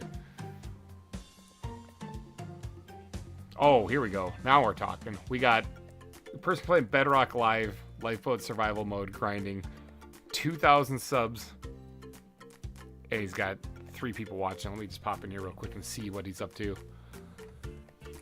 Apologize if there's any horrible swear words or whatever that might be said here. It's not my stream, so. But I'm thinking, let me see if I can bring you guys back into this here. I'm thinking this might be our winner here. I got Must Bro 1967. He's playing. I don't know how long has he been playing for. Yeah, 36 minutes. Let's go give him some love. Let's go give him some love. All right, I'm going to copy this and paste this into my chat. We're going to do raid. Thank you, guys. Oh, I spelled raid wrong because I'm a go drop a GReimer raid in his stream. And give him some love. Thank you guys so much for watching. I appreciate everybody, especially Peter for the super chat today and Todd for signing up again for the membership. Let's go drop this. Let's go give this guy a little bit of love here. Drop him. Everyone, get on out of here. Get on out of here. Go over to the stream. Thank you guys for watching. You've been amazing. A long 7, almost 8-hour stream. So let's go. let's go drop a GReimer raid in his chat. I'm voting skip. I'll reply once I actually see somebody actually on there. It seems like Jack's got the vintage name though. I love it when people are just kind of casually playing Minecraft. And strafing. Oh, they're duking it out. That's what they're doing. They're fighting. They're fighting.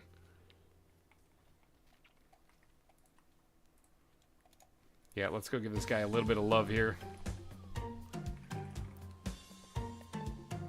Zoak, you can just say an SMD you want to go to. I Yep. don't have one. Head on over. Drop GReimer raid in his chat there. Let him know that people are Pick coming a over and random one, I'll go to it. giving them some views. Can you hear my mic, by the way? I can hear your mic, mister. I can hear you. So I don't know what they're doing here, if they're just duking out or fighting, or if they're waiting for an event to start or play or something like that. It said Lifeboat Survival Mode grinding. I don't really know what that is, actually. Okay. What's up? So- Well. So, if you want to pick in SM, just say a chat. SMD too? Okay. Spread a little love. I It's all don't about think that good SM's, vibes. You can't really get diamonds. Yo, what's up, GReimer? That's me. I think he's talking about me. Wait, my stream's getting raided right now? Yeah, you are. By who?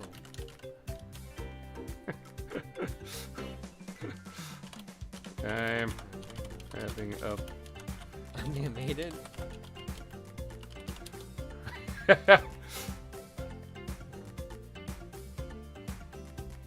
Oh, I actually am.